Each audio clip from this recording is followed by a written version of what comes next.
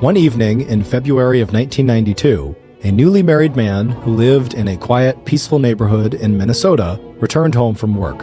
When he walked inside, he saw his young son was working on some homework at the table, and his 8-month-old baby daughter was crying in her playpen.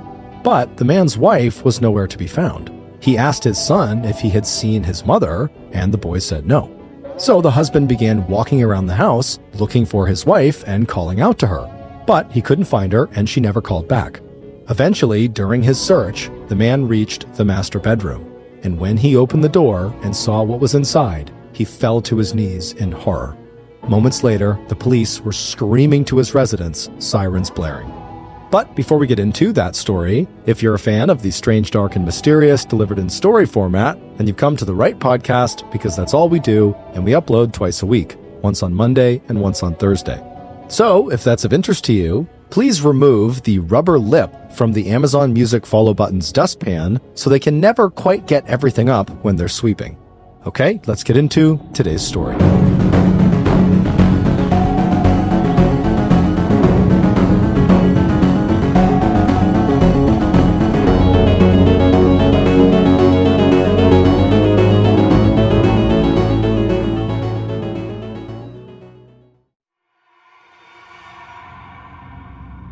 "38-year-old Linda Jensen could not believe how lucky she was. As she and her husband Charlie looked down at the beautiful face of their brand new baby daughter, Linda could not stop smiling. And when Charlie leaned down and gave Linda's cheek a gentle kiss and told her how much he loved her, Linda felt like her heart might burst with happiness.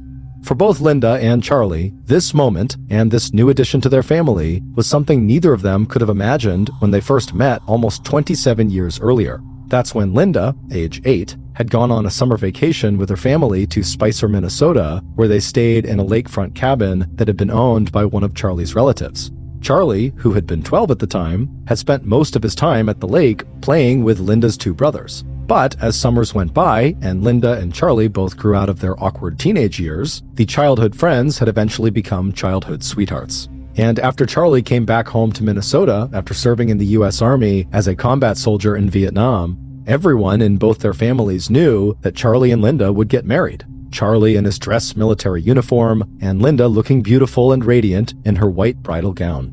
4 years later, on January 27, 1974, the couple had their first child, a little boy named Andrew. But by the time Andrew was just 4 years old, his parents' marriage had fallen apart. Like a lot of other Vietnam veterans, Charlie had come back from the war with a psychological condition called post-traumatic stress disorder. Symptoms included feelings of irritability and edginess that had been triggered by his combat experience. And over the years, Charlie's drug of choice for treating his PTSD was alcohol. Lots and lots of alcohol. Finally, in 1978, after nearly 7 years of marriage, Linda had filed for divorce. Not because she didn't love Charlie, but because his constant drinking had made their life together impossible. And after that divorce, Linda would spend the next 12 years of her life never quite able to forget Charlie, and also never quite able to find any relationship that didn't end in one kind of a disaster or another. There had been a long-term relationship that had produced another son, a little boy named Joey, but that relationship ended without Linda marrying Joey's father. Not long after that, there had been one more failed marriage, which had taken Linda and Joey first to Colorado and then to California. In both relationships, the breakups had left very bad feelings. Linda's ex-boyfriend and Joey's father had been a partner with anger and substance abuse issues, who refused to pay child support for Joey. Linda's ex-husband, who still lived out in California, had adopted Joey, but he'd never forgiven Linda for not having any children with him. And things had only gotten messier during the divorce proceedings when her ex-husband, John Silliman, was ordered to pay Linda $300 a month in child support for Joey. Finally, with no place left to go, Linda had accepted the offer from her older sister, Sandy, that Linda and Joey should just come back home to Minneapolis and live with Sandy until Linda could pick up the pieces of her broken life. Now, as Linda looked up at Charlie from her bed in the hospital maternity ward, she could not even see the smallest trace of the angry and damaged-seeming young man she had left behind 13 years earlier. Because, for Charlie, the divorce from Linda had been a wake-up call. And once he realized just how much his drinking had cost him in terms of his marriage, family, friendships, money, and work, Charlie had made a promise to himself and to his son, Andrew, that he would get clean and sober. And that's exactly what Charlie did. And by the time Linda had returned to Minnesota, settled herself and her 8-year-old Joey into her sister Sandy's cozy little wood-paneled bungalow and started looking for a job, bumping into Charlie again was like meeting up with the man of her dreams. No longer a drinker, Charlie was now a successful carpenter and contractor who had taught those carpentry skills to their son Andrew. And like Linda, Charlie was unattached, and the same attraction and feeling of friendship that had drawn them together back when they were childhood sweethearts was still very much there. In fact, the hard life experience they both had gained in the years they'd spent apart seemed to make that attraction even stronger and deeper. And before long, Linda was slipping out of the house she shared with her sister a few evenings a week after Joey was in bed, and coming home later in the evening looking like she just won the lottery. Sandy and Linda had always been very close, and Sandy had been the one person Linda had confided in over the course of the last 12 stormy years. And Sandy knew her sister well enough to know that there was only one man who had ever made Linda look that happy, and that man was Charlie Jensen. So it came as no surprise to Sandy when Linda and Charlie had announced that they would be getting married again. And the date they chose for their wedding, April 3rd, 1991, was exactly 20 years to the day that they had gotten married the first time, 20 years earlier. What had been a surprise had been the fact that shortly after moving in with Charlie, Linda had gotten pregnant, and by the time the couple had said "I do" to one another for the second time in their lives, Linda was already 7 months along. And now, 2 months later, on June 12, 1991, Charlie, who was 42 at the time, and Linda, who was 4 days shy of her 39th birthday, were once again brand new parents. And for Linda, the arrival of baby Lisa marked the beginning of the life she had spent the last 12 years looking for. By late February 1992, when baby Lisa was 8 months old, Linda, Charlie, Joey, and Lisa had all settled into a comfortable routine. The roomy 3-bedroom house that Charlie had just finished building 2 summers ago had a deep wooden porch out front that overlooked the yard and driveway and the trees that shaded the house from the sun. It was one of Linda's favorite places, and it also became a gathering spot for Andrew, who now had a son of his own, and for Linda's sister, Sandy, who visited as much as she could to see Linda and the kids. Linda had taken time off from her job working at a local school with disabled children. Charlie had plenty of construction jobs, but he still managed to spend as much time as he could with Linda and their grandson, as well as with Lisa, Joey, and Andrew. And by late summer, Linda had gotten back to her regular exercise routine. In addition to dropping in at the local health club, Linda had also started running again, and it wasn't long before she was a very familiar sight in the nearby neighborhoods that were part of her daily 5-mile loop. And it wasn't just Linda, Charlie, and baby Lisa who were all thriving. Linda's son, Joey, who had been disabled by a severe stroke when he was just 6 weeks old, had also settled happily into his new life in Minnesota. He enjoyed being part of a close and loving family, and he enjoyed his role as big brother, and now that he was about to turn 10 years old, Joey was also looking forward to joining the local Boy Scout troop. It wasn't until the last weekend in February, on Saturday, February 22nd, that Linda had given her sister Sandy the most recent update on the one dark cloud that had drifted into the Jensens' otherwise very sunny life. The sisters were sitting on the sofa in the living room catching up on family news. Linda had talked to the local Boy Scout troop leader about signing Joey up for Boy Scouts. Charlie was working on a construction site all the way out in Maplewood, 50 miles away, and that after a long Minnesota winter, March and spring were finally not too far away. But when the ring of the telephone interrupted their conversation, Sandy immediately noticed the look of strain that flashed across Linda's face. Sandy knew that sometime within the last 2 weeks, Linda had gotten 2 calls from Joey's biological father, Robert Beard.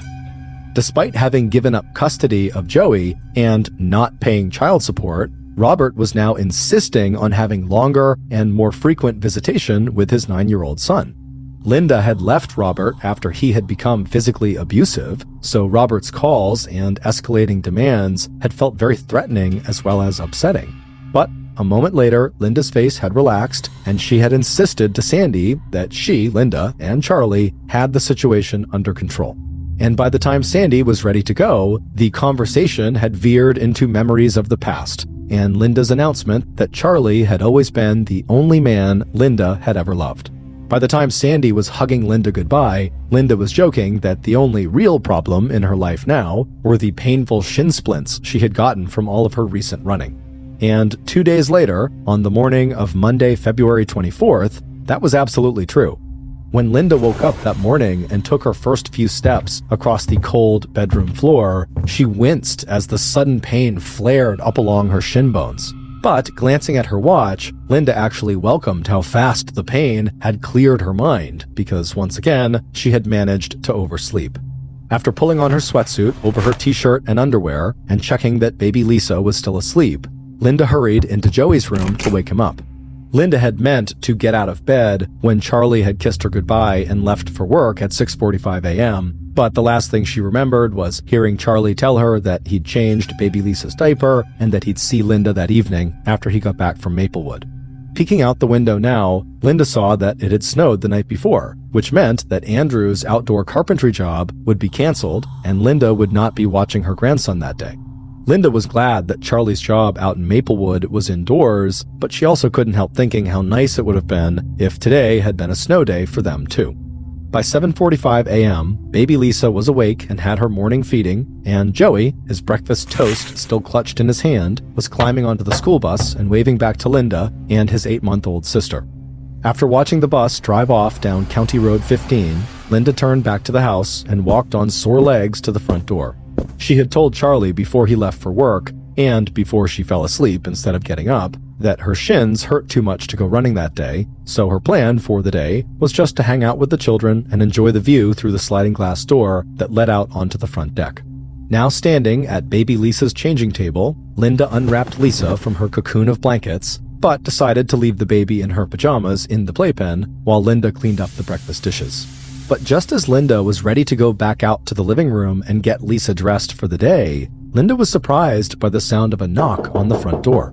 The Jensen house was set far enough away from the road with a long enough driveway that the family did not get that many unexpected visitors. But this was Big Lake, Minnesota, population just over 3,000 people, and most people here never even bothered to lock their doors, let alone think twice about opening that door to a neighbor who might need help or a favor. So, after leaving baby Lisa right where she was, in the playpen in the living room, Linda dried her hands on a kitchen towel, and with a smile, she walked to the front door. At least she'd have something interesting to talk to Charlie about when he called, as he always did, sometime during the morning from any job site where he was working. It was 9:30 a.m. when Charlie made his first call home to Linda. She usually picked up right away, eager to find out how he was doing and tell him about something wonderful that Lisa had just accomplished. Now, frowning a little, he drummed his fingers on the telephone receiver while he waited for Linda to pick up. Instead, the answering machine came on, and so Charlie left a message for his wife, telling her he'd try again later. But after the third unanswered call of the day, Charlie decided to leave work early. Linda sometimes screened telephone calls by letting them go to the answering machine, but if that was the case today, she would have picked up as soon as she heard his voice leaving a message. As he hopped into his truck and drove northwest from Maplewood towards Big Lake, Charlie told himself not to worry. Maybe Linda had decided to take a nap at the same time she had put Lisa down for a nap. Maybe she'd stepped outside onto the front deck to look at the snowfall.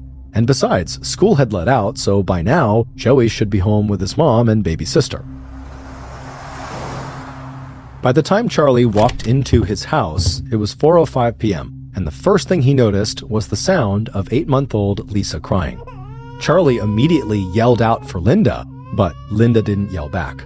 Dropping his coat onto the nearest chair, Charlie followed the sound of Lisa's crying through the dining room, where he saw Joey doing his homework at a small table near the wall, and into the living room, where he saw baby Lisa in her playpen, still in her pajamas, her face red and wet with tears.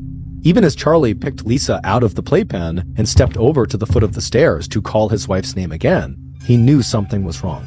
Linda would never have let Lisa stay in last night's pajamas for the entire day. And again, when Charlie did not get a response from Linda, he put Lisa back down inside of the playpen and automatically began a search of the house for his wife. Joey had seemed uncertain when Charlie asked whether Joey had seen his mom, so telling Joey not to worry, Charlie started his search in the laundry room in the basement where Linda would have been out of Joey's sight. But by the time Charlie left the empty basement to check the upstairs bedrooms, he wasn't even trying to act calm. Taking the stairs two at a time, the question went round and round in his mind. What on earth could have happened to his wife? But not even Charlie's worst nightmares could have prepared him for what was inside of the bedroom that he and Linda shared. When he pushed open the bedroom door, the first thing he saw was a bundled up white quilt on the floor at the foot of the bed. Only it wasn't just a quilt. Peeking out from the folds of the material, Charlie could see Linda's shiny dark curls and her long, bare, slender legs. And in the middle of the quilt, at the center of a dark red stain, Charlie saw the wooden handle of one of the kitchen knives he and Linda kept in a butcher's block on their kitchen counter. Falling to his knees on the floor next to Linda's body, Charlie reached out and pushed a fold of the quilt down so he could see Linda's face. And that's when Charlie knew that the woman he had loved ever since they were both children was dead. A few minutes later, and the circular drive in front of the Jensens' two-story house had started filling with emergency medical vehicles and deputies from the Sherburne County Sheriff's Department. Charlie's 911 call had summarized everything the newly widowed husband would be able to tell police about his wife's murder. Quote, "My wife is dead. I just got home and my little boy is here, and I checked in the bedroom and she's been stabbed. I've got 2 kids here. My God, what's happened?" As medics entered the house and confirmed that Linda was dead, deputies from the sheriff's department got busy putting yellow crime scene tape up around the perimeter of the Jensens' house. They also began spreading out into the rural neighborhood to see if anyone in the area might have seen or heard anything unusual that day. Knowing they had a homicide on their hands, the Sherburne Sheriff's Department immediately contacted the Minnesota Bureau of Criminal Apprehension, located 47 miles southeast in the city of St. Paul. Soon, along with state investigators, the Sherburne Sheriff's Department would also get help from law enforcement in Benton and Stearns counties, along with help from the nearby cities of St. Cloud and Elk River. But even before those outside agencies had arrived in Big Lake to help conduct interviews and process the crime scene, investigators with the Sheriff's Department had already come to some of their own conclusions about the murder.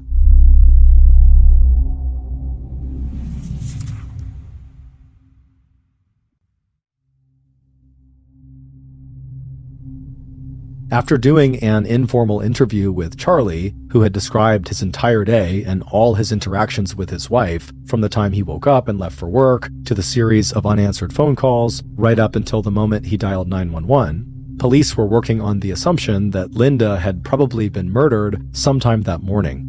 That guess would later be confirmed by the autopsy report on Linda's body, which would further narrow the time of the crime to sometime between 8 and 10 a.m. Based on the brutality of the crime and the fact that there was no sign of forced entry and nothing of value appeared to be missing, police also assumed that this crime was personal, not the result of a robbery gone wrong. And finally, given that Linda was naked when she was wrapped into the white quilt and then stabbed, police also believed that what they were looking at was not just a murder, but a violent sexual assault.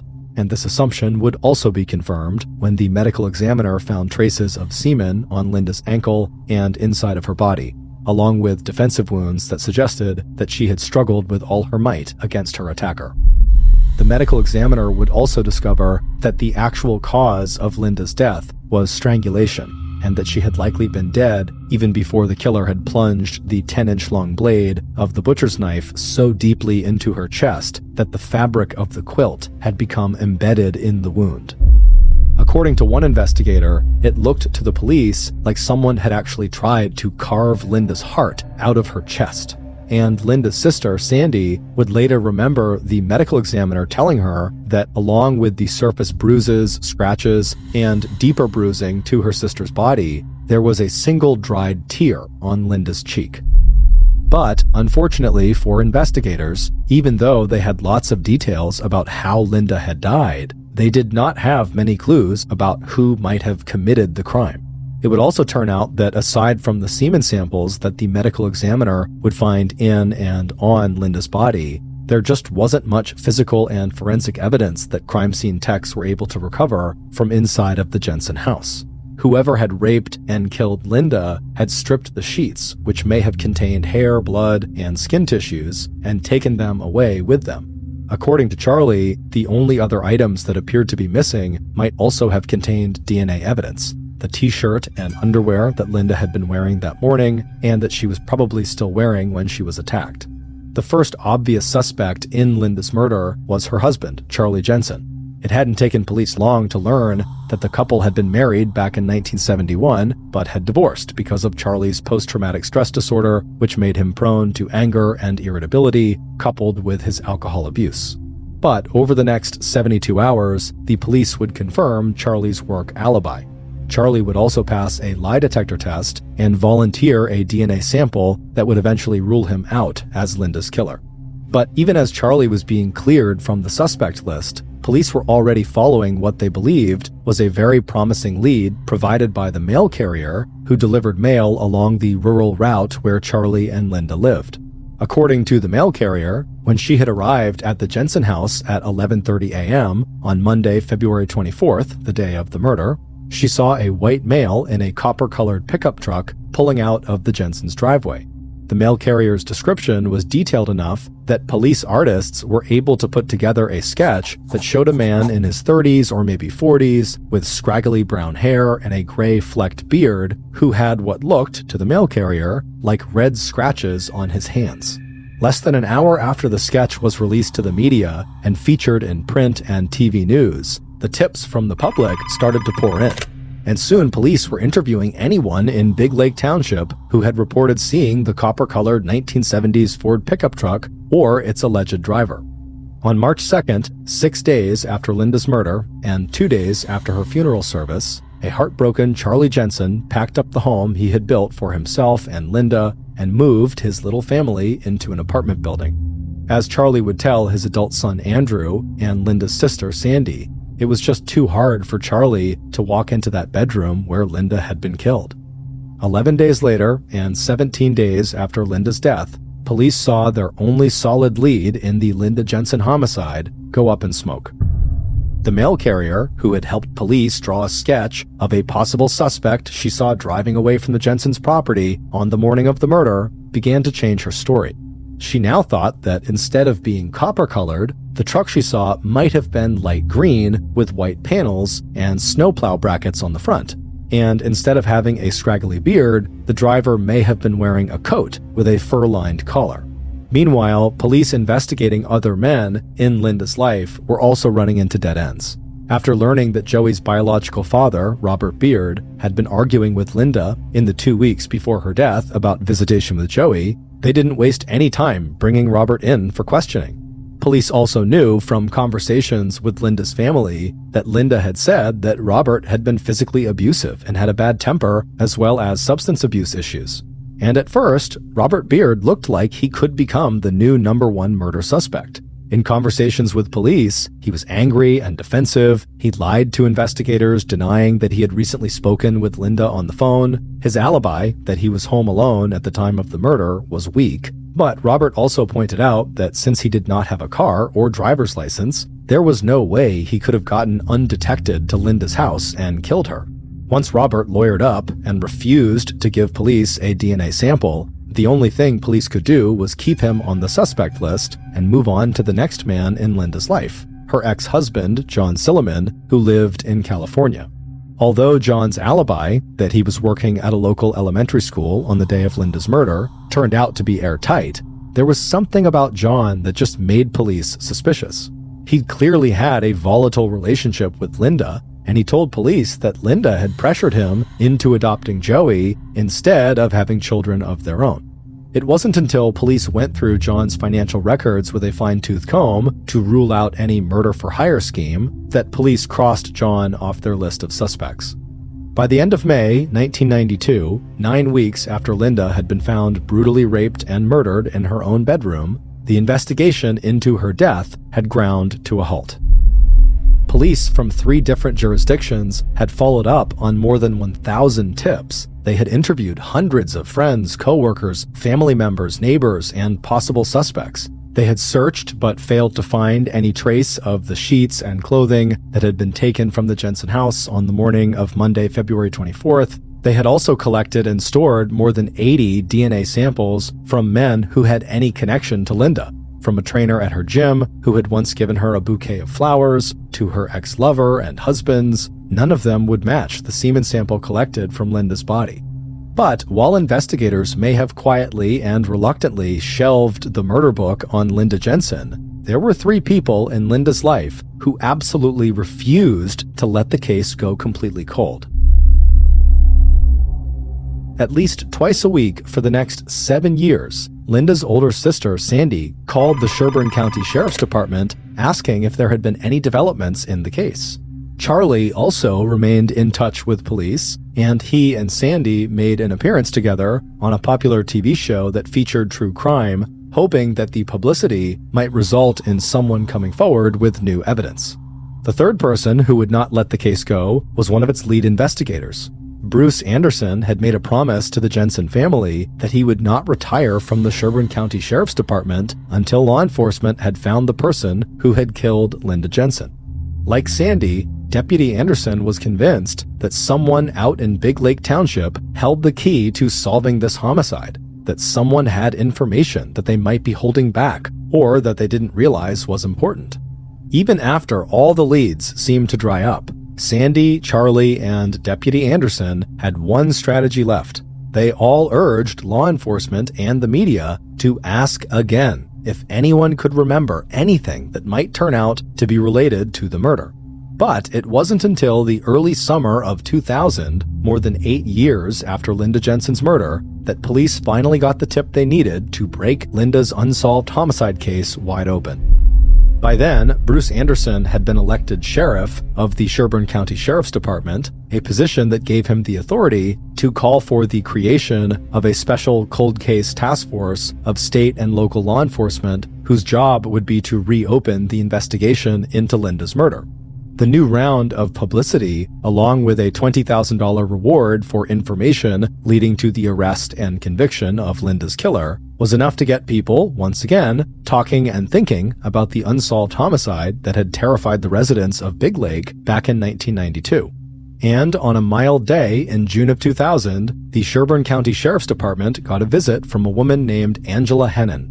The renewed interest in Linda Jensen's murder and Sandy's pleas through the newspapers for everyone to search their memory for anything that might shed light on her sister's murder had finally struck a chord. And after 8 years, Angela was finally ready to give police the man that she had long suspected of hiding a very dark secret.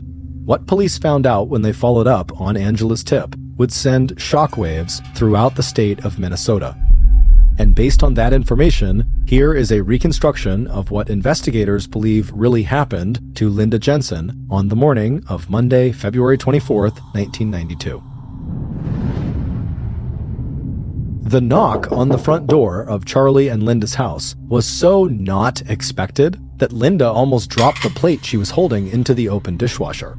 But even though she was surprised to have a visitor this early in the morning, it never occurred to Linda not to answer the door, especially since another loud knock might wake up 8-month-old baby Lisa, who had fallen asleep in the playpen in the living room. So, after wiping her hands dry on a kitchen towel and zipping the top of her tracksuit all the way up to her chin, Linda pushed her hair back from her face and walked out to see who was coming to call.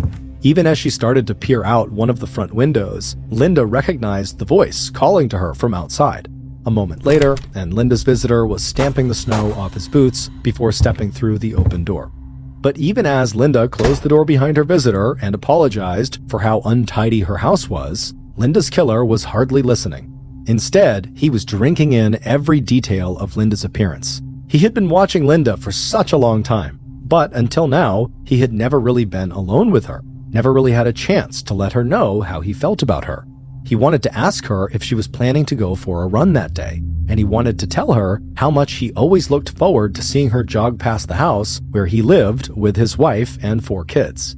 But before he could even find a way to put his proposal to Linda, he could see that she had stopped smiling and had even taken a few steps backward. And now she was asking him what he was doing there, because now really wasn't a great time after all for her to have any company. And if this was about Joey, she'd rather talk some other time when Charlie was there too. But before Linda could get any further away from him, the killer reached out his hand and grabbed her arm. And as soon as he did that, he knew it didn't matter how Linda felt about him or what Linda wanted. What mattered was what he wanted. And after a short but violent struggle, the killer had Linda right where he wanted her. Upstairs in the master bedroom, all her clothes stripped off, her dark curly hair spread out on the bed under him, looking just as she looked in all of his fantasies, right down to having his hands wrapped around her slender throat, squeezing as hard as he could until finally she stopped struggling and lay still. Once Linda's killer was finished, he bundled her body inside of a clean white quilt and pushed her down onto the floor at the foot of the bed. Still breathing heavily, the killer straightened his own clothing, then left the bedroom and went down to the kitchen. On the counter, next to a jar of red and white candy canes, he saw the butcher's block with its collection of kitchen knives. Grabbing the wooden handle of the largest knife, Linda's killer hurried back upstairs to the bedroom. Looking down at Linda, lying on her back with the quilt wrapped around her, all he could see of her body was the top of her head, and her slim legs from the knees down, her heels resting lightly on the floorboards. Straddling Linda's midsection, the killer raised the knife and began stabbing at Linda's heart, over and over again, until finally plunging the knife through the center of her ribcage with so much force that it pinned the quilt into Linda's chest. After hauling himself back up onto his feet, the killer turned to the bed and stripped off the sheets and gathered up Linda's torn t-shirt and underwear. Rolling everything into a ball, the killer took one last look around and then left the bedroom, hurried down the steps, picked up his coat from where he had dropped it near the door, and just a few minutes later, Charlie and Linda's neighbor and the leader of the local Boy Scout troop, 28-year-old Kent Jones, was already halfway back to his own house less than half a mile away. In the weeks after Linda's murder, local police would interview Kent Jones after hearing a report that he had seen the copper-colored truck police were looking for driving around Big Lake Township. But during that routine interview, not only did Kent deny knowing Linda Jensen, Kent's wife gave her husband an alibi for the day of Linda's murder. It wasn't until 8 years later that Angela Hennon, who had had an affair with Kent sometime after Linda's death, would tell police that whenever she had brought up the subject of Linda's death, a crime that everyone at the time was talking about, Kent reacted violently. When Angela had asked if Kent had ever met Linda, at first he insisted really aggressively that he had not. But later, Kent brought up the subject himself and told Angela that in fact, he had known Linda. Kent's violent reaction and the way he talked about Linda Jensen had always made Angela wonder, in the very back of her mind, if Kent might have somehow been involved in Linda's death. It would turn out that Angela's suspicions were 100% correct. Not only did Kent Jones know Linda from her inquiries to him about getting Joey signed up for Boy Scouts, he had become obsessed with the beautiful dark-haired woman he'd seen out running several times a week, and he had begun to watch her closely and learn her routines and fantasize about her constantly. When police re-interviewed Kent in June of 2000, Kent's wife contradicted Kent's claim that he had never met Linda. In front of investigators, Deborah Jones reminded Kent that Linda had actually come by their house to pick up a Boy Scout application for her 9-year-old son. Police also discovered that Kent had a criminal record. He had been convicted of insurance fraud, and in 1995, 3 years after Linda's murder, Kent had been convicted of domestic violence. That charge stemmed from an incident in which Kent's wife was hospitalized for 4 days after suffering a stab wound to her stomach and 2 puncture wounds on her forearm. Deborah would later tell police that the stab wound was the result of an accident, that she had slipped and fallen onto the knife, which was resting blade up in the family's open dishwasher. Although Kent refused to voluntarily give up a sample of his DNA, investigators quickly came back with a search warrant that forced him to provide a DNA sample. Less than 1 month later, the DNA analysis came back with a match. Kent Jones's DNA matched the DNA found in the semen that the medical examiner had collected from Linda's body. On July 25, 2000, 8 years and 5 months after Linda Jensen's brutal murder, police arrested Kent Jones for first-degree murder and sexual assault. 17 months after his arrest, on December 8, 2001, and then again at a new trial 5 years later, Kent Jones was found guilty of those charges and sentenced to life in prison. In 2009, 17 years after Linda's murder, Angela Hennon would collect $18,000 in reward money for giving police the tip that led to the arrest and conviction of Kent Jones. For Charlie Jensen, Linda's death at the hands of Kent Jones has left some scars that will just never go away. Quote, "He took a mother away from her children, a wife from her husband, and a beautiful person away from the world." End quote.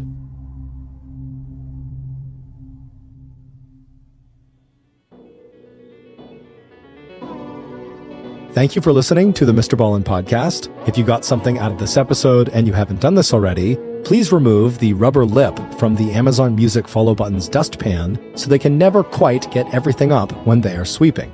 This podcast airs every Monday and Thursday morning, but in the meantime, you can always watch one of the hundreds of stories we have posted on our main YouTube channel, which is just called Mr. Ballin.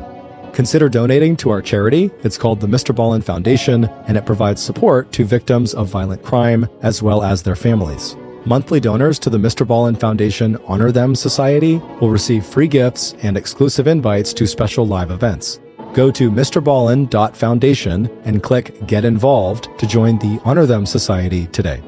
If you want to get in touch with me, please follow me on any major social media platform and then send me a direct message. My username is just @MrBallin, and I really do read the majority of my DMs. Lastly, if you want to check out our merchandise, join our Discord server, or just see what's going on at Ballin Studios, then head on over to our brand new website, ballinstudios.com. So that's going to do it. I really appreciate your support. Until next time, see ya.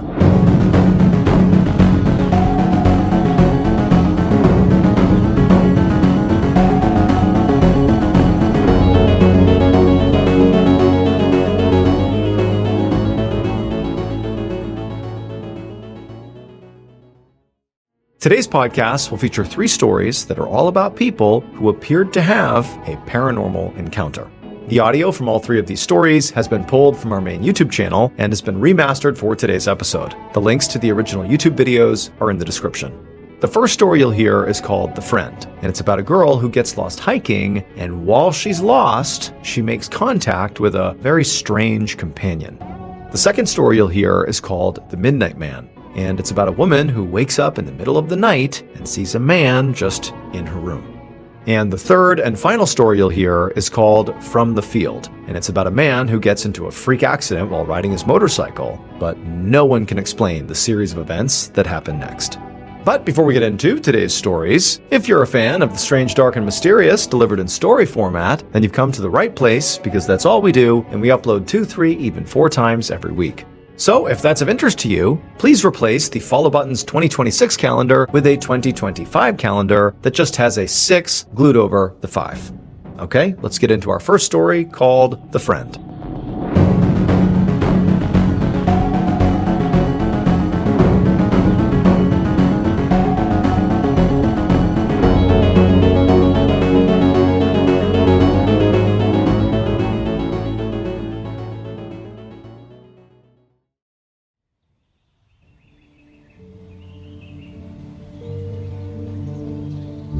On April 29, 2001, 6-year-old Haley Zega was on a hike with her grandparents in a very rural part of Arkansas called the Upper Buffalo Wilderness Area. For an area to be deemed a wilderness area, it means no vehicles of any kind can come through there, making it incredibly remote and incredibly wild, hence the name. They had taken this trail that brought them up to the top of this bluff that was about 200 feet higher than where they started, and they got to this incredible overlook, and they're looking down over this river, and at some point at about 11 in the morning, they turn around to head back. On the return trip, by about 11:30, they're making their way down, and Haley spots a waterfall that's off the side of the path, and she wants to go to it. She asks her grandparents, "Can we go check out this waterfall?" And the grandparents kind of scope it out, and it seemed like the only way they could get down to view this waterfall would be by literally climbing a tree and descending over this cliff. And it was something that the grandparents just did not feel comfortable letting their granddaughter do, and so they told Haley, "No, we need to keep going. We're not going to go check out that waterfall." And Haley, being a 6-year-old, she really wanted to see this waterfall, and she wanted to get her way, and so she threw a tantrum. And she sat down on the trail and she said, "Well, if you're not going to take me to the waterfall, I'm not going to move. You're going to have to carry me." And the grandparents were like, "No, we're not going to carry you. You need to be a big girl. I need you to stand up and start walking with us." And Haley refused. And so her grandparents said, "Okay, we're going to leave you." And they turned around and they kept walking down the trail. not far, and they were still totally in view, and it's broad daylight, and they would turn around expecting their granddaughter to stand up and begrudgingly walk after them. And at some point she did. Haley stood up and she's like, okay, wait for me. And so she starts walking and the grandparents are like, all right. And so they're walking ahead of Haley. And as they're walking, Haley would just slow down more and more and more. And her grandparents could tell she was doing this. She was just trying to be frustrating and she was intentionally trying to take as long as she could. But the grandparents made sure they kept her in their view. So they would walk a little ways and turn and she'd be right there. They'd walk a little ways, they'd turn and she'd be right there over and over again. And then at some point when they turned, she wasn't there. And so the grandparents immediately run back up and they're looking around for Haley thinking she probably darted behind a tree to hide because she wants, to be a little bit more frustrating for them. And so they're kind of looking for her. They're not that worried yet. They start yelling for her saying, come on, we do gotta leave. You gotta come out. We gotta go. But there was no word from Haley. It was just silence and she was just totally gone. And for the next 90 minutes, the grandparents just ran all up and down this trail screaming for Haley and they never found her. And so they ran down and they called police.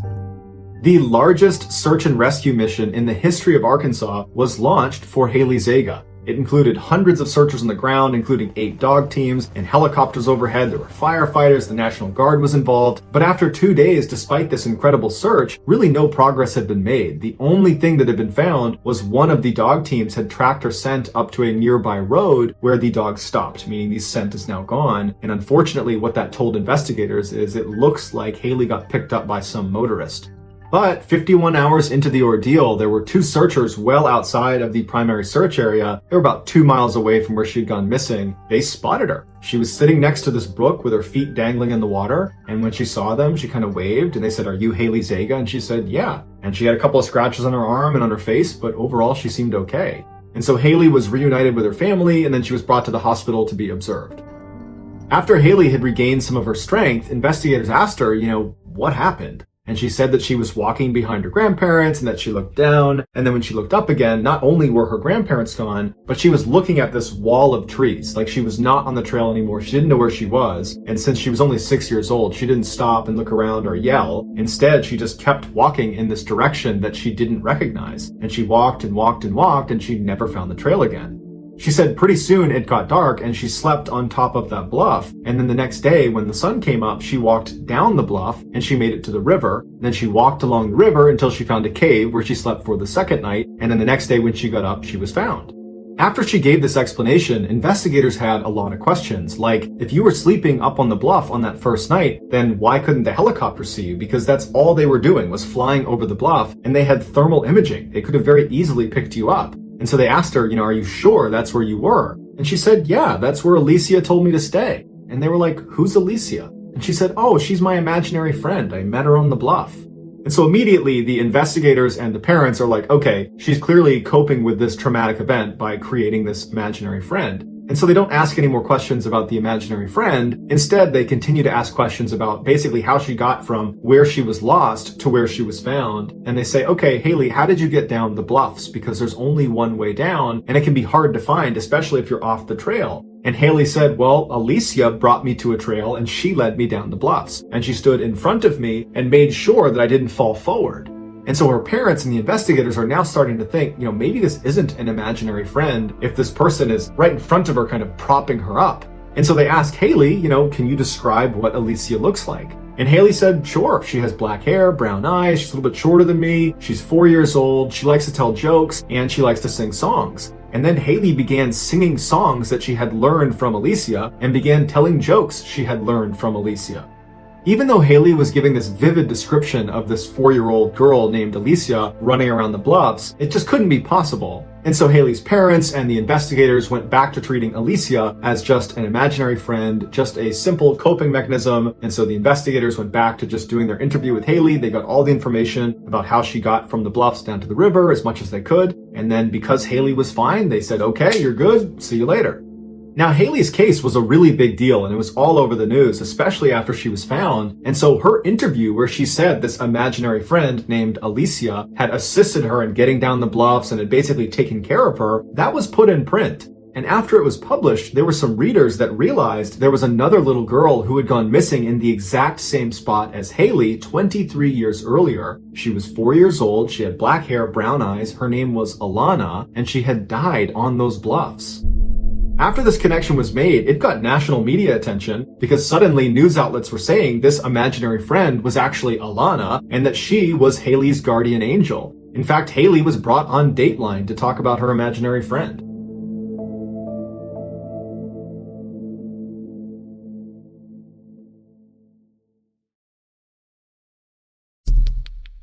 Our next story is called The Midnight Man.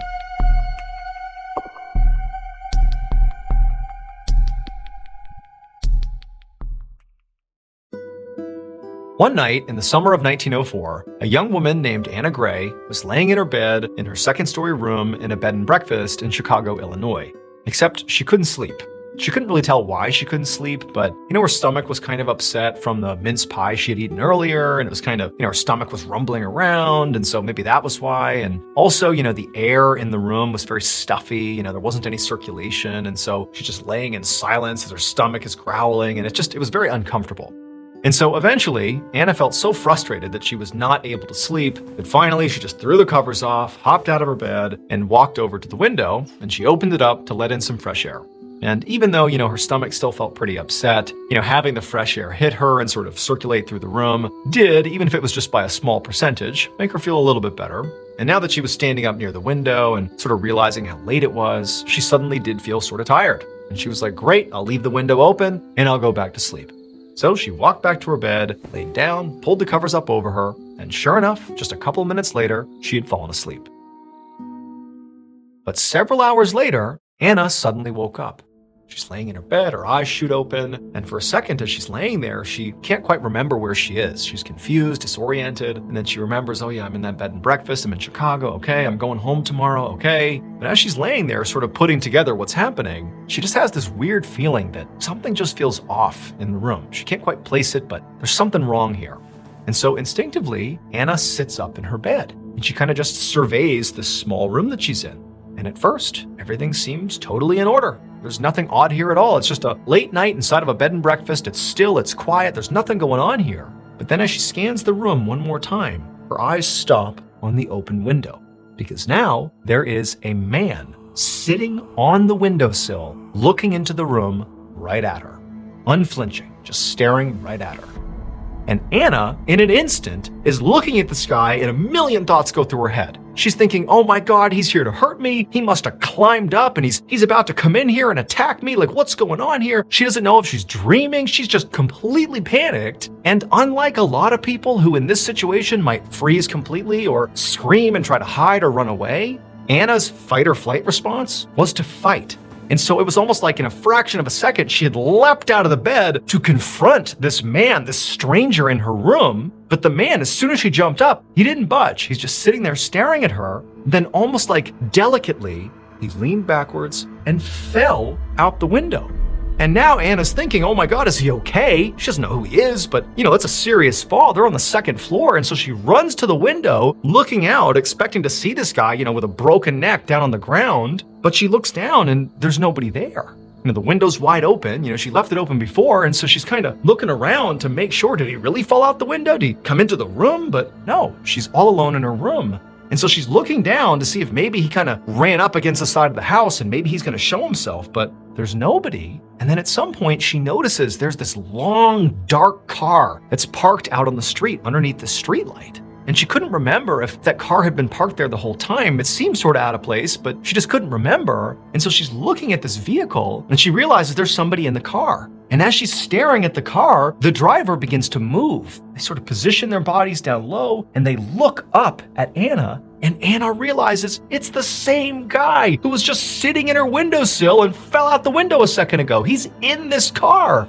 And so Anna, she's just frozen looking at this guy, wondering how could this be happening? Is this a nightmare? Is this real? She doesn't know. But as she's looking, this guy who's looking up at her, he extends his hand out the driver's side window and begins beckoning to Anna, telling her to come down and get in the car with him. And so Anna, she's seeing this and she's also realizing the car he is in is a hearse. And so she is just beyond terrified, and instinctively she just jumps back, slams the window, and sort of just pretends like this can't be happening, like this is not real. But then after a couple of seconds, she's thinking, I gotta make sure I know where this guy is, where he's gonna go next. And so she goes right back to the window to see what he's doing. But now the hearse, the man, they're gone.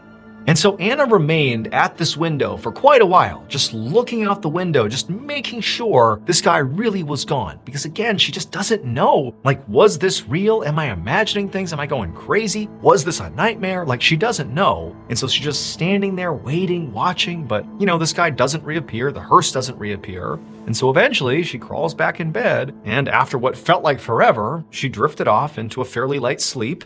And then before long, she opened her eyes again and sunlight had filled the room. She had survived the night. And so now, feeling the comfort and safety of light in the room and knowing that it's a new day, she told herself, wow, like that was crazy. That was terrifying. That had to have been just a particularly vivid nightmare. Like there's no other reasonable explanation for this. It had to be a nightmare. So Anna got out of bed, convinced she was just fine, that nothing strange has happened here at all. She got herself together and she left the bed and breakfast and she headed out to this brand new department store that had just opened up in Chicago. She wanted to go and have a nice day of shopping. And so Anna gets to this department store and it's so vibrant and it's bustling with people and there's 4 floors of all this incredible stuff that they're selling. And for the next several hours, Anna just has a great time walking all around, picking out things she likes and just basically enjoying shopping. And then eventually, when she was up on the 4th floor, after she had purchased all the things she was going to buy, she decided it was time to leave. Now, by this point, she had basically completely forgotten about, whatever happened the night before. The sky, the hearse, all of it. It was completely out of her mind. She is back to normal. And so she makes her way over to the elevator to go down to the 1st floor. And so she hits the button and she's waiting and waiting. Then eventually she hears a noise, a dinging sound, and the doors open up and there's loads of people on this elevator car. It is packed. And so, like most of us would do in this situation, Anna kind of waved them off and said, I'll take the next one. And she's expecting that, the doors will close and these folks will go down and, when it comes back up, she'll get on and that's that. This is like not a big deal at all. She's not even thinking about it. Just go ahead. But the doors don't close. And instead, as she's kind of, not really looking over in their direction, she hears this voice come out of the elevator car. And it's this kind of rude tone. It's a man's voice and he calls out, one more, like demanding that Anna get in there. Like, what are you doing? You're holding up the car. And Anna was kind of taken aback by whoever was kind of barking this order at her. And she turned around and she looked into the elevator car and she couldn't really tell where the voice was coming from. But then eventually she noticed it was coming from the guy who operated the elevator car. The elevator was manual. There was somebody who literally moved the car up and down, and she kind of didn't see the guy's face at first, but eventually, when the guy kind of poked his head through and looked at her, confirming that, yeah, I'm talking to you, get in the car, she realized the elevator car operator was the man in the hearse that she had seen in her windowsill. It was the same guy. And so Anna is so horrified, she gasped out loud and just was like, no, I'm not going in there, no. And so all the folks that are in the elevator car, they do not know what's going on. And they're kind of looking around like, what's happening here? And the car operator continues to look out at Anna for a second. Then he just kind of scoffs at her like, fine.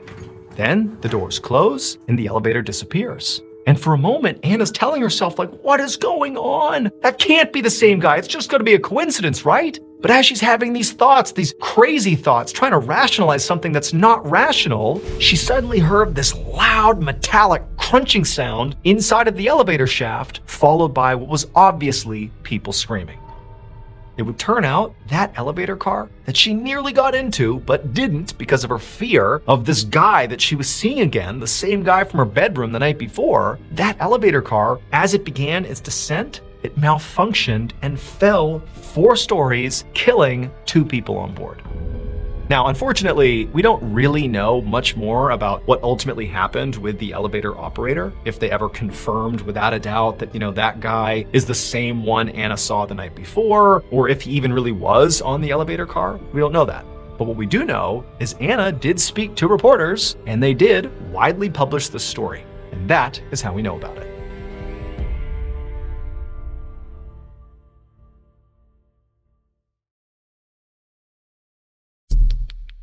The next and final story of today's episode is called From the Field.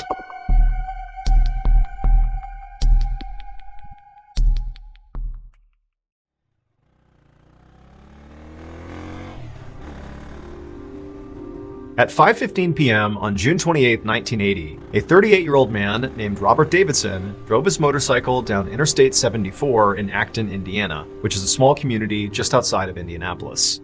On the back of the motorcycle, with her arms wrapped around his waist, was Robert's wife. Her name was Wanda. The couple was on their way to visit family, and they were hoping to get there as soon as possible, not because they wanted to visit, but because there was a big storm rolling in, and they were hoping to beat the rain. In fact, right now, right above them, the sky was turning a dark gray and looked very ominous. But as Robert nudged his engine to go a little bit faster, these big raindrops began pelting his arms, and he knew the skies were opening up and he would have to pull over so he and his wife could put on rain jackets. And so Robert pulled over to the side of the road, and as soon as he was stopped, Wanda climbed off, and Robert was about to climb off as well and open up the little trunk in the back of the motorcycle to get the rain jackets. But before he did that, there was this sudden flash of light, and then Robert felt pain all throughout his body, his muscles went totally rigid, and then he crumpled off his bike onto the ground, and everything went black. Less than 5 minutes later, an ambulance arrived on the scene, and several first responders jumped out, including a woman named Kimberly Cobb. Now, Kimberly had been briefed up on this situation. A man and his wife had pulled over on the side of Interstate 74, and the man had been struck by lightning. And so as she ran up to the couple, she could see Robert was on the ground, he was not moving, his skin was waxy and gray, and his wife was sort of in shock, and she was standing next to him just kind of sobbing uncontrollably. And Kimberly, she jumped into action. She jumped down next to Robert, and she felt for a pulse, but he didn't have one. At this point, Kimberly knew she maybe had a couple of minutes here to basically revive Robert, or he was doomed.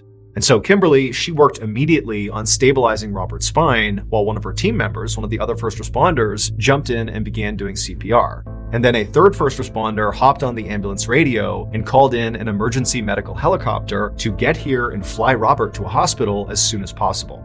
They quickly got a response from the helicopter crew saying they were en route, but before the crew or any of the first responders could communicate any further over the radio, suddenly, out of nowhere, their ambulance just completely shut down. Like completely shut off, the lights, the sirens, the engine, everything went completely silent.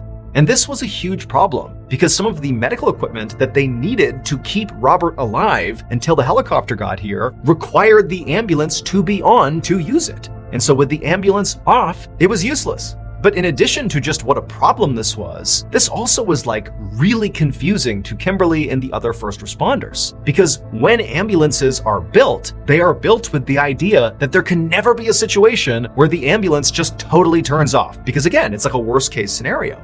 And so they give each ambulance 2 batteries, a primary and a backup, so that if for some reason the primary dies, you always have that backup and can always use the life-saving equipment. So the idea that both of these batteries failed simultaneously was like, how? How could that possibly happen? But before Kimberly or the other first responders could even begin to understand how that happened, something else began happening. They turned and saw there was this woman dressed in this old, long black dress running up the road, this desolate highway. This woman is charging up the road, screaming at them, and above her head, she's waving a Bible and she's yelling at them to, hey, let me touch him! Let me touch him! I can save him! And the first responders are looking at each other like, what is going on here? Now, none of the first responders, nor Wanda, had any idea who this woman was as she continued running up the road, waving her Bible and yelling at them. But again, you need to picture this scene. The ambulance is off. They can't do anything to help Robert. They're basically waiting for the helicopter to show up, which they hope is on the way, but they can't communicate with the helicopter. And Robert basically is clinically dead at this point. He doesn't have a pulse. He's been struck by lightning. Like there's nothing anybody can do except wait around and hope the helicopter shows up. And so when this woman came running up to the scene saying she could touch Robert and save him, none of the first responders were like, oh yeah, that's a great idea. Let's bring her in. She can save the day. But they were sort of like, well, no one else is doing anything. And they looked over at Wanda and she was just as shocked as they were at this woman's arrival and what she was saying. And so the first responders and Wanda just kind of stood there and allowed this woman in her black dress with her Bible to just wander up and crouch down next to Robert and begin this totally bizarre ritual. At first, the woman just began praying over Robert, and she's holding her Bible, and she's very focused, and she's calm. And again, Kimberly, the first responders, and Wanda, they're all just standing there looking at each other and looking at this woman being like, what is going on here? But then eventually, this woman in black, she begins getting really animated and begins slamming her Bible on the ground over and over again and begins screaming up at the heavens, demanding they save this man's life. Now, Kimberly and the others and Wanda, they're all watching this in total shock and just kind of let it keep on happening. Because again, it was sort of like, at this point, we're already committed, and what harm can this woman do? I mean, Robert's clinically dead. And so Kimberly and the others just stood there silently watching as this woman in black continued to slam her Bible and demand that this man be saved. And then it was like something came over this woman. It was like she was completely possessed, and she grabbed her Bible and she lifted it over her head. She's kneeling right beside Robert. And when she opened her mouth and looked up at the sky, it wasn't her voice that came out. It was like another voice, and she began speaking in tongues, things that didn't make any sense. She's saying all these crazy gibberish things to the sky. And as Kimberly and the others are getting frightened by what they're seeing and are about to step in, it was like the woman just stopped. She stood up slowly, turned, and walked down the road back the direction she came. And within seconds of this woman beginning to walk off, the ambulance turned back on, lights, sirens, the engine all came back on, nothing wrong with it, and Robert began to breathe. Kimberly and the other first responders and Wanda just stared at Robert in total shock. He had not had a heartbeat for several minutes, like he was dead. How he's alive when there was no medical intervention, really, because the ambulance was off? The only intervention was this woman and whatever she was doing? Like, nobody could comprehend that. But before anybody could make sense of that, the medical helicopter arrived, and seconds later it was chaos getting Robert onto the helicopter, and then before long, Robert, Wanda, and the helicopter took off. And then before long, Kimberly and the other first responders were just left there in the first moment of silence they had had for several minutes, just standing on the side of Interstate 74 thinking, what just happened? Now, none of the first responders wanted to admit to this, but they were all thinking the same thing. That woman in black had to have done something that brought Robert back to life. I mean, there really was no other explanation. However, when the first responders just all kind of looked in the direction where this woman had turned and walked off just a couple of minutes earlier, she was gone. Now keep in mind, where she had come from, where she had, run up the road from, it was just one big open road with really no obstructions, and then off to the side of the road was this huge open field. Basically, if someone had been walking for only a couple of minutes in that direction, from their vantage point, they would have seen them. There's nowhere to hide, there's nowhere to go, but she was gone. However, Kimberly and the other first responders would quickly learn that this particular stretch of highway, in fact, more specifically, the field off the side of this highway, had great significance to this whole story. That big field that lined Interstate 74, where effectively the woman in black had disappeared to, used to be the home of a place called the Acton Campground, which was a Methodist community in the 1800s. The members of this community were known for their really loud prayer style and also for speaking in tongues. Now, unfortunately, this community actually burned to the ground in 1864. Afterwards, they rebuilt, but then in 1905, disaster struck again and it burned to the ground again. And this time, they did not rebuild. Instead, the community was leveled to the ground, was sold off, and then eventually was just abandoned and became a big empty field. After the story of Robert's miraculous recovery began to spread, some people began to think that the woman in black might have been a ghost of one of these Acton residents from the 1800s who basically was drawn out to save Robert's life. Also, her intense prayers and speaking in tongues, along with the woman disappearing back into the field where the Acton campground had been, certainly seemed to cement the idea that this theory could actually be true. However, since that day in 1980, no one has seen the woman in black again.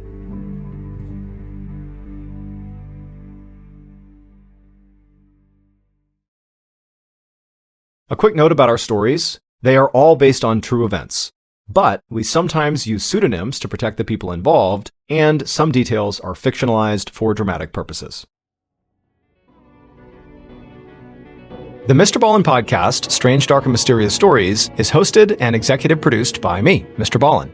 Our head of writing is Evan Allen, produced by Jeremy Bone, research and fact-checking by Shelley Shue, Samantha Van Hoos, Evan Beamer, Abigail Shumway, and Camille Callahan. Research and fact-checking supervision by Stephen Ear. Audio editing and post-produced by Whit Lacasio, Jordan Stidham, and Cole Lacasio. Production coordination by Samantha Collins. Production support by Antonio Manata and Delana Corley. Artwork by Jessica Clogston-Kiner. Theme song called Something Wicked by Ross Bugden. Thank you for listening to the Mr. Ballin podcast. And just a reminder, every new and exclusive episode we put out on the Mr. Ballin podcast, you can also now watch on the Mr. Ballin YouTube channel that very same day. And trust me, some of these stories you truly have to see to believe. Again, my YouTube channel is just called Mr. Ballin. If you want to listen to episodes 1 week early and ad-free, you can subscribe to SiriusXM Podcast Plus on Apple Podcasts or visit SiriusXM.com/Podcast Plus to listen with Spotify or another app of your choice. So that's going to do it. I really appreciate your support. Until next time, see ya.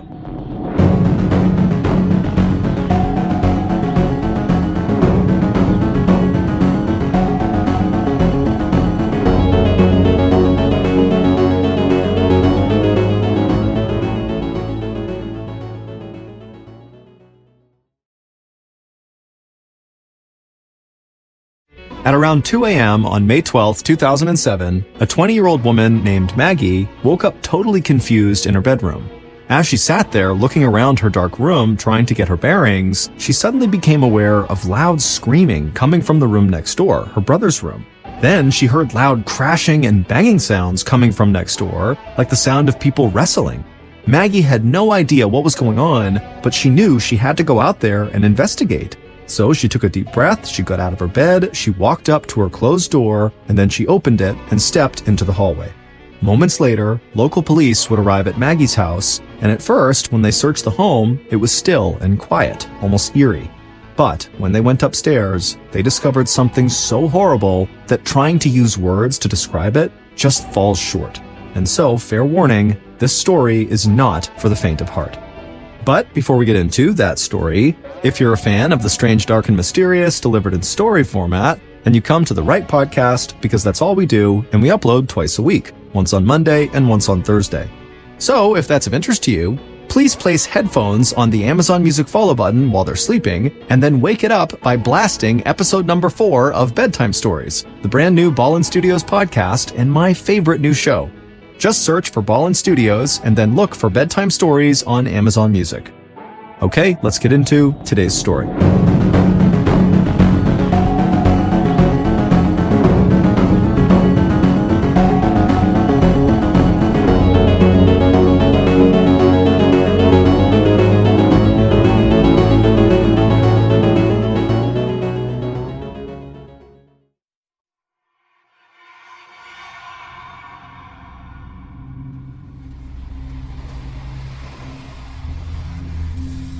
On May 11th, 2007, 16-year-old Kevin Haynes practically bounced with excitement on his seat on the bus as he headed home from Manheim Township High School outside of Lancaster, Pennsylvania.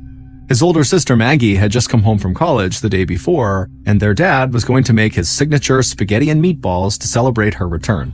And if the Haynes family followed their tradition, they would also rent a family video after dinner and then maybe watch the Philadelphia Phillies baseball game. Kevin thought his Friday night lineup sounded great. Kevin and his sister Maggie were not super close, partly because Maggie was 4 years older, but Kevin looked up to Maggie. She was cool and stylish and so athletic, she actually ran for the Bucknell University track team.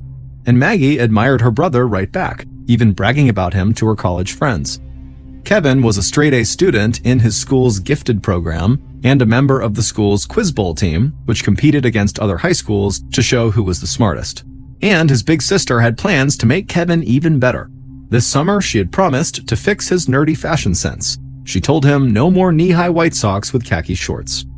Kevin chuckled to himself as he rode along at the idea that his sister was going to fix him. He was a very modest young man, his round face turning bright whenever he became the center of attention. And he would never brag. But Kevin knew that he was doing a lot of things right already. He was close to getting his Eagle Scout badge from the Boy Scouts, and he had just passed his driver's test.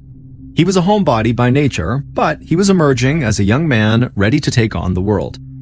The evening before, he had gone to a meeting at his school about a class trip to Germany in July. Kevin's family, like so many in eastern Pennsylvania, traced their ancestry to Germany, and Kevin had always dreamed of visiting.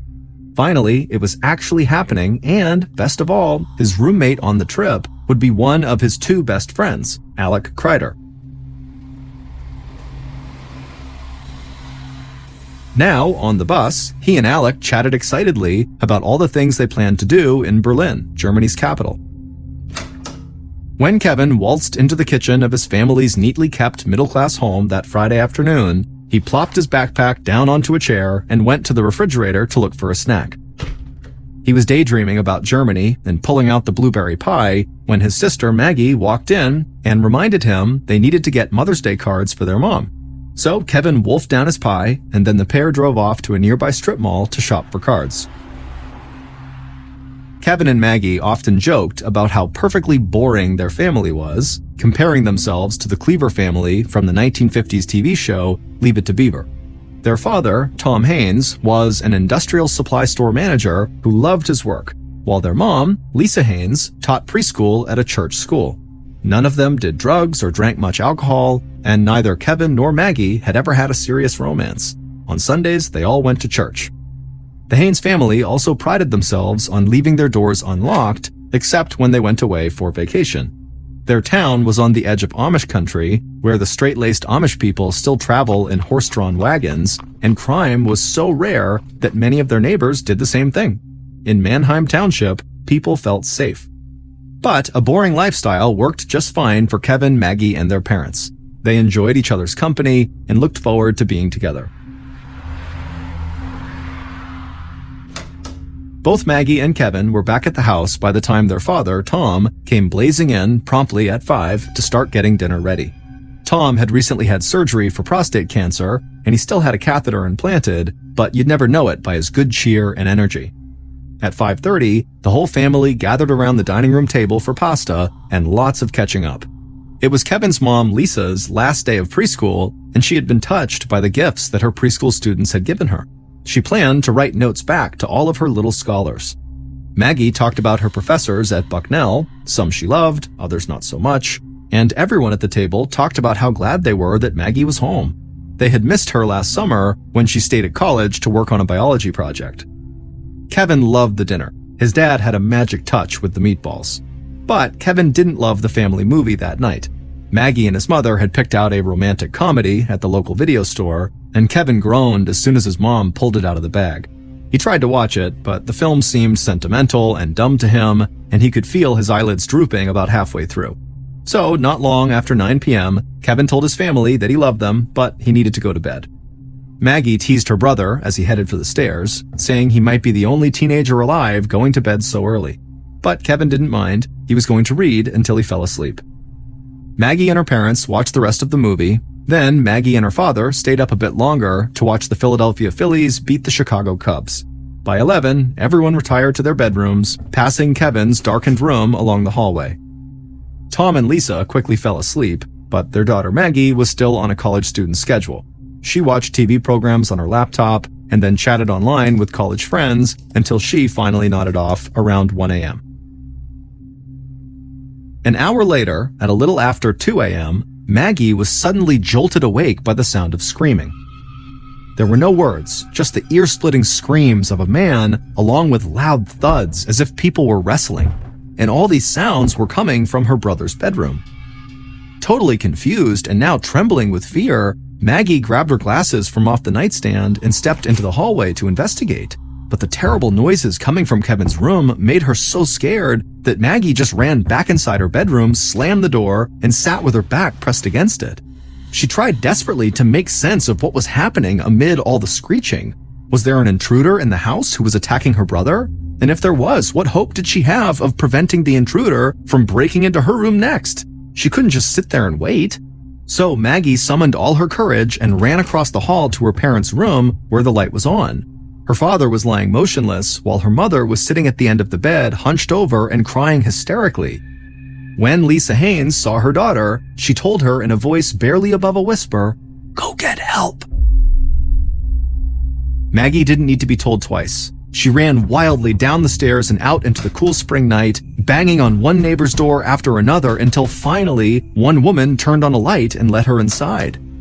Maggie told her that she had no idea what was going on inside of her house, but judging from her mom's hysterics, she feared it had something to do with her father's prostate cancer. And so whatever was going on, Maggie said, we need the police right now.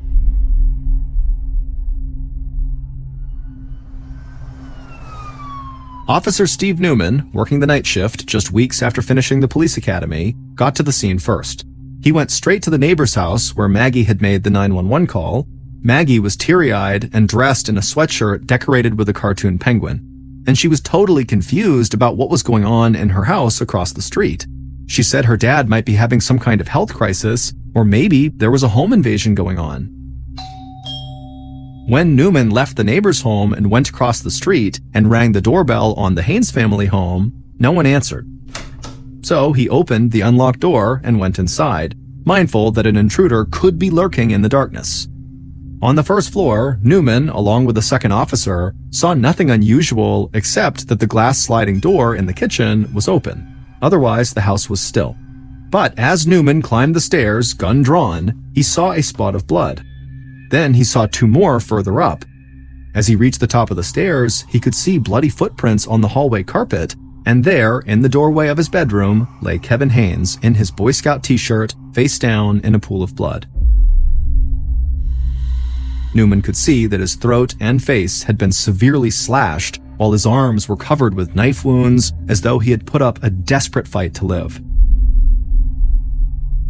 Both officers continued down the hall to Kevin's parents' room. There, they found Tom Haynes lying on his back on the bed, eyes staring up at the ceiling, deep stab wounds to his chest.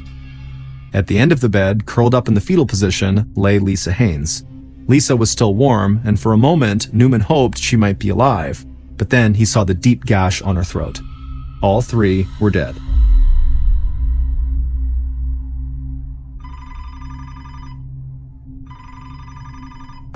Detective Alan Lead grabbed the phone on the second ring when the 911 dispatcher called a little after 3 a.m. The 57-year-old detective called himself the old dog of the Manheim Township Police, and he had plenty of experience answering emergency calls in the middle of the night. Bald and bespectacled, Lead could pass for a high school teacher, but in reality, he was a hardened investigator who had just finished investigating a shooting at a local tavern the day before.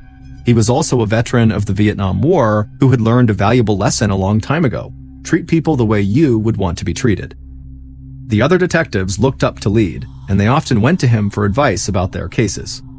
The dispatcher told Lead that something terrible had happened at 85 Peach Lane. Lead did a double take when he heard the address. Peach Lane was in one of the most peaceful and pleasant neighborhoods in the whole town, an area where police were seldom called. He asked the dispatcher if it was some sort of domestic disturbance, and they just said, "No, that's not what happened. You'd better get over there." Lead knew that the crime scene unit was poring over the crime scene, cataloging all the evidence. They didn't need Lead's help with that. He could check out the scene later. Right now, Lead needed to talk to the only surviving witness, Maggie, and by now, Maggie was on her way to the police station. So Lead got dressed, jumped in his car, and headed into the office.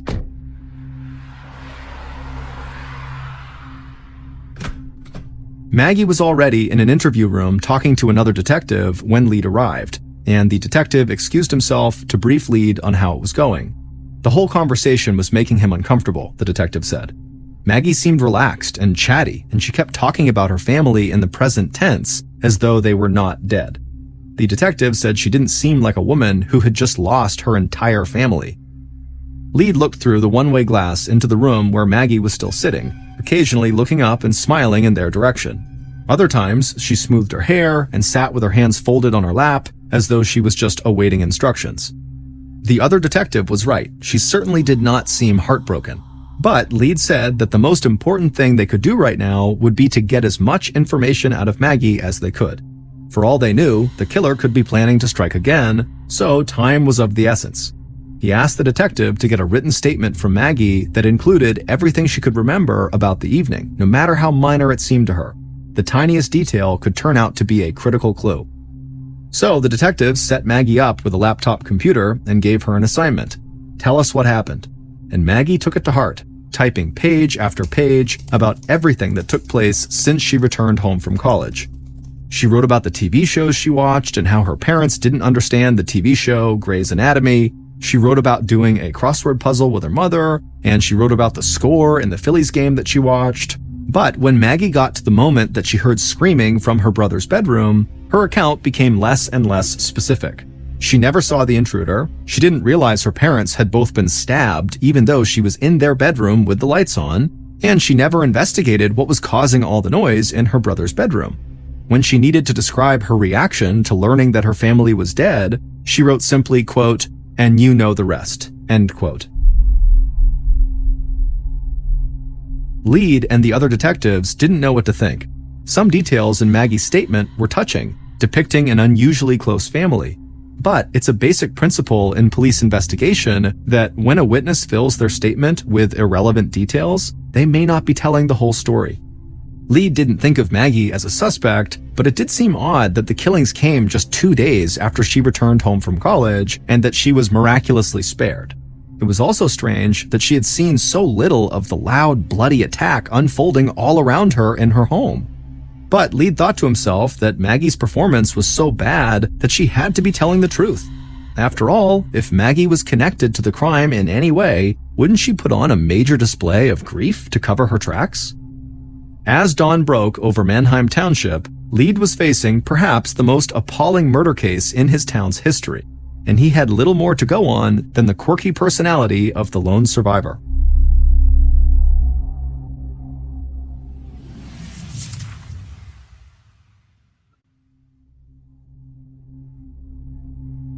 The slaughter of a respectable family in a picture-perfect neighborhood where people leave their doors unlocked was an irresistible story to the national news media. By late on Saturday, May 12th, the same day as the murders, the crime was on CNN and other big national networks, all of them pointing out that the killer or killers were still at large. The people of Mannheim Township were scared that a psychotic killer was on the loose in their community, and police started giving Maggie around-the-clock security protection. For Alan Lead and the other detectives working the case, the media coverage triggered dozens of calls from people who said they knew something about the crime, but almost certainly didn't. One woman called to report 3 Hispanic men in a black Chevy cruising the neighborhood near the crime scene. Perhaps they were involved.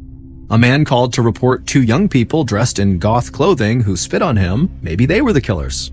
One couple who called in actually volunteered the use of their bloodhound dog, Nellie, which initially seemed like a smart idea to Lead. So Lead let Nellie sniff blood spatters at the crime scene and then turned her loose. And Nellie took her handlers, as well as the police, on a zigzagging tour of the business district before finally leading them to a burger restaurant that Nellie thought smelled delicious. And it was at this point that her handlers admitted that Nellie very likely had no idea where the Haynes' killer had fled. The police had no solid suspects, but their crime scene investigation at least gave them some clues. It appeared that the killer, or killers, had struck the parents first, then savagely attacked their son, Kevin, leaving blood everywhere, including on the bottom of the killer's shoes. That's what left the bloody footprints in the upstairs hall. If they could find the shoes that matched the prints, they would have their killer. Despite the extreme violence, there was no sign of robbery. Lisa Haynes' jewelry and other valuables in the house were undisturbed. Whoever killed the family had likely targeted them for some reason other than money. And the viciousness of the attack on Kevin specifically made police suspect that Kevin might have been the primary target. There was also one other disturbing detail at the crime scene. They found blood in the downstairs bathroom, as though the killer had taken the time to clean up before leaving the murder scene. Their killer, it seems, was not remotely in a hurry. Maggie's role in all of this, if any, remained a mystery. Almost immediately, rumors spread that a former boyfriend of Maggie's could be the killer, but Maggie had never had a serious boyfriend. Lead asked an FBI analyst to read Maggie's written statement to see if he saw signs of deception about the murders. The analyst said they did not. And so it seemed to Lead that people were gossiping about Maggie mainly because she was the only family member to survive. The police began interviewing everyone who knew the family, hoping that they might gain some insight into who would want to hurt them. But the Haynes family were a tough family to hate. Person after person reported how decent and friendly they all were and how they always tried to do the right thing. Kevin had 2 best friends, Alec, who he was going to Germany with, and Warren Tobin, who he had known since elementary school and ate lunch with in the school cafeteria most days. These 3 were so close that they called themselves the 3 Musketeers. If anyone would know who might hate Kevin and his family enough to kill them, it would be Alec or Warren. But the detective who called them came away with few concrete leads. Warren, who was choking back tears, said that Kevin got along with everyone. He said Kevin didn't socialize much, but he was always helpful to his classmates and no one seemed to pick on him. Warren said all of the Haynes family members were extremely nice and he couldn't understand why they had been attacked. Kevin was even closer to Alec, who lived just a half-mile away. Not only were they going to Germany together, but they were well known at the high school for their good-natured cafeteria debates about everything from religion to politics. But Alec said he was just as baffled as Warren. When Warren called him on Saturday with the horrible news, Alec said he initially thought Warren was just making a terrible joke. He said he couldn't think of a single person with a bad opinion of Kevin, except for perhaps a couple of students in math class who occasionally teased him. But it seemed like no big deal to Alec. In all their interviews, police found only one trace of ill will towards the Haynes family.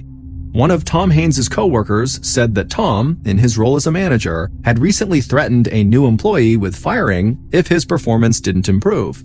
The co-worker said the two men got into an angry discussion behind closed doors in Tom's office, but when one of Lead's detectives tracked down this new employee, he denied there had ever been any shouting or even any anger. And he had a perfect alibi. He and his wife were out late with another couple the night of the murders. So it was another dead end.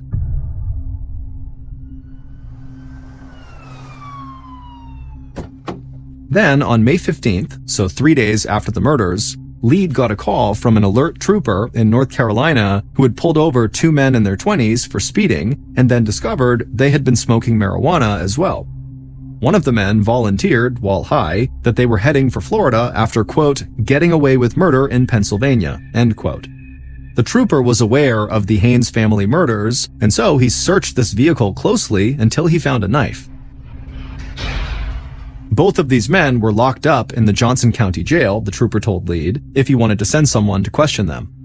For the first time in 4 days, Alan Lead felt hopeful, and he practically skipped out of his office into the squad room to tell the other detectives about this new hot lead. He told them how one of these suspects even had lacerations on his right hand. The guy claimed the injury was from a sawmill, but those cuts could also come from violently murdering people. Lead told his team, "We may have our killers." At Lead's request, the FBI had already done an analysis of the bloody footprints in the hallway. They came from size 12 Hush Puppies, a casual shoe brand. So Lead called the Johnson County jailer and asked him to send a photocopy of the soles of the two men's shoes. The jailer was happy to oblige, and a few minutes later, Lead received a fax from North Carolina. The pictures were disappointing. The two men were wearing sneakers, not Hush Puppies, and neither was a size 12. But Lead knew they could still be the killers, so he asked for a DNA sample from both of the jailed men that could be compared with DNA from the crime scene. Once again, the jailer was happy to help, and once again, the results were disappointing. A few days later, the crime lab told Lead that none of the DNA from the men in jail in North Carolina matched the crime scene. They were not the murderers. Feeling very discouraged, Lead thought to himself, maybe they were thinking about this case all wrong. The FBI had told investigators that the murders had the earmarks of a crime by someone who knew their victims, not a crime committed by strangers. The killer or killers had used a knife, which is a very intimate murder weapon, and the attack on Kevin seemed an act of pure hatred. And whoever had done this did seem to know their way around the house, likely knowing that the Haynes did not lock their doors. Maybe, Lead thought to himself, investigators needed to keep looking closer to home. On May 19th, so a week after the murders, people crowded into the Otterbein United Methodist Church for a memorial service for the Haynes family. It was a church that had long been at the center of the family's life. Kevin's grandmother was one of the church's founders, while Tom had served as a trustee. The crowd grew so large that volunteers hastily set up folding chairs at the back of the church to accommodate the overflow. All the while, a Pennsylvania state trooper videotaped everyone coming in the door, and local police were stationed all over the building just in case the killer might reveal themselves. Moments before the service was about to start, Detective Lead escorted Maggie and her other family members into the church, where they somberly took a seat in the front row. The entire chamber immediately fell silent, except for the sobs of Warren Tobin's sister. The pastor spoke about the mystery of evil and the promise of the afterlife for the faithful Tom, Lisa, and Kevin Haynes, providing some comfort amid such a staggering loss. But then the pastor invited Lisa Haynes' brother to the podium, and his message sent a shiver through the entire congregation. He talked about the profound impact the murders were having on the Haynes family, as well as the larger community, and he called on the killer to come forward and ask Maggie for forgiveness. He said the killer might even be here right now at this memorial service, posing as a grieving friend or loved one. For Kevin's friend Alec, who was seated with the German teacher who would have chaperoned Alec and Kevin to Germany that summer, the message that the killer might be in that room was overwhelming. By the time the service was over, Alec had balled up his fists, his face was glowering, and when several girls tried to comfort Alec and give him a hug, he grew rigid and stepped back. Alec stalked off to his father's car where he sat fuming, and when his dad got in, he asked what was going on. Alec said he was furious at all the hypocrites in the service who never cared about Kevin when he was alive, but now that he was dead, everyone was acting so sad in public like he mattered to them. But he didn't. They didn't care. And in fact, Alec was now convinced, like Lisa Haynes' brother, that the killer had to be one of those hypocrites. They were there in the church. He knew it. By May 22nd, so 10 days after the murder, Lead and his team were no closer to making an arrest, and the detectives were starting to disagree amongst themselves about how to move forward. Several believed that Maggie had not told them everything she knew. Maybe Maggie was not involved in the crime, but she could be holding back details about the family's history or something that happened on the night of the murder that could help them solve the case, and so they wanted to bring Maggie back to the police station for more questioning. Lead didn't like the idea. Maggie had answered their questions over and over again, often giving investigators more details than they really wanted. What more could she have to say? And Lead feared that Maggie might have a serious emotional breakdown if they asked the same questions again as though they didn't believe her earlier answers. But Lead ran the team like a democracy, and when the other detectives outvoted him, he agreed to question Maggie one more time. At 11 a.m. that morning, Lead walked into an interview room and sat down across from a now somewhat resentful Maggie Haynes. But to Lead's surprise, Maggie did have more to say. As Lead asked question after question in his gentlest voice, Maggie energetically responded. As Maggie recalled the unfolding attack on her family, she said she could smell the blood when she stepped from her bedroom out into the hall. When she got to her parents' room, she couldn't see any blood, she said, but her mother was so upset that when she asked her to go get help, Maggie didn't ask any questions. She just went and got help.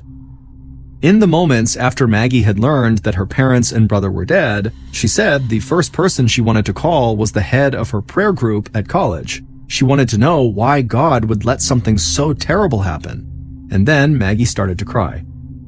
By the time she walked out of the police station, Alan Lead was convinced of two things.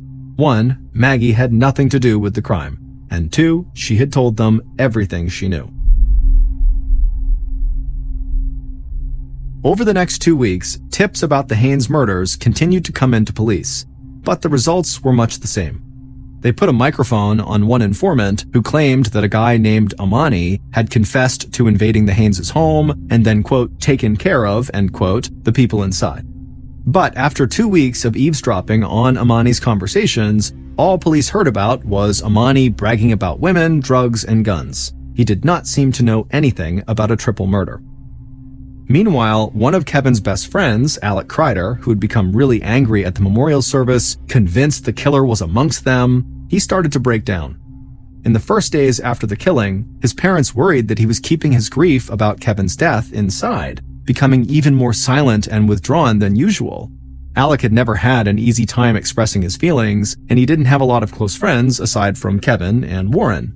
And then, in early June, 3 weeks after the murder, Alec began talking about suicide on the phone with a girl he had a crush on. Her name was Carolyn. On June 5th, he told Carolyn he had a loaded gun and he didn't think he was going to make it through the week. Carolyn's heart started racing when she heard this because she feared Alec really was going to kill himself, maybe even on the phone with her at that very minute. She managed to get the attention of her aunt who lived with her, and she let her know that she had a suicidal boy on the phone. Carolyn gave her aunt Alex's address and said she had to go there to warn Alex's mother. Carolyn then kept Alec on the phone until her aunt spoke to Alex's mom, and Alex's mom called 911. When Alec finally came out of his bedroom, there were several police officers waiting who tackled him and then handcuffed him to prevent him from hurting himself. Detective Lead had come with the 911 response when he heard the call, in part because he knew Alec better than anyone else in the department from the Haynes investigation. Lead walked next to Alec as he was gently led out of the house towards a squad car, and as he walked, Lead put his arm around Alec and just said, how are you doing? And all Alec would say was, "The world is a terrible place." As police helped Alec step into the squad car, Lead thought about the way the murders were totally upending the lives of the people who survived. Lead was convinced that Maggie was on the edge of a breakdown, and now one of Kevin's closest friends was cracking up. He couldn't help but agree with Alec. The world is a terrible place. The next day, on June 6th, Alec was involuntarily committed to a mental hospital to be held for at least a week. For the next 6 days, Alec was kept in a locked ward and not allowed to have any contact with anyone outside of the hospital except for his parents. All the while, Alec wrote letters that he intended to send to Caroline. Finally, on June 12th, Alex's parents were scheduled to come to the hospital for a family therapy session, and Alec was looking forward to seeing them. But Alex's parents had bad news. Carolyn did not want to have a romantic relationship with him. After all the suicide talk and threats of violence, Carolyn's aunt told them that the teen only wanted to be friends, nothing more. The second Alec heard this, he seemed to just crumple in his chair and let out a laugh that was anything but amused. He looked at his parents and told them bluntly to get out of the room. He needed to speak to his therapist alone. The therapist was only in the room with Alec for a few minutes before she emerged looking like she had seen a ghost. She told Alex's parents that Alec really needed to tell them something, and what Alec had to say would blow the Haynes family murder case wide open. Based on what Alec and his parents told investigators, here's what really happened to Tom, Lisa, and Kevin Haynes on the night of May 12th. A little after 1 a.m., the killer got dressed in dark clothes, including a baseball hat with duct tape over the team logo and hush puppy shoes. Then they grabbed a flashlight and a knife and began the relatively short walk to the Haynes' household. When they got there, the killer knew the door would be unlocked, so they opened it up and silently walked through the house, up the stairs towards the bedrooms. First, the killer went into the parents' room and quickly killed Tom Haynes with 2 deep stab wounds to the chest. The killer also stabbed Lisa Haynes, but she was still alive when the killer left the room. The killer then walked down the hall to Kevin Haynes' room, and he began stabbing him as he slept. But Kevin woke up and began to fight back. Kevin managed to get out of his bed and began crawling towards the door, but the killer caught up to him and then mortally wounded him with a slash to the throat. The screams that woke Maggie up were the sounds of her brother's dying moments. Maggie's appearance in the hall surprised the killer, who didn't realize she'd be home from college. But once she fled to get help, the killer forgot about her and just went back to the parents' room and slashed Lisa's throat, killing her as well. The killer then walked downstairs and casually washed their hands in the bathroom before slipping out the sliding glass door in the kitchen back out into the night. Alec had been carrying his horrendous secret around for weeks until he just couldn't bear it any longer. His rage over what had happened had grown day by day until he couldn't take it anymore and he decided to kill himself. But when he ended up in a mental hospital and got rejected by the girl he liked, Alec realized there were worse things than being dead. With no way to die and nothing to live for, Alec decided he might as well tell the secret. And the secret was that he, Alec, was the killer. Alec offered almost nothing in way of explanation for what he had done. He said only that his best friend, Kevin, had been annoying him lately, chewing too loudly at lunch and arguing a bit too much in their conversations. Alec said that initially he planned only to kill Kevin and smother him with a pillow. But once he got inside the house, he just decided to stab everyone to death. A month later, he told his parents he felt no regrets. In fact, he was still wearing the hush puppy shoes he wore the night he murdered the Haynes family. All the pieces now fit into place for Detective Lead and his team. Alex's shoes matched the bloody footprints, and police found the flashlight as well as the baseball hat with duct tape over the logo in the woods behind the Haynes' house. They also found a ghastly note in Alex's desk at his house. The note said that Alexander, which is Alex's full name, was born at 3:30 a.m. on May 12th, right after the murders, as though the slaughter had led to Alex's rebirth. Alec pled guilty to 3 counts of first-degree murder in 2008, and he was sentenced to 3 consecutive life sentences without the possibility of parole. Then, in January of 2014, Alec made good on his suicide threats, hanging himself in his prison cell.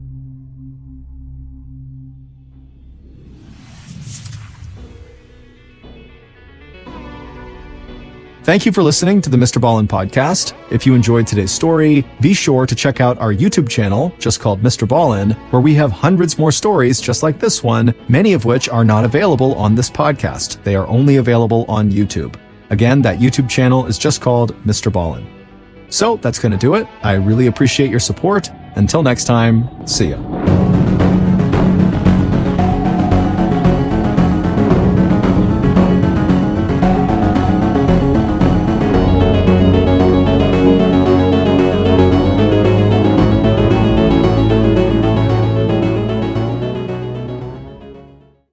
In 1985, a group of hikers were making their way down a trail in this big forest in Southern California when one of them looked through the trees off to their side and they saw there was a stream running down parallel to the trail that they were on. And in this stream, the hikers saw something that just didn't look right. And so the hikers left the trail and made their way down to the stream, and when they actually saw the thing that stood out to them, they just stopped and stared. It would take investigators another 3 years before they would finally understand what the hikers had just found. But before we get into that story, if you're a fan of the strange, dark, and mysterious delivered in story format, then you've come to the right podcast, because that's all we do, and we upload twice a week, once on Monday and once on Thursday. So if that's of interest to you, the next time the Amazon Music follow button is having a bad day, offer to make them a cup of tea. But make sure you add the milk before the water and use Splenda instead of sugar. Okay, let's get into today's story.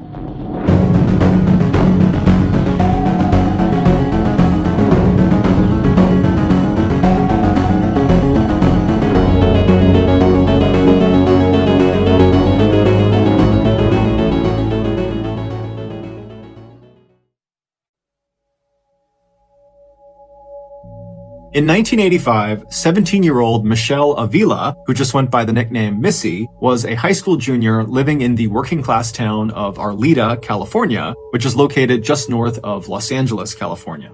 Despite Missy being very physically small, she was under 5 feet tall and barely weighed 95 pounds, she had a big presence about her, and it made her very popular at her school. Not only was she incredibly beautiful, with boys and girls falling over themselves to try to win her affection, but also Missy was just very kind and gentle and didn't seem to take herself very seriously.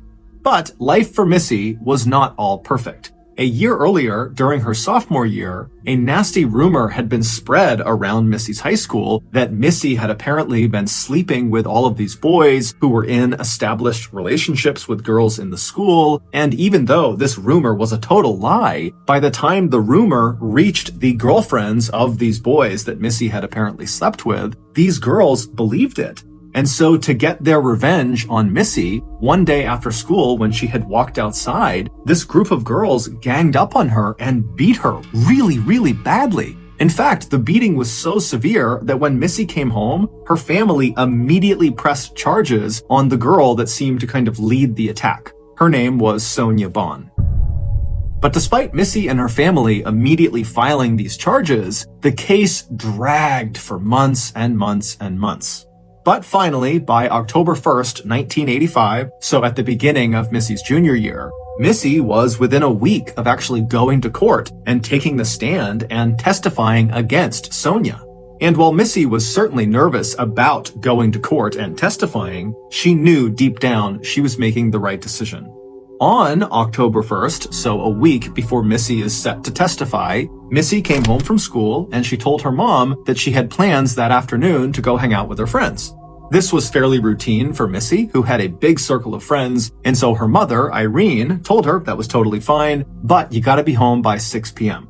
Missy agreed, and then just a couple of minutes later, a 17-year-old girl named Laura Doyle, who was very close with Missy, she pulled up outside of Missy's house and she honked the horn. And so Missy heard her, she said goodbye to her mom and to her brother, and then she left the house, ran to Laura's car, hopped inside, and the two girls drove off. A few hours later, at 6 p.m., Missy had still not come home yet.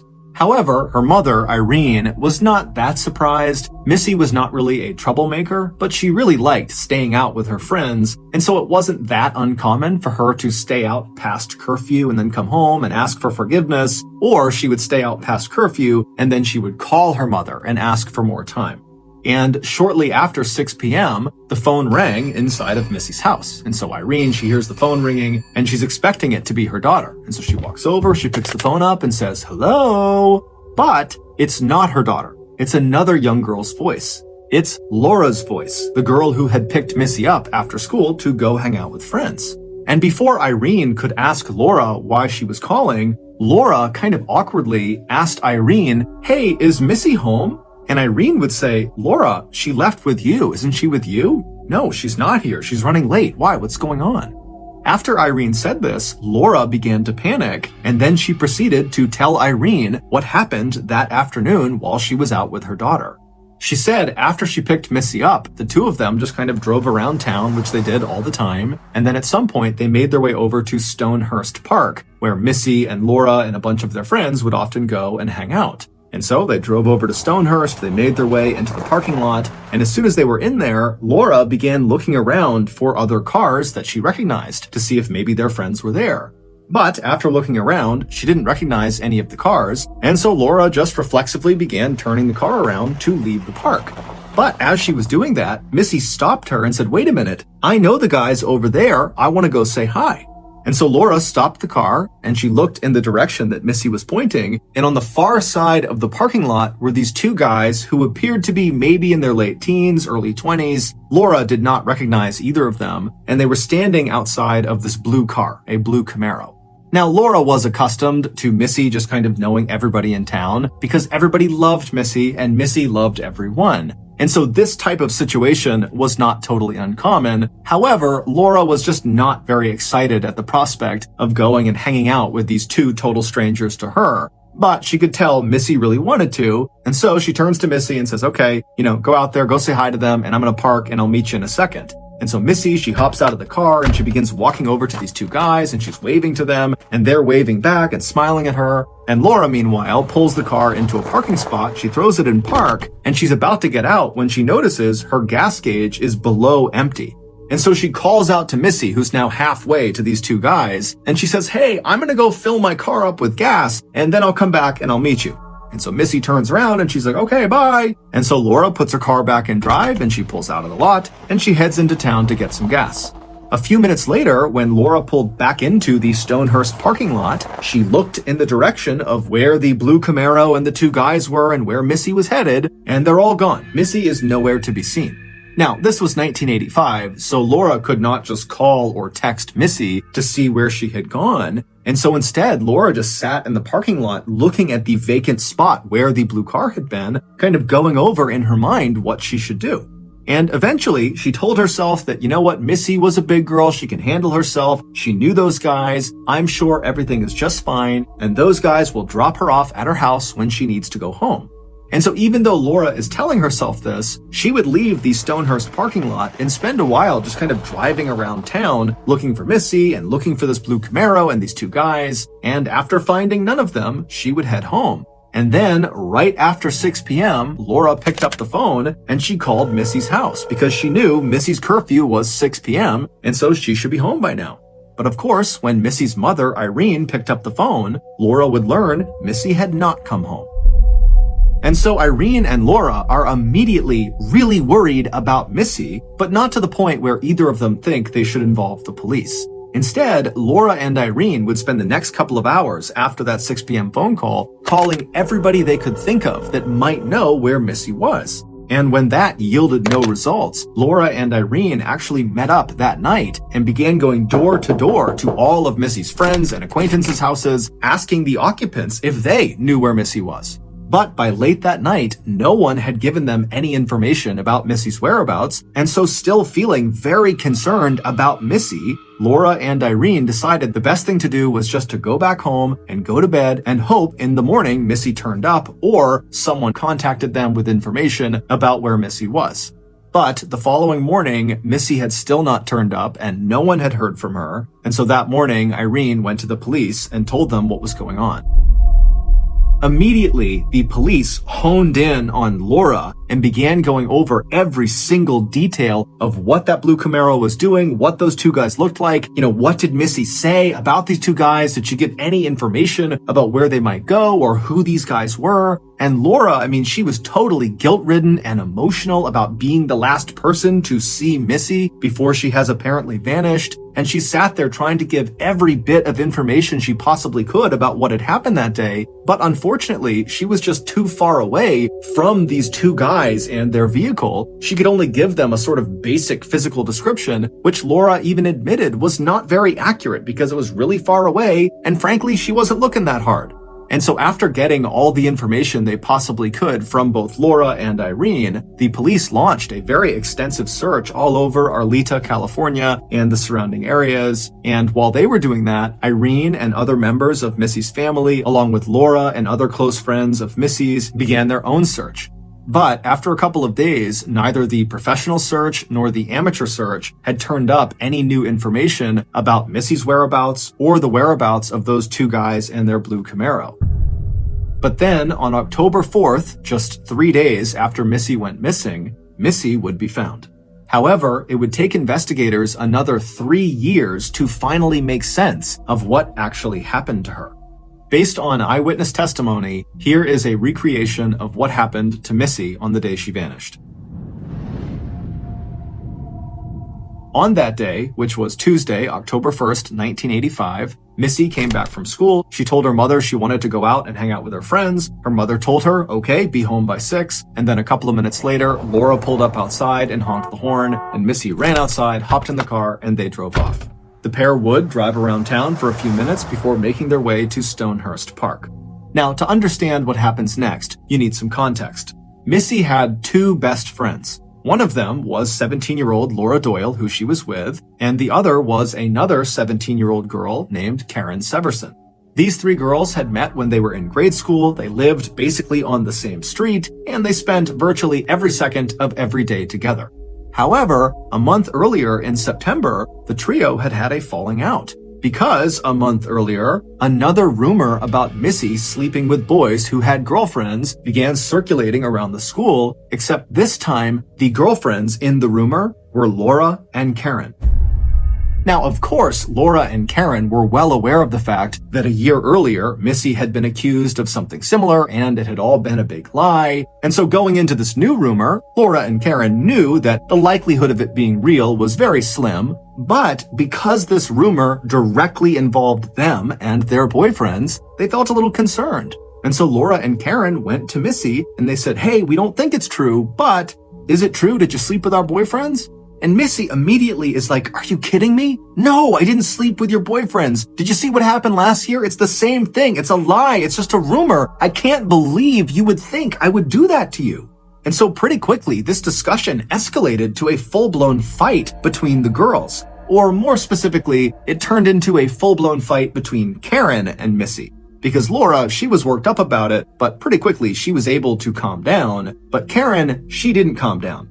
Because apparently Karen had seen Missy at some point flirting with her boyfriend, and so when this rumor began to circulate, Karen felt like, you know what, it could be true. She might have had sex with my boyfriend.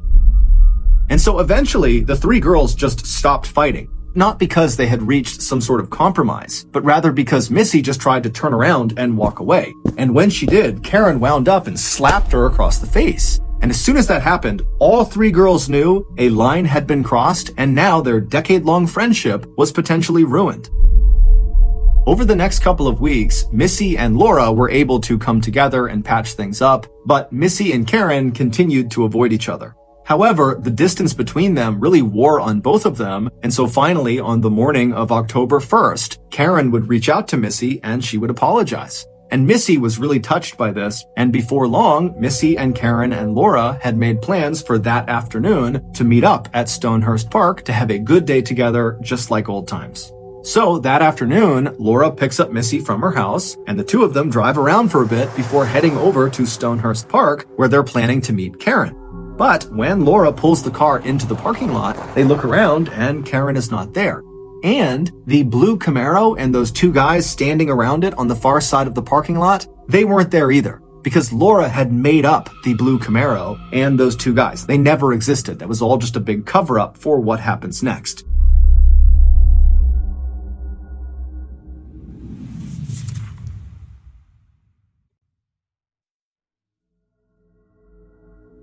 So Laura and Missy, they pull into the parking lot at Stonehurst and they park in a spot and proceed to wait for Karen. And Karen would show up just a couple of minutes later. But when she showed up, all hell broke loose. Karen came flying into the parking lot and came to a screeching stop right up alongside Laura's car. Karen had parked her car so close to Laura's car that Laura literally couldn't open her door without striking Karen's car. And in Karen's car, in the passenger seat, which was closest to Laura's car, was a terrified-looking 17-year-old named Eva Cherambolo, who was friends with all three of the girls, and that day, Karen had apparently asked Eva to come over for dinner, but after picking Eva up, without giving her any explanation, she had flown over to Stonehurst and then came to this screeching stop right next to Laura's car. And so Eva is sitting in the passenger seat looking at Karen and looking over at Laura, and Missy having no idea what's going on, and Karen begins yelling at Eva to roll her window down. And so Eva rolls her window down, and Laura and Missy are looking over in absolute astonishment, and then once the window is down on Eva's side, Karen begins screaming across Eva out the window at the car that Laura and Missy are in. And so Laura and Missy exchange totally confused looks, and then Laura rolls her window down, and suddenly Laura and Missy can hear what Karen is yelling. And Karen is hurling the most vile and horrible insults at Laura, not at Missy. It takes Laura a second to realize what Karen is yelling about, but once she realizes that Karen is just ruthlessly insulting her, Laura just turns and begins hurling insults back at Karen. And so the whole time, Laura and Karen are just screaming at each other. Missy and Eva are just sitting in their respective passenger seats, having no clue what's going on. And just as quickly as Karen had arrived and begun screaming at Laura, Karen put her car back in drive and sped right out of the parking lot. And Laura, at this point, is totally incensed and enraged at Karen for some of the things she had said. And so Laura fired up her car, threw it in drive, and before Missy could tell her otherwise, Laura had sped out of the parking lot after Karen. And for the next 45 minutes, Karen and Laura drove like absolute maniacs north of the city up into the mountains, where the whole time they're driving, Karen is swerving side to side, and she's speeding along these desolate roads, and Laura would speed up and get right on her bumper, like she was experiencing this extreme case of road rage. Now, for the first few minutes of this, both Missy and Eva were desperately trying to get their drivers to calm down and just pull over. Whatever you're fighting about, it's not worth crashing and dying over. But little did Missy or Eva know, there was something much, much bigger going on between Laura and Karen. And so their requests to stop the cars fell on deaf ears. Finally, after this 45-minute white-knuckle insane drive along these mountain roads came to an end when the road they were on kind of funneled them into this dirt parking lot in the middle of this huge forest. And as soon as they reached this parking lot, Karen came to a stop, and Laura narrowly avoided smashing into her and came to a stop right next to her. And as soon as the two cars were stopped, both drivers hopped out and were immediately in each other's faces, shoving each other, screaming at each other, just continuing this awful fight. Eva just stayed in the passenger seat and did nothing. She was just hoping that whatever was going on would eventually end and they could leave. But Missy, she's looking out there at her two best friends who seem like they're about to kill each other. And so Missy decides she's going to get out and try to separate them. And so she begins to open her car door, and the second she does, both Karen and Laura, who were maybe 5 or 6 feet away from her car door, they both immediately stopped fighting. It was like a switch had been thrown, and whatever was going on had come to a complete and total stop. And at the same time they have suddenly stopped fighting, both girls simultaneously turn and look at Missy. And before Missy could say or do anything, Karen and Laura ran over and positioned themselves right outside of Missy's door. So Missy could no longer shut the door, and Missy could not get out of the car. She was totally trapped. And as soon as Karen was in position right outside of the car, Karen kind of got down and got right in Missy's face, and with a very menacing and hissing voice, she looks at Missy and says, "You know, this whole thing was a joke. Me and Laura, we weren't actually fighting. We're not mad at each other, but we are mad at someone. We're mad at you." And then Karen and Laura would reach down and pull Missy out of the car, and they would slam her back up against the side of Laura's car. And then Laura and Karen pressed up against her and began screaming at Missy that she had slept with their boyfriends, and they knew it. And this whole time, Missy is trying to tell them, "No, I didn't. I did not sleep with your boyfriends. I don't know what's going on." But at some point, Karen and Laura were screaming so loudly and they were right on top of her that Missy just kind of began to shut down, and she went quiet and kind of tucked herself into a ball. And as soon as this happened, Karen and Laura, they grabbed Missy and they began pushing her away from the car towards a trail that led into the forest. And Missy, she's 4'10", 95 pounds. She's tiny. And Karen was 5'2", over 200 pounds, and Laura was 5'6" tall and weighed 135 pounds. And so Missy knew she could not put up a fight. She had no chance against these two. And so Missy just kind of began shuffling her feet, walking towards this trail, and periodically Karen and Laura would walk up and push her to walk towards this trail. And as this is happening, Eva, who had been sitting in the car the whole time, she finally got out and kind of walked up behind the group, but didn't participate. She just walked along behind them. And so after a couple of minutes, Karen and Laura had managed to push Missy all the way to the actual start of the trail, this narrow trail that left the parking lot. And at that point, Laura walked around Missy, so she was in front of her, and Karen stayed behind Missy. And the two girls ordered Missy to keep following them into the woods. And Missy did not put up a fight. She just put her head down and continued walking along the trail behind Laura, with Karen behind her, periodically pushing her. And then several steps behind Karen was Eva, who just continued to do nothing. After the girls had walked for a little while on this trail and were out of sight of the parking lot, Laura came to an abrupt stop and she turned around to face Missy. And by this point, Missy was genuinely terrified. She was crying, she had her head down, and she was just hoping that her captors were going to let her go. But once they stopped and Missy looked up at Laura, Laura wound up and decked Missy right in the face. And as soon as she hit Missy, Karen immediately jumped in. And before long, Missy was on the ground getting punched and kicked and stomped on by Laura and Karen. And again, Eva just stood there watching, doing nothing. Eventually, Laura and Karen would stop beating Missy, and at that point, Laura would pull out a knife. And she would reach down and she would grab Missy's hair and she began hacking it off.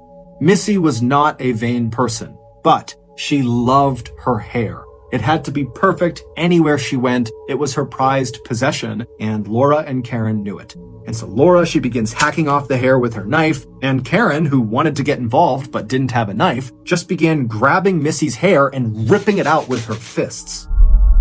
Finally, after much of Missy's hair had been hacked off of her head, Laura and Karen stopped and just stood up and looked down at Missy, who was now in the fetal position just crying to herself. But Laura and Karen were not done. At this point, they got out restraints and they tied Missy's hands behind her back and they gagged her mouth. And again, Eva did nothing. Once Missy was completely restrained, Laura got up and began walking towards a nearby stream that was about 10 feet away from them down a hill.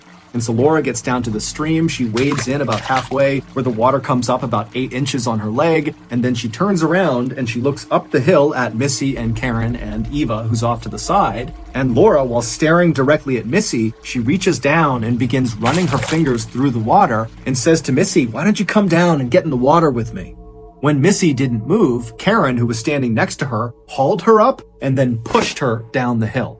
And Missy doesn't have the ability to brace her fall because her hands are bound, and so she slams down on her face and she rolls down to the edge of the water, and there she stops. And before Missy can get up, Karen and Laura had descended on her, they'd grabbed her by the shoulders, and they began dragging her out into the water. And so Eva, who's watching this happen, again does nothing and just turns around and begins running down the trail back towards the cars. When she gets to the cars, she discovers they are both locked, so she can't go anywhere, and she was too far away from anywhere to walk, and so her only choice was just to go back down the trail to where her friends were. And so Eva goes back to this trail and she begins walking in the direction of the stream. And as she's walking, before she can see any of the girls, she hears a terrifying, blood-curdling scream coming from somewhere deep in the forest. And Eva was so terrified that she stopped where she was, she turned around, and she ran back to the cars. Eva would sit down on the ground between the two cars, and she would begin to rock back and forth. After nearly an hour of doing that, Karen and Laura suddenly emerged from the trailhead, soaking wet and laughing. Missy was not with them. After Eva had turned around and run away from the stream to go back to the cars the first time, Laura and Karen had grabbed Missy, dragged her into the water, and laid her on her stomach in the 8 inches of water. And so Missy is trying desperately to keep her head out of the water, but Laura comes around and grabs her legs and presses them into the water, and then Karen comes around and grabs the back of Missy's head and forces her head down into the water. Missy would start fighting for her life, trying to wriggle her way out of the water, and at some point she would manage to get out from under their grasp, and as soon as her head cleared the water, she took in a big breath and then let out that piercing, horrifying scream that Eva heard as she was walking back down the trail, which scared her and caused her to run away again. And after Missy let out that primal scream, Karen readjusted her grip and pressed her head back into the water. Missy would continue to squirm and fight against Karen and Laura, and periodically she'd get her head up out of the water just enough to get a little gulp of air, and then she'd choke down a bunch of water and have her head pushed down into the water again. Until finally, Missy's strength just started to ebb. And when Karen and Laura sensed that Missy was on the verge of death and she was very weak, they seized the opportunity and they leapt off of her just long enough to run over to the side of the stream where there was this big, heavy log, which investigators would later determine weighed over 100 pounds. So it weighed more than Missy, and Karen and Laura, they'd pick this log up, they'd walk back into the stream, and they dropped the log directly on the back of Missy's head, forcing it down into the water permanently. A few minutes after drowning Missy in the stream, Karen and Laura walked out of the trail, they got into their cars, Eva climbed into Laura's car, and the girls just left the parking lot and drove back home, leaving Missy in the woods. 3 days later, a group of hikers were in that forest near where Missy had been killed, and they spotted her body in the stream. When police arrived, they found cigarette butts, a beer bottle, and men's overalls lying out near where Missy was found. These items were there entirely coincidentally. They had nothing to do with what happened to Missy, but they somehow made the lie about Missy being with those two guys in their Camaro before she vanished seem more believable.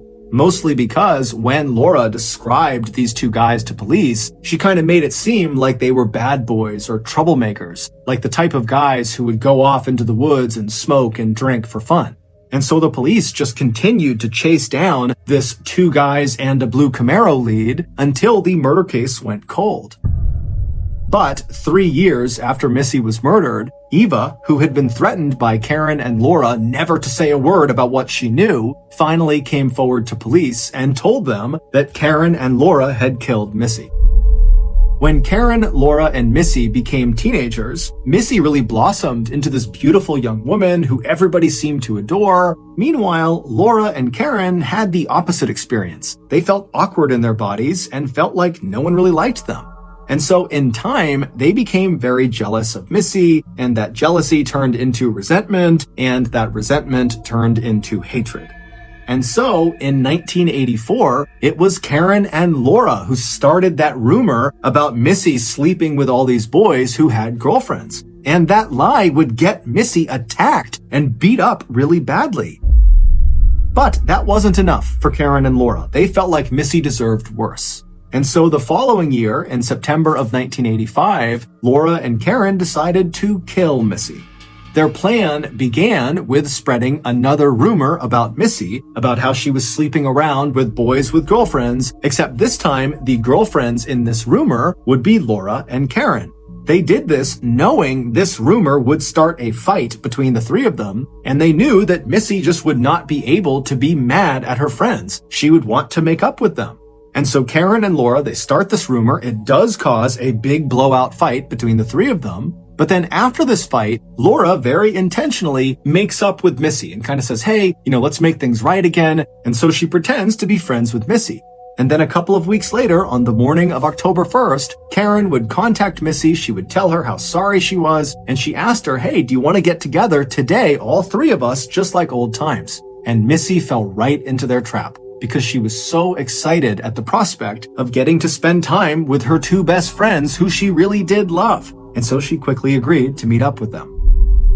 And so Laura and Missy, they arrive in the parking lot of Stonehurst Park, and then Karen comes flying in, and there's this huge fight, and there's this 45-minute drive up into the mountains where they reach this parking lot, and Karen and Laura are fighting with each other, and Missy has no idea what's going on, and then all of a sudden, the fighting stops. Because the fighting wasn't real. It was all rehearsed. Laura and Karen had done that in order to throw Missy off guard and to get her up into this forest up in the mountains where they could kill her.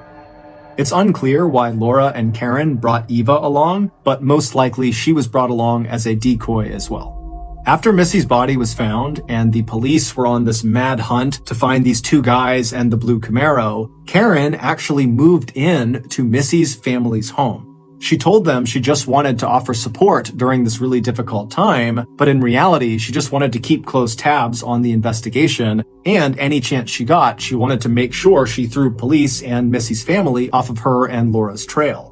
And so for months, Karen slept in Missy's bed. She ate at the same dinner table where Missy would eat with Missy's family. And Karen would spend hours out in the car with Missy's mother, Irene, and other members of Missy's family driving around looking for clues about where Missy could have gone or who really was responsible for Missy's death.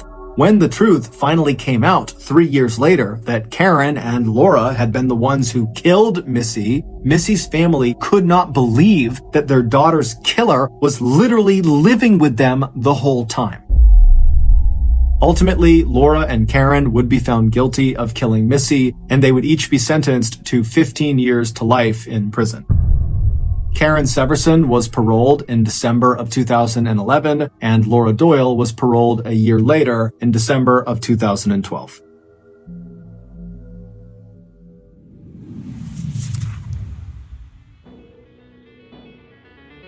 Thank you for listening to the Mr. Ballin podcast. If you got something out of this episode and you haven't done this already, the next time the Amazon Music follow button is having a bad day, offer to make them a cup of tea.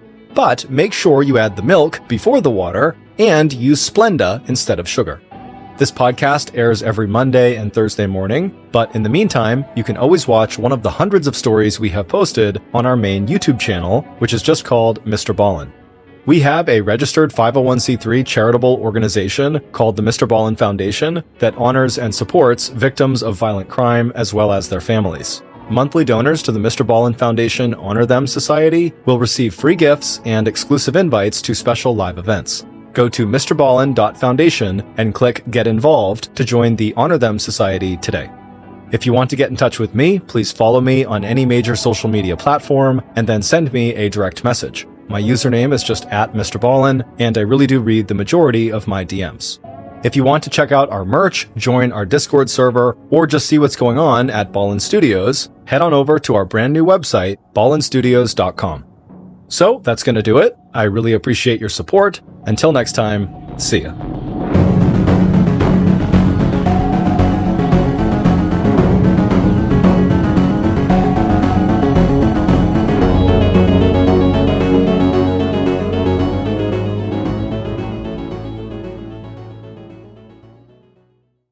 Today's podcast will feature 4 stories that are all about ordinary people who at some point make a critical, single decision that not only changes their lives, but also impacts the lives of millions and millions of other people all around the world.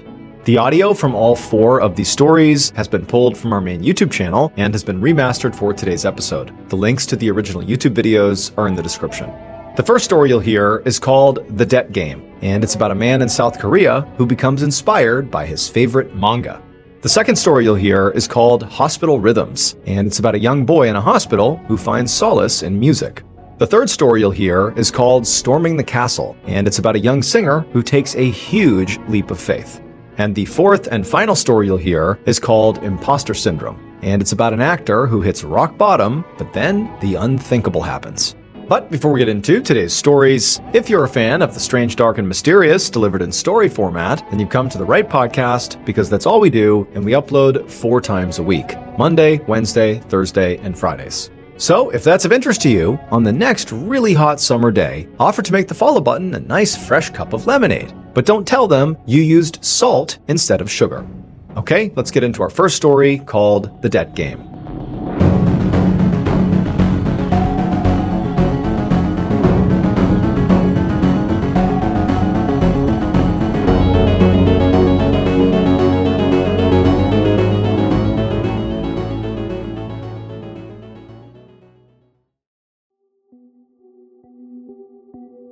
One afternoon in 2009, a 38-year-old man was sitting inside of a manga cafe in Seoul, South Korea. So a manga cafe is a lot like a normal cafe. You can go inside and buy snacks or drinks and socialize, do whatever. But also, in manga cafes like this one, they have these big in-store libraries that contain manga. And manga are like comic books. Now, this man did not have a lot of money, and so when he went inside of this cafe, he didn't buy any drinks or food. He just went up to the in-store library, grabbed an edition of his favorite manga series, and just sat down and began to read. Now, this man had read this particular series multiple times. He just kept coming back to it because he thought it was like the best manga you could possibly read. Now, a lot of people actually didn't know what to make of this particular series. It was actually kind of controversial because it was so over-the-top violent, like well beyond any other series. But to this man, that sort of made it stand out. It made it sort of special, and he loved it. In fact, it was so crazy, this series, that every time he read it, it allowed him to sort of leave his life for a second and just totally escape into this wild, violent story. And right now, in this man's life, he really needed that escape, because his real life was pretty terrible.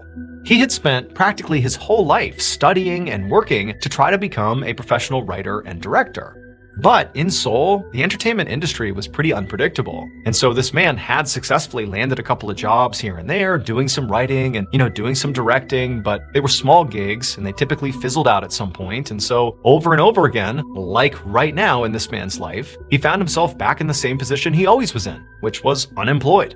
At the moment, this man lived with his mother and his grandmother. But even though all 3 of them were pooling their resources, they still struggled to just pay for rent. In fact, recently, the man had to sell his laptop, the thing he used for all of his writing. It was like how he was going to eventually crack a career in entertainment for real. He had to sell that just so that they wouldn't get evicted. And if that wasn't bad enough, the man had also begun taking out all these short-term loans with high interest rates just to pay for basic needs. Forget rent, like just food and basic necessities he was taking out loans for, but he had no way to pay them back. And so the debt was just piling up nonstop. And so for this man, the stress was like unbearable. And the only way he could find to even begin to cope with it was to escape into his manga books. And even though he knew that didn't solve his problems, he didn't care. It was like, life is so bad, at least briefly, I can read manga and escape. And so that's what he was doing today. And so he took his favorite manga booth, he sat back inside of the booth, and just allowed himself to get sucked into the story for the 20th time. He's read this thing multiple times. And so as he was reading this manga book, he suddenly has this epiphany. Now, this man all the time came up with various story ideas that maybe he could write and would be the next big thing for him. But for some reason, it was like, wait a minute, what if I write a story that's sort of, loosely based or at least inspired by my favorite piece of writing, this manga series? Like, wait a minute, I think I have a really good idea that sort of transcends any other idea I've ever had. And the more he thought about it, the more he realized there were other elements of his life that he could sort of attach to this story that's sort of beginning with this concept that came from this manga series. And so before long, he had put the manga book aside, got a pen and some paper, and just began writing down some ideas, general ideas for this new story he was going to try to write. And for hours and hours, he sat in the booth just writing like crazy. And by the time the cafe was closing, he had this amazing outline of a whole world, this whole story he was going to write. And he just knew this was the one. This was the thing that was going to break him out of poverty and officially make him a successful writer.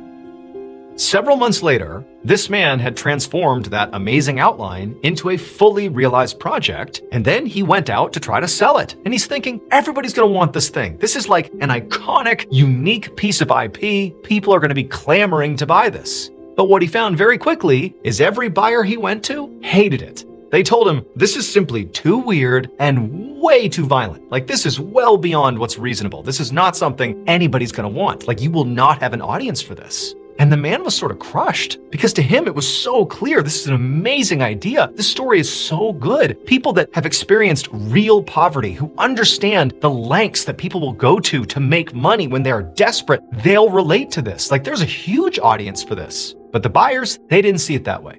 And so for the next 10 years, this guy kept trying to sell this story. I mean, he really genuinely believed in it. And he figured someone's gonna take a chance on this. They have to. It's too good. But for 10 years, everybody just kept saying, no, it's not good enough. No one wants this. But then, sort of out of left field, 10 years later, a major production studio actually said, you know what? This looks pretty good. We will buy it. This man's story was converted into a TV show, and it premiered in 2021, 12 years after the man originally conceptualized of the story inside of that manga cafe.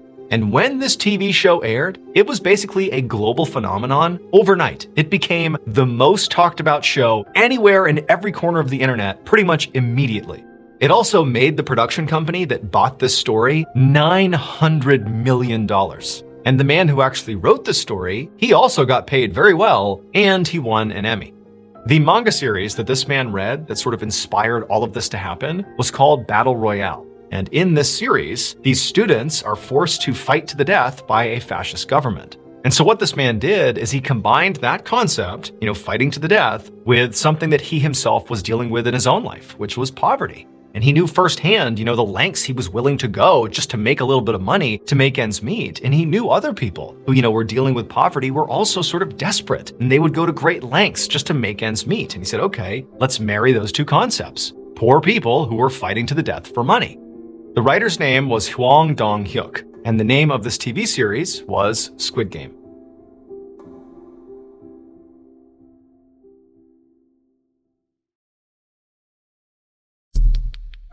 Our next story is called Hospital Rhythms.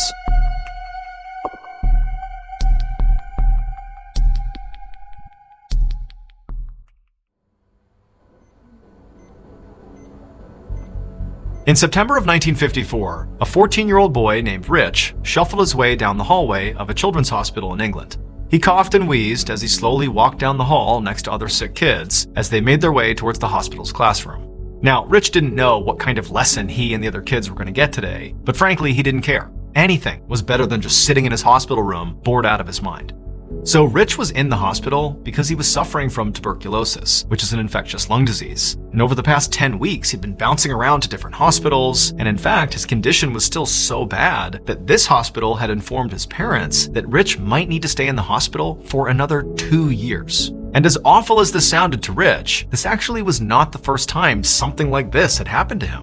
When he was 6 years old, his appendix burst, and then he contracted an infection that left him in a coma for several weeks. And then when he came out of the coma, he had to recover in a hospital for nearly a year. And all this time in hospitals had really impacted Rich's life, in particular in terms of how far behind he had fallen in school. And because his family was not a well-off family, they couldn't afford to hire a tutor to kind of keep Rich up to speed. And so basically at this point, Rich's education consisted of, whatever random classes these hospitals he was staying in sporadically had. Whenever they hired a teacher to come in and teach basket weaving or, shop class, whatever was available, that was his education. So that day, when Rich walked into the hospital classroom, he did not have high expectations about what he would be taught that day. He figured it was just going to be some random class that he would sit through that at least was keeping him out of his hospital bedroom. But the instant he saw the teacher for the day and saw what was surrounding the teacher, he was really excited. Because all around the teacher were musical instruments. And Rich, as a kid, had always dreamed of playing the drum. He had seen one day in a Windows shop a drum set and he had wanted it so badly, but his family didn't have the money to pay for it, so he had never had a chance to do it. But now it seemed like Rich was finally going to get his chance. And so when the teacher began handing out the instruments to the kids, Rich demanded that he get the drum set. He would not play anything else. And the teacher was like, okay. And so he was given the drum. And then that day, the teacher led the class, through a couple of basic songs, and Rich played the drum, and he and everybody else were objectively terrible, like the music was awful. But by the end of the class, Rich was totally revitalized here. I mean, he hadn't discovered some special new talent for playing the drums, but he had discovered that he had this amazing passion for playing the drum. It was like all he wanted to do now. And he figured that because he was going to be stuck in the hospital for the foreseeable future, he would just spend all of his time on practicing playing the drum. So, the following day, Rich went into a closet in the hospital and he found these long sticks that were normally used for knitting, and they became his drumsticks. And for the next year and a half, Rich basically banged these makeshift drumsticks on anything he could to practice. And then also every few weeks, when the music teacher came back to the hospital, Rich would go to those classes and he would try to learn as much as he possibly could from the teacher. And that was basically his whole life, was those classes and banging on everything he could. Finally, in 1955, when Rich was 16 years old, he was released from the hospital. He was finally cured from tuberculosis. However, despite having his health back, it isn't like his life suddenly got a whole lot easier. It isn't like, he left the hospital and magically became this amazing drummer and that was his life. Instead, his family was really struggling financially, and so Rich couldn't go back to school. He basically had to get a job in a factory and work full-time just to help support his family. And for Rich, he felt like that was the right thing to do. He didn't resent his family. This is what his life was. And what he did is he found joy, while he was working in grabbing makeshift drumsticks and just banging on stuff any chance he could. And he figured that that would be his life. He would just work and, find joy in drumming whenever he could. But Rich's outlook on life changed dramatically on Christmas of 1956, so a year after he had left the hospital. Because on that Christmas, Rich's stepfather had secretly saved up all this extra money by working all these extra shifts and doing whatever he could to finally buy Rich his own drum set. To this point, Rich had not been able to have his own drum set. Everything was makeshift. And so that Christmas, he gets this drum kit, and Rich is like, this is the best gift I've ever been given. And he began practicing even more. And pretty quickly, he began playing with local bands every time he had time off. And before long, he became known as like a guy in town who was like one of the best drummers. And then shortly after that, right as Rich is kind of hitting his stride being this kind of local celebrity, this local very popular band fired their drummer. And so it made perfect sense that they approached Rich and said, hey, will you join our band? And Rich said, let's do it. By this point, Rich had become known by his stage name, Ringo Starr, and that band that recruited him was the Beatles.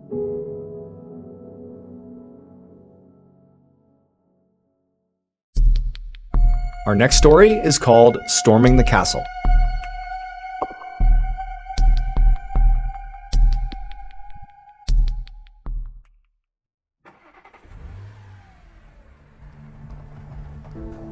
One afternoon in the early 2000s, a young woman named Rose drove up to this huge mansion in the Hollywood Hills in California. She came to a stop outside the fence, and she just sat there for a minute feeling very nervous because what she was about to do was highly illegal.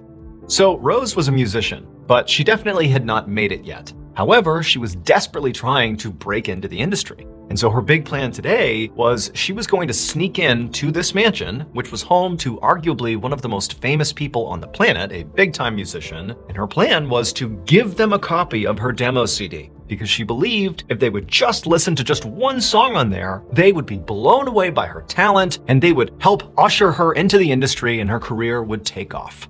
Now, obviously, she knew this could go horribly wrong, and, the owner of this home could just as easily call the police and have her thrown in jail, but to her, it felt like the risk was worth it.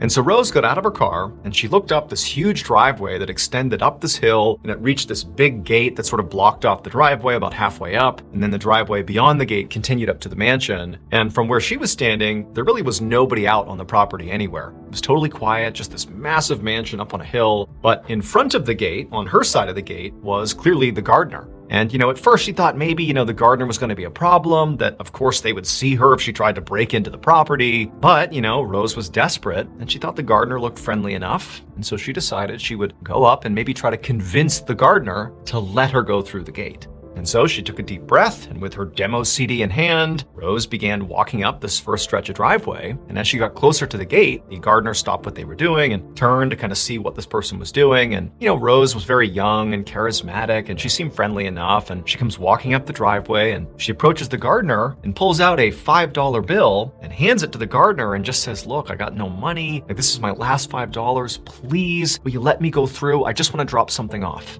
And so the gardener takes the $5 and just smiles at Rose and says, "Okay, go ahead." I mean, after all, Rose is like a kid. She seems completely harmless. What's the worst that could happen? And so Rose is kind of blown away that the gardener is actually letting this happen, but she doesn't wait. She just goes right past the gardener, slips through the front gate, and starts walking right up towards the mansion. And as Rose is walking up this driveway towards the front door of this gargantuan piece of property, she's looking around at the beautiful landscaping and just how valuable and beautiful everything looked, and she's seeing all these cameras pointing in every direction, and she's just waiting for any minute, security guards to come running out here and tackle her to the ground, but nothing happened. She walked right up to this huge, beautiful front door, and again, no one's come to meet her, and so she just knocks on the front door, but nobody comes to the door. So she's thinking, what do I do? Like, I've come this far. I really want to hand this demo CD off. And so almost like without even thinking, she just reached down and tried the doorknob, thinking, of course it's going to be locked. But no, it was open. And so she turns the doorknob and pushes the door in. And now she's looking into the home of, again, one of the most famous people on the planet, and nobody's stopping her. At this point, Rose didn't even know what to make of the situation she found herself in. I mean, she had been fantasizing about how this was going to go for weeks leading up to this, and it didn't involve it being this easy and straightforward. But here she was, and so again, without hesitation, she just walked inside this home. And as she's looking around, everything is beautiful and everything is clearly so expensive. There's all this amazing artwork and fancy furniture. There's billiard halls, there's wine cellars. This is a gorgeous property, exactly what you'd expect for the person who lives here. And as she's kind of snooping around the first floor, looking for the owner, she's amazed to see that it's like nobody's home. It's just this vacant, unbelievable mansion. Eventually, she walks around and finds there's an elevator, and so she's like, all right, I'll just get in the elevator and go up. And so she gets in this beautiful elevator, she shuts the door, she hits the button to go to the next floor, and as the car begins to move, she realizes this is gonna make some noise, someone's gonna hear me, oh my gosh, now I'm gonna get caught. And so she starts to freak out, and so she pulls out her big clunky Nokia cell phone, and she calls her mom, and when her mom picks up, she tells her that, almost certainly I'm about to get arrested here. And as her mom is like, what are you doing? What is going on here? The elevator that Rose is in came to a stop, and the door opened up. And as soon as Rose saw what was in front of her, she just lowered the phone, her mom still talking into it, and just stared. It was like she was totally struck by what she was seeing. Because right in front of her, in the room right outside of this elevator, is the person who owns this house. The extremely famous major celebrity who is just sitting there with a guitar, strumming along, just minding his own business. And he turns and looks at Rose, and Rose is looking at him, and there's this moment of just stunned silence, like neither of them can really figure out how this even came to be. Now at this point, Rose knew it was her chance. And so even though she's unbelievably starstruck and scared and has no idea what's about to happen, she just quickly walks a little bit forward into the room and throws her demo CD onto this table that was sort of between the two of them. And this big time musician is just again, standing there staring at her like, what are you doing here? And after Rose did that, she didn't say anything. She just turned, headed back to the elevator, and began to make her escape. But by the time she made it back to the front door, this big-time musician's security team did catch up to her and they stopped her. However, they did decide not to call the police. And so Rose was very lucky that she escaped without a criminal record, which is sort of incredible when you consider the home she actually broke into. This was the home of Prince. Again, arguably at the time, one of the most famous people in the world. It's bad enough sneaking into anybody's home, but this is egregious. So the idea that she got right up next to Prince and gave him her demo CD without consequence, pretty incredible. But despite all this, her interaction with Prince really didn't have any bearing on her career. He didn't care at all about her demo CD. He did not, throw her name out to industry contacts and, blow her career up. Basically, he said, I won't press charges, now get out of here. That was it. However, Rose did go on to become an incredibly famous musician in her own right. She just did it without the help of Prince. Today, Rose's tracks go multi-platinum, and she's sold more than 100 million copies of her records. Rose is actually her middle name. You very likely know her by her stage name, which is also her actual first name, and that is Kesha.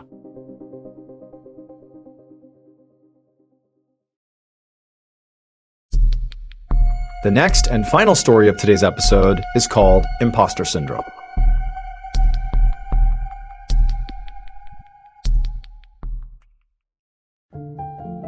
One day in 2008, a 50-year-old man named Carlo was at his home in Connecticut reviewing all this financial documentation. So Carlo had filed for bankruptcy a few years earlier, and it had proven to be very complicated. And there was all this paperwork he was still getting, and his bankruptcy case had not even finalized yet. And so what he thought would be sort of like a quick fix to a huge problem had turned into a really complicated mess, and now he had even more paperwork to sign. I mean, it was totally overwhelming.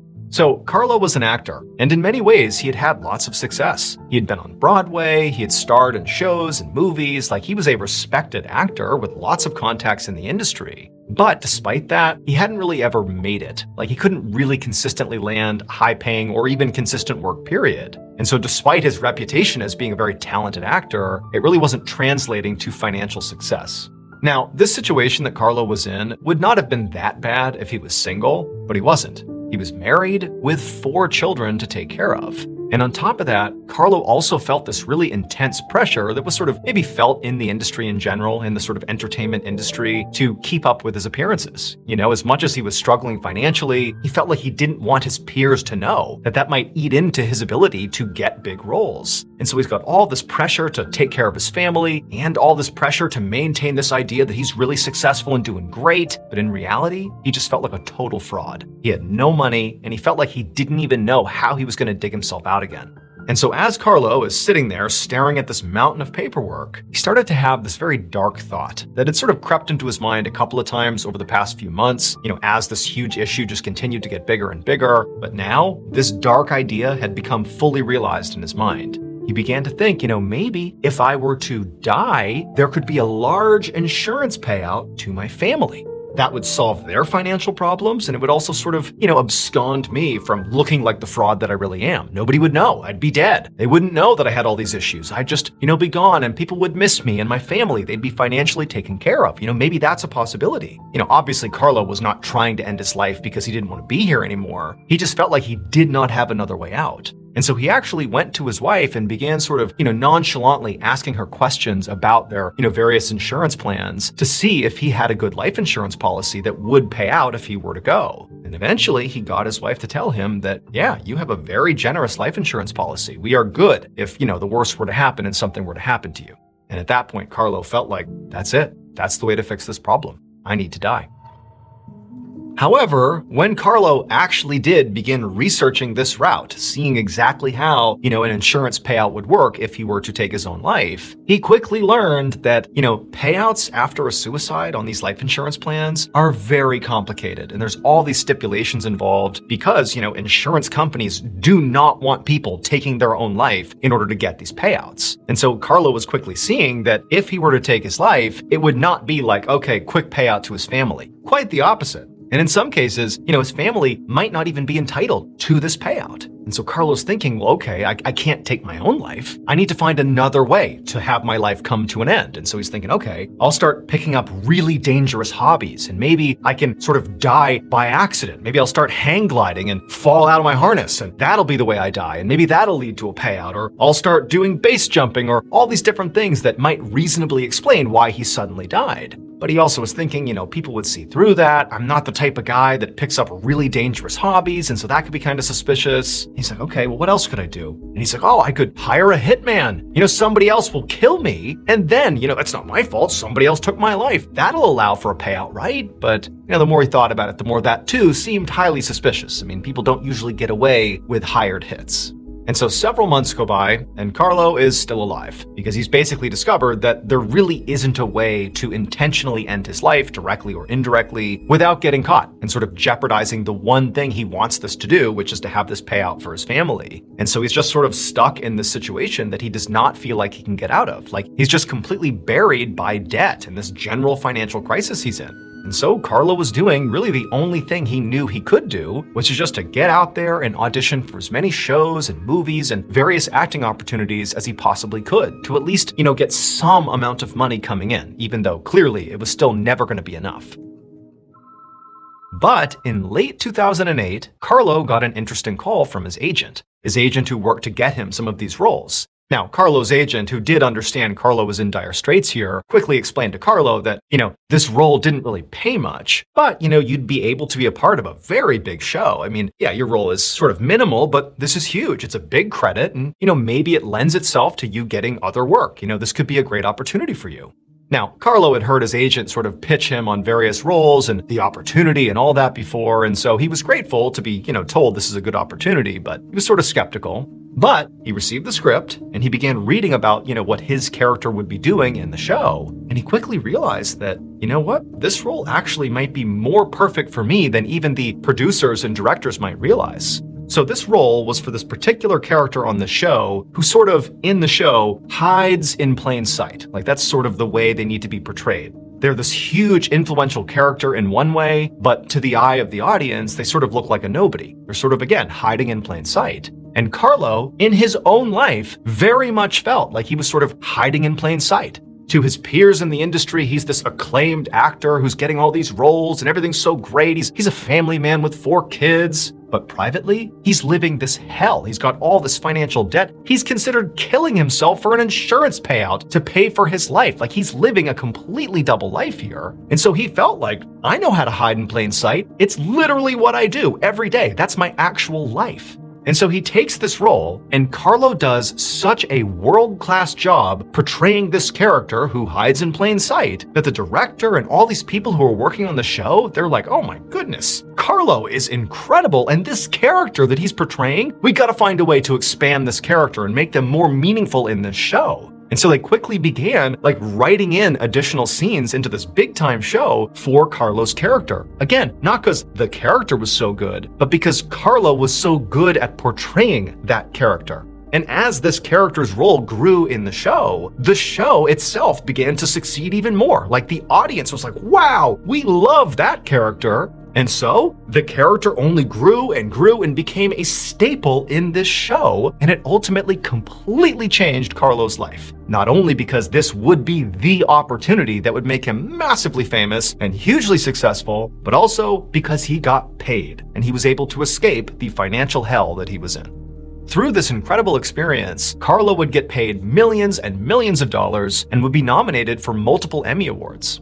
Now, you might know Carlo by his full name, which was Giancarlo Esposito. But if that name doesn't ring a bell, you very likely do know him from the life-changing role that he portrayed on this show. He was Gus Fring, the chicken shop kingpin from Breaking Bad.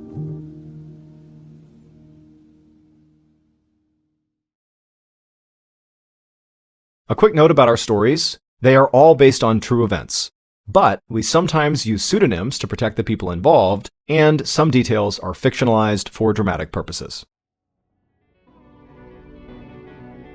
The Mr. Ballin podcast, Strange, Dark, and Mysterious Stories, is hosted and executive produced by me, Mr. Ballin. Our head of writing is Evan Allen, produced by Jeremy Bone, research and fact-checking by Shelley Shue, Samantha Van Hoos, Evan Beamer, Abigail Shumway, and Camille Callahan. Research and fact-checking supervision by Stephen Ear. Audio editing and post-produced by Whit Lacasio, Jordan Stidham, and Cole Lacasio. Production coordination by Samantha Collins. Production support by Antonio Manata and Delana Corley. Artwork by Jessica Clogston-Kiner. Theme song called Something Wicked by Ross Bugden. Thank you for listening to the Mr. Ballin podcast. And just a reminder, every new and exclusive episode we put out on the Mr. Ballin podcast, you can also now watch on the Mr. Ballin YouTube channel that very same day. And trust me, some of these stories you truly have to see to believe. Again, my YouTube channel is just called Mr. Ballin. If you want to listen to episodes 1 week early and ad-free, you can subscribe to SiriusXM Podcast Plus on Apple Podcasts or visit SiriusXM.com/Podcast Plus to listen with Spotify or another app of your choice. So that's going to do it. I really appreciate your support. Until next time, see ya.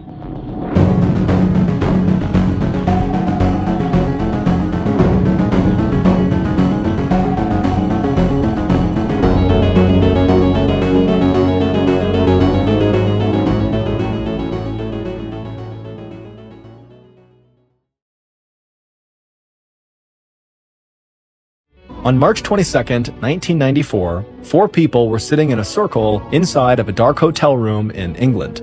In front of them was a homemade Ouija board, which is something people use to try to communicate with the dead. It's basically a rectangular piece of paper or board with letters and numbers on it, as well as the words yes and no on it. The 4 people in the hotel room reached out 1 finger each and placed that finger on a glass cup that was flipped upside down, resting in the middle of this Ouija board. After looking around at each other nervously, one of the 4 people began to speak out loud. They asked the room if there were any spirits with them right now, and nothing happened. The 4 people started to laugh at themselves for even trying to do this, and they were about to remove their fingers and just go to bed when suddenly the glass cup began to move. As the 4 people stared at each other, trying to figure out if one of them was moving the cup on purpose, the glass cup slid all the way to the corner of the board and came to a stop over the word yes.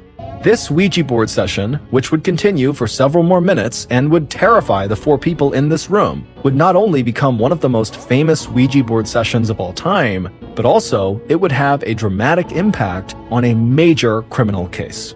But before we get into that story, if you're a fan of the strange, dark, and mysterious delivered in story format, then you've come to the right podcast, because that's all we do, and we upload twice a week, once on Monday and once on Thursday. So, if that's of interest to you, please set up a lengthy traffic detour right through the Amazon Music follow button's driveway. Okay, let's get into today's story.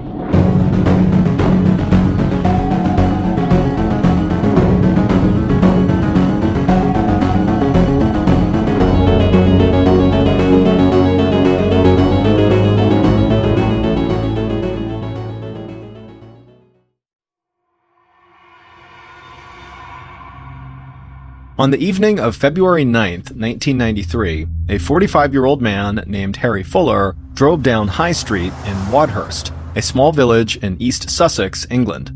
Harry glanced out his car window and saw people walking into the shops and pubs that gave the village its charm, and as he did, Harry thought to himself how nice it would be if he just stopped right now and went into one of those pubs.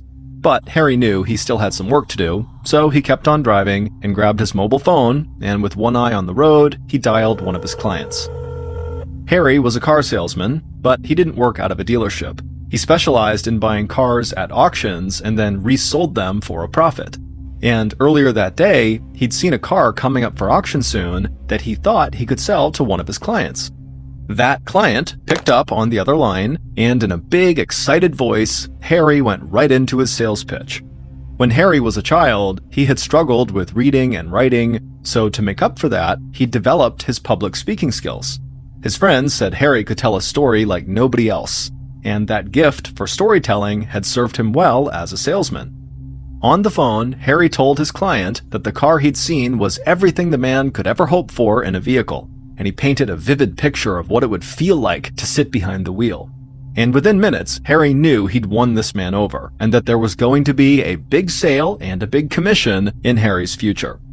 Harry told his client that he'd get the car when it came up for auction, and then he'd sell it to him for a very fair price. Harry reminded the client that he preferred to deal in cash. Then he said he'd be in touch soon and hung up the phone. Harry smiled. He couldn't wait to get home to tell his wife, Nicola, all about this very likely big sale he was going to close. A few minutes later, Harry reached the other end of High Street and arrived at the 3-story brick cottage he and his wife, Nicola, rented. Harry pulled around the back of the cottage, parked his car, and stepped outside. Harry and Nicola had only been living in Wadhurst for a few months, but they loved the home they'd found. It was next to a tea shop and close to several other stores and restaurants on High Street. But even more importantly for Harry, there was plenty of space behind the cottage for him to park all the cars he bought at auction until he sold them off. Harry opened the back door of his cottage, he walked inside, and called out for his wife. Nicola yelled back that she was upstairs in their bedroom. Harry made his way first to the front room of the cottage, and when he got there, he breathed in the smell of fresh flowers that always seemed to fill the house. Whenever Harry had a chance, he would buy flowers for Nicola and put them all over the house, because he thought that she should be surrounded by things that were as beautiful as she was. Then, after smelling the flowers, Harry walked upstairs to the large second-floor landing and headed down the hall into the bedroom, where he found Nicola getting ready to go out to dinner with some of her friends.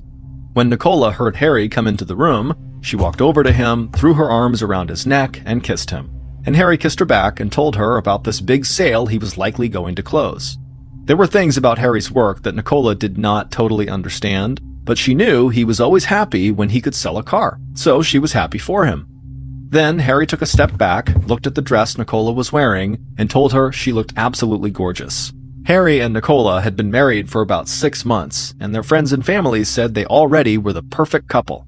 However, when they had first gotten together, some of those same friends and family did not think this. They thought maybe the couple would not even work.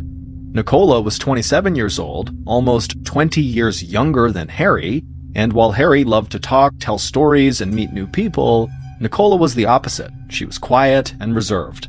Her idea of a good time was sitting in her garden and maybe reading a book all day. But when her sister had introduced her to Harry, Nicola fell for the tall, older man with the long brown hair almost immediately. She thought Harry was charming and handsome, and she loved how confident he was. And when Harry met Nicola, he thought he'd found the woman of his dreams. She was smart and caring, and she was beautiful, with short brown hair, a great smile, and a sweet voice. Within just 2 months of dating, the pair got married. Nicola's parents worried she was rushing into this marriage, but after they saw how happy Harry made her, they came to love him just like she did. Back in their second-floor bedroom, Nicola put her hand on Harry's shoulder and steadied herself as she put on her shoes, and then she and Harry headed downstairs together. Nicola heard a car pull up out front. She looked out the peephole and saw her friend was waiting outside, so she gave Harry another kiss, told him not to work too hard, and then she headed outside. Once Nicola was gone, Harry sat down on the couch and thought again about maybe going out and grabbing a beer at one of the pubs. But before he could decide if he really wanted to do that, the phone rang. So he leaned over to the end table, answered the phone, and he heard his friend and insurance broker, Stephen Young, on the other line. Harry and Stephen talked briefly about a new business venture Harry was starting, and then at some point the conversation turned to golf, and then a couple of minutes later, Harry hung up the phone with Stephen, but he kept staring at the phone in his hand, wondering if maybe he should make one more work call before calling it for the night. Recently, a former business associate of Harry's had gotten angry at Harry because he believed Harry had cost him a ton of money. Harry knew this associate was not someone he should ignore or totally put off, but Harry just did not want to ruin his evening by calling this guy and arguing with him over the phone. So Harry just put the phone back and then settled back into the couch and decided to just avoid dealing with this problem for at least one more day. And later that night, after Nicola got home and she and Harry were lying in bed chatting, Harry made it a point not to talk about work. Instead, he and Nicola talked about an upcoming beach vacation they'd planned. Nicola said she couldn't wait to get away from the overcast weather in Wadhurst, and Harry said he was looking forward to spending time by the ocean with his beautiful wife and nothing else to worry about. And as Nicola drifted off to sleep that night, she thought about how just a year earlier she couldn't have imagined being so happy and so in love. The following morning, at around 8:30 a.m., Nicola stood in the kitchen on the first floor. She was wearing her nightgown, and she didn't feel fully awake yet. She opened a cabinet, took out a mug, and set it down on the kitchen counter. She poured herself a cup of coffee and added in a little cream and sugar. Then she pulled a cigarette out of a pack on the counter, lit it, and took a drag. Nicola loved having a few minutes in the morning to relax before she went to the shop in town where she worked part-time. She grabbed an ashtray, walked out of the kitchen, crossed through the front room, and walked upstairs to the second-floor landing. She sat down on the floor, stretched out her legs, and slowly drank her coffee and smoked her cigarette. Then she heard the front door open downstairs, and suddenly cold air blew through the house. Harry called out to say it was him and he was home, and she told him that there was coffee ready in the kitchen. Harry had just walked to a shop down the road to buy some cigarettes of his own, and he was now going to join his wife for their morning coffee before he started making work calls. But as Harry turned towards the kitchen, there was a loud knock at the front door. So he turned back around and looked out the peephole. Harry shook his head. He did not feel like dealing with the person on the other side of the door right now, but he knew he really had no choice. They were here right now. So Harry opened the door and welcomed this person inside.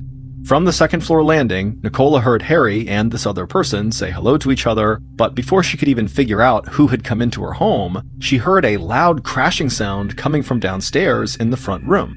Nicola put her coffee and cigarette down, got to her feet, rushed down the stairs, and looked into the front room of the house, and immediately she began to scream. 10 hours later, on the evening of February 10th, Detective Superintendent Graham Hill of the Sussex Police drove down High Street past a row of old brick cottages. Then he slowed down and parked across the street from Harry and Nicola's cottage.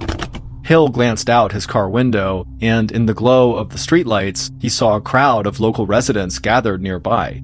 He wasn't surprised by the scene, because police showing up in force to a cottage in Wadhurst was a very rare sight. Hill stepped out of his car. He was tall and thin with gray hair, and he wore a dark suit and tie. It was cold, so he could see his breath hanging in the air. So he quickly walked across the street, past the crowd of people, and went up to Harry and Nicola's front door. Earlier that evening, the Sussex police had received an urgent phone call from Nicola's parents. They said they'd been trying to reach Nicola all day, but they hadn't heard from her, and that a coworker had told them that Nicola had not shown up for work that day. Nicola's parents were worried because Nicola was not the type of person who would miss work without calling first. So the police had gone by the cottage just to make sure everything was okay, but nobody had answered when they knocked on the door. And then one of Harry and Nicola's neighbors said they had heard strange sounds coming from the cottage that morning. So the police had forced the door open and gone inside. And when they had stepped into the front room of the cottage, they knew instantly that something horrible had happened. So they had called into the station, and Detective Hill and the rest of the investigative team had headed over. Standing at the closed front door of the cottage, Hill turned around and looked back at the crowd of people staring up at him both right in front of the cottage and up and down High Street. Then he took a deep breath, turned back around, and opened the door, stepped inside, and shut the door behind him. Hill was a veteran of law enforcement, and it took a lot to affect him, but when he stepped inside of that cottage, he was shocked by what he saw. A large path of blood led from the front room towards the back of the house. So Hill followed the blood out of the room, down a hall, and past the kitchen. Then he stopped outside of the laundry room where the blood trail ended, and where several officers were now standing taking pictures. Hill stepped past the officers into the laundry room and looked down at the ground. Harry Fuller's body was propped up against the washing machine, and it was clear he had been shot to death. But as Hill looked at Harry, he noticed something strange. He crouched down to get a better look and saw there was white powder on the front of Harry's shirt. The placement of the powder seemed purposeful, like someone had sprinkled it on Harry after he was dead or dying. Hill thought the powder could be cocaine, but they would need to test it first to make sure that was true. Hill told a member of the team to collect samples of the white powder and then made his way back to the front of the house. He heard movement on the second floor, so he turned and began walking upstairs. And when he reached the second floor landing, he saw a coffee mug on the floor next to a half-smoked cigarette in an ashtray and drops of dry blood leading down the hall. Hill followed this blood trail and eventually wound up in a bedroom where more officers were now gathered. On the ground in front of them was the dead body of Nicola Fuller. She was still wearing her nightgown with a duvet partially covering her. But the thing that really stood out to Hill was the blood-spattered phone lying right next to Nicola's outstretched hand. Just based on his first impression of the scene, Hill thought Nicola must have gotten away from her attacker after she had been wounded and had made it to this phone in the bedroom to try to call for help. That meant, for at least a moment, Nicola must have thought she might be able to escape the horror that was unfolding in her home. And the image of this poor young woman spending her final seconds terrified and desperately trying to save herself made Hill very angry. Hill took a deep breath and reminded himself to stay calm. Then he turned and headed back downstairs. Once down there, a ballistics expert who was crouched down in the front room waved him over. When Hill walked over to him, the expert showed Hill several bullets they had found on the floor. At first glance, Hill thought they just looked like standard .32 caliber bullets from a pistol, but the ballistics expert said there was something that made these bullets very unique. They had been manually altered to presumably cause as much damage as possible on impact. Hill knew his work was just starting, but the altered bullets and the white powder on Harry's shirt got him thinking that maybe these murders were tied to drugs. Whether the powder turned out to be cocaine or not, it seemed to Hill like the killer or killers had put it there on Harry to make the police think it was drugs, so that at least the first impression would be this was drug-related. Also, just the gruesome nature of the way in which Harry and Nicola were killed, with these altered bullets that totally ruined their bodies, it reminded Hill of some other incredibly violent drug-related homicide cases he and his colleagues had investigated in the past. But that was just an initial theory, and Hill would have to wait for test results on the white powder to know if it really was cocaine. But while he waited, he wanted to start digging into Harry's work to see if maybe he was not just a car dealer. Maybe his business included drug trafficking.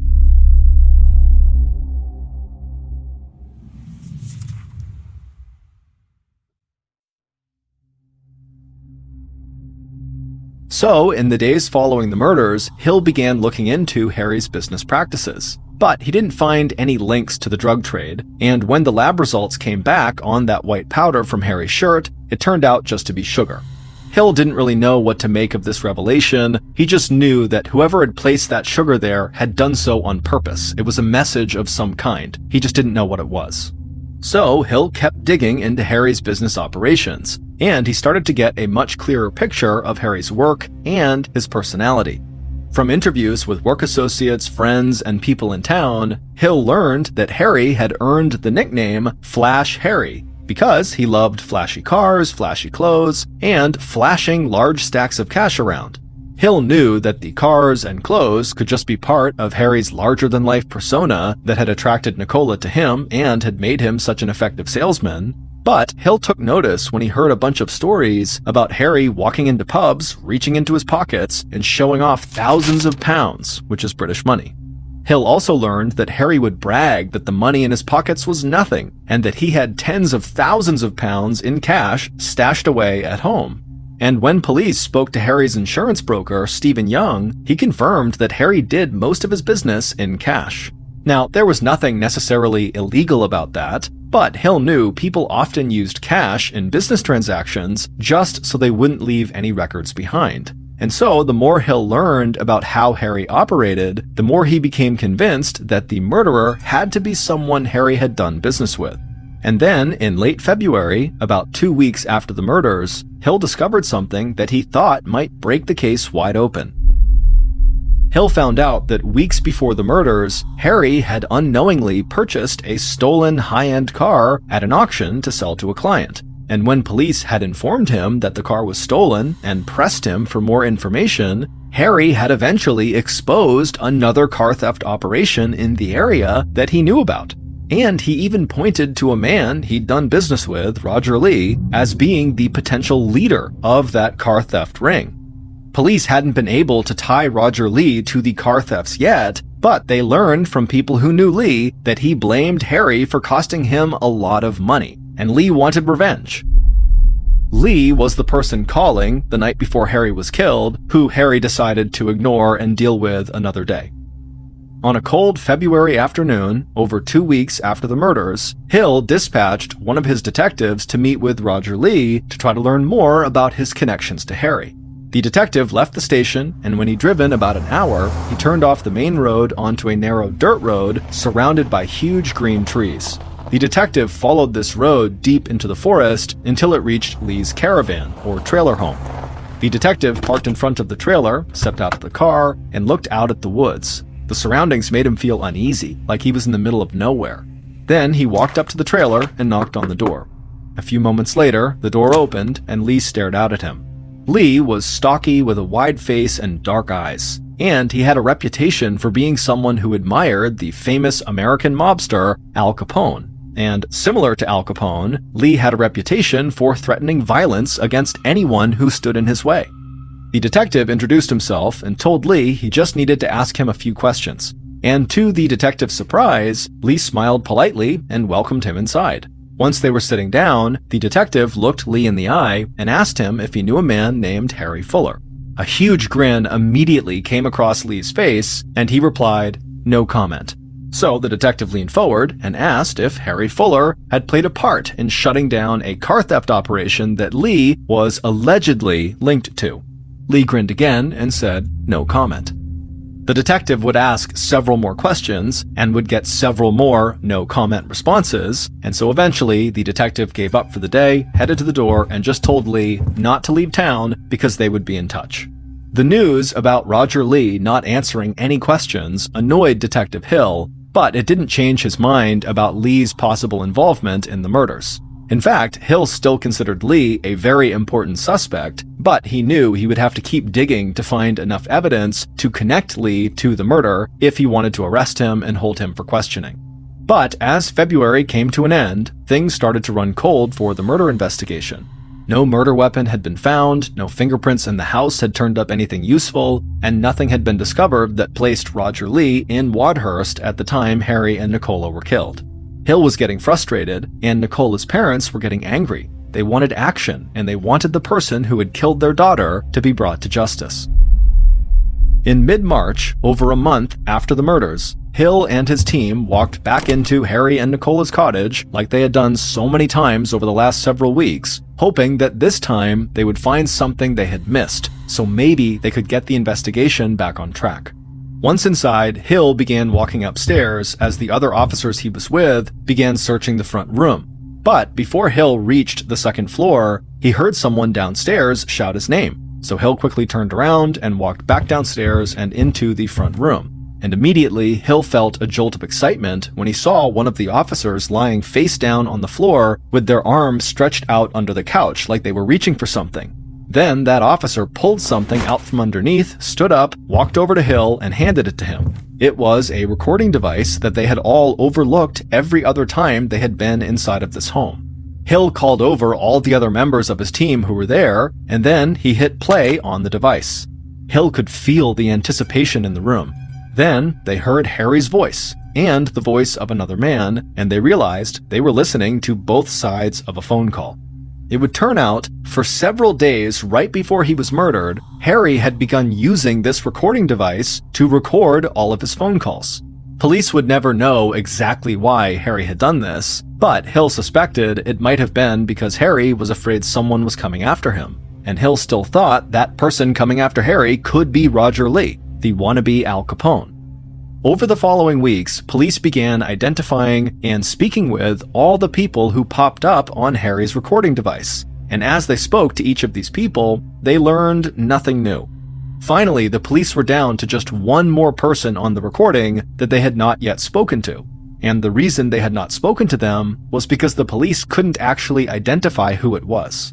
And so, after weeks of trying in vain to figure out who this mystery person was, Detective Hill finally just went on TV and played the recording with this mystery person's voice on it, hoping someone from the public might recognize it. On the night of April 15th, 1993, so not long after Hill had gone on TV, a woman and her husband, who lived in a town near Wadhurst, were sitting on their couch watching Crime Watch, one of their favorite TV shows. Crime Watch was a British show that featured details about active police investigations, and on the show, members of law enforcement and the host would ask viewers to help them identify someone who could potentially help a case move forward. On the couch, the woman and her husband watched as Detective Hill and the Crime Watch host introduced details about Harry and Nicola's unsolved murders. Then, Hill announced that he was going to play a recording of a phone call between Harry and an unidentified man, and Hill said learning the identity of this man could be crucial in helping police find Harry and Nicola's killer. The woman leaned forward on the couch and listened intently to the recording. Then, after it was done playing, a stunned look came across her face. She turned and looked over at her husband, and she said to him that the voice on that recording sounded exactly like his brother. Her husband shrugged and said, "No way, it can't be him." But then, Detective Hill on TV said they would play the recording again. So at this point, both the woman and her husband turned and looked back at the TV and leaned forward intently to listen as closely as they could. And when the recording played again, the woman stared at her husband knowingly. And finally, her husband breathed out a big sigh and said, "Yeah, that's my brother."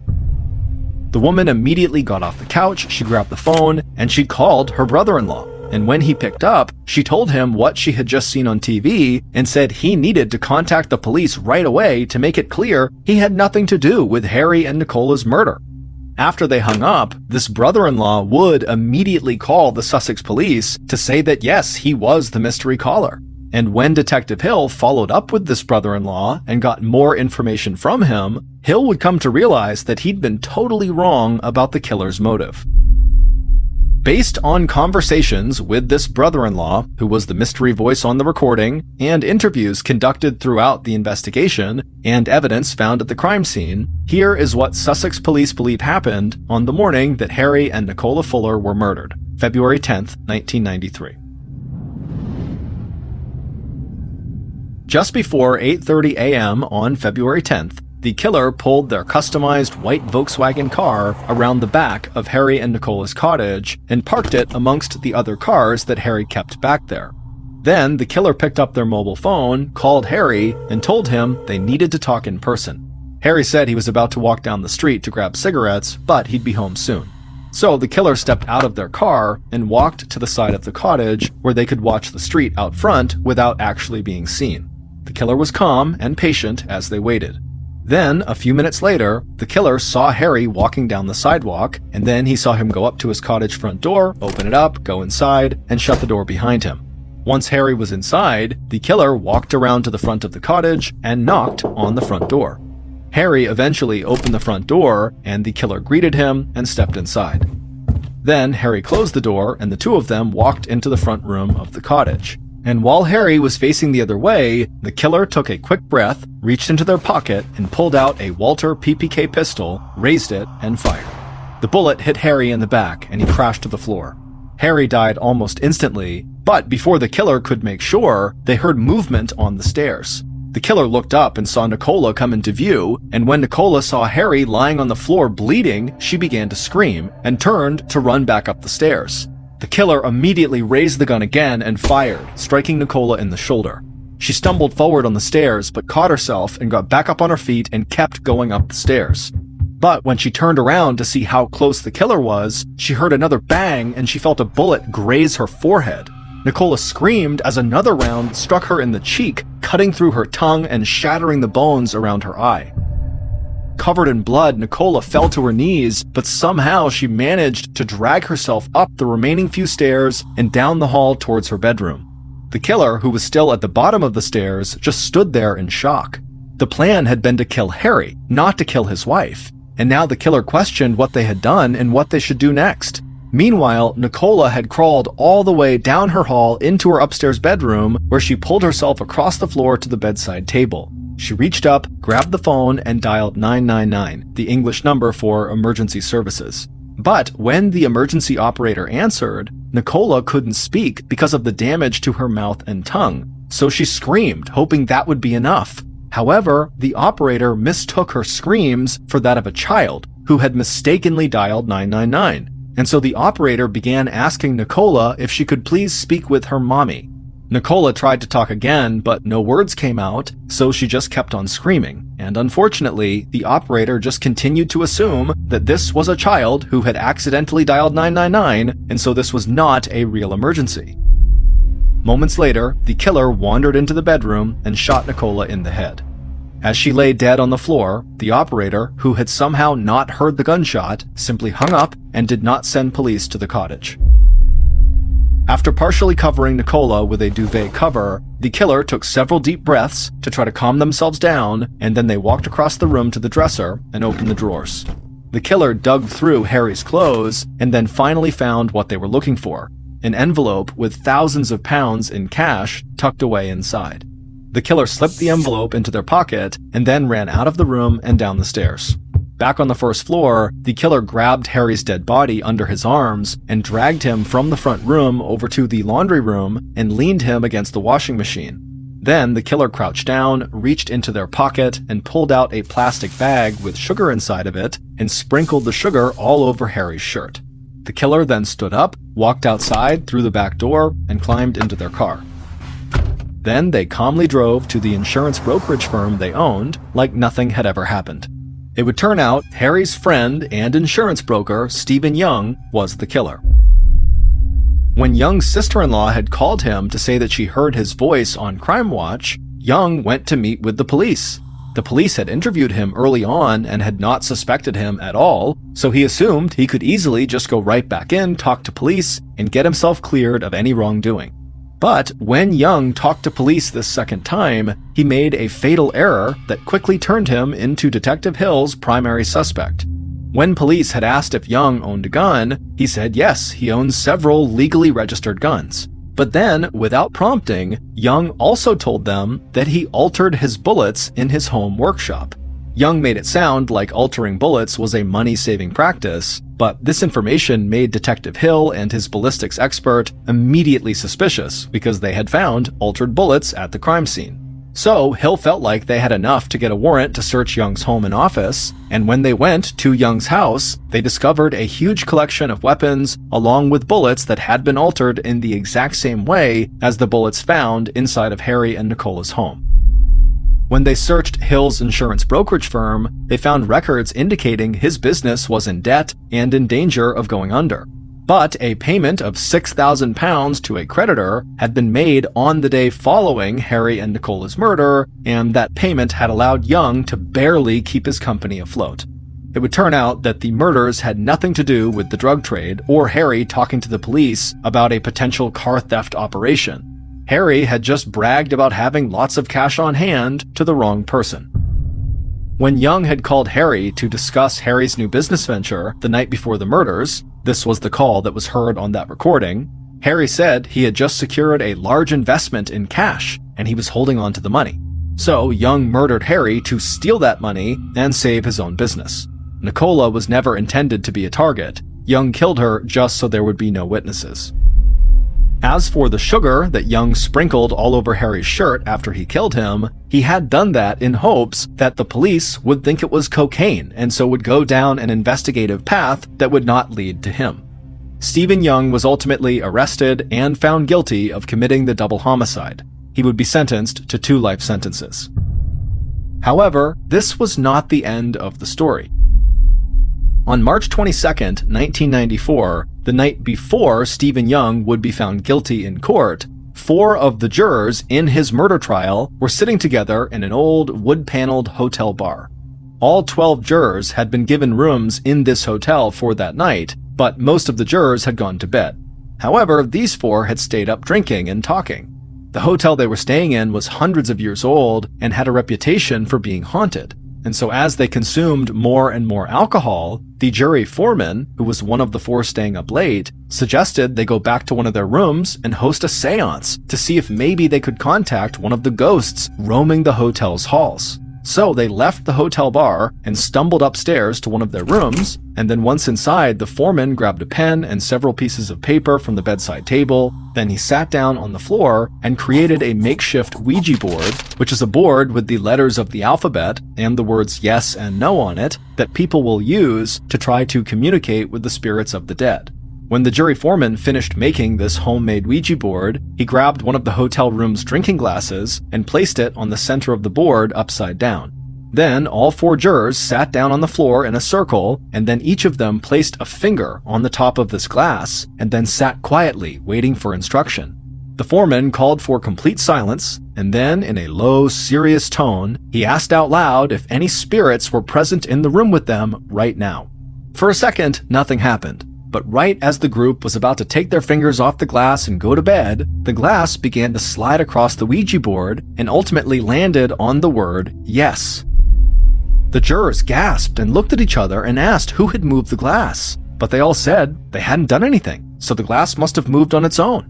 Feeling excited and scared, the foreman asked another question. Who was the spirit in the room with them? And again, the jurors felt the glass begin to move under their fingers.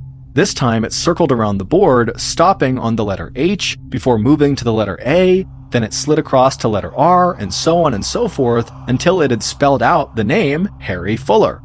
The jurors laughed nervously when it was done, and again asked each other if any of them were moving the glass on purpose, but they all continued to say no. And so eventually, one of the jurors asked the apparent spirit of Harry Fuller who had killed him and his wife. The room fell silent again. Then, again, the glass began to move and spelled out the name Stephen Young. After it was done, the jurors pulled their fingers off the glass and just stared at the board. Then, after a tense moment of silence, they kinda nervously laughed again and decided they had had enough talking to the dead, and so they all got up and went to their separate rooms and went to sleep. The following morning, at breakfast with the rest of the jurors, the foreman revealed what he and the 3 others had done the night before. And for the most part, the jurors at the table thought it was a funny story. Later that day, the jury reconvened in court and found Stephen Young guilty of Harry and Nicola's murders, a verdict that law enforcement believed was clearly supported by concrete evidence. But then, in April, a month after the trial, one of the jurors who had learned about the Ouija board when the foreman told the story at breakfast sent an anonymous letter to the court explaining what had happened. And he said he could not live with himself if somehow a drunken seance with a Ouija board had somehow affected the guilty verdict. And when Stephen Young's attorneys were notified by the judge about this letter and about the seance, they demanded a retrial, and the court granted them one. And so a retrial with a new jury was conducted, but again, Stephen Young was found guilty and again sentenced to 2 life sentences. The legal outcome of the second trial was the same as the first, but any sense of closure Nicola's parents had found was shattered by the media frenzy surrounding the hotel seance. Nicola's father would say that the jurors had made a mockery of his daughter and son-in-law's deaths. And for years to come, the murders of Harry and Nicola would be remembered not for the tragic loss of life, but for the drunk jurors who tried to talk to the dead.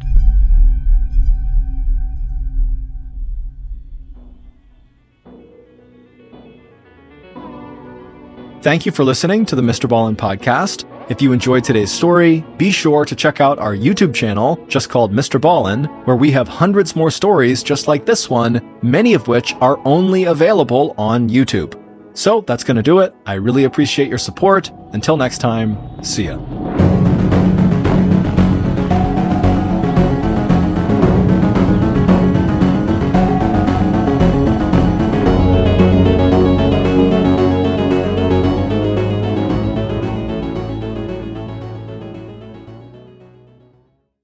On April 18, 1992, a person in California turned their shower on and waited until the steam was rising up out of the stall before they stepped inside.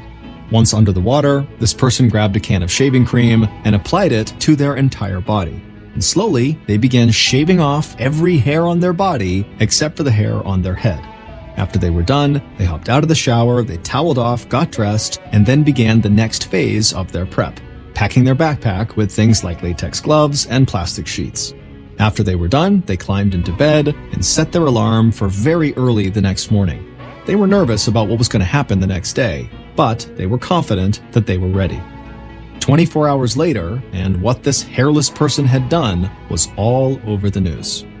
But before we get into that story, I want to tell you about my absolute favorite storytelling show. It's called Bedtime Stories, and it's truly one of the most entertaining and mind-bending, terrifying shows I have ever heard, and they have a truly incredible storyteller. And here's a bit of exclusive news. It's been handpicked by me to become our very first non-Mr. Ballin hosted podcast under the Ballin Studios banner. And the show is live right now with the first 3 episodes. You can listen to Bedtime Stories right here on Amazon Music. So, if that's of interest to you, right before the Amazon review button lays down to go to bed, put on my new favorite show, Bedtime Stories, and scare the absolute crap out of it. Okay, let's get into today's story.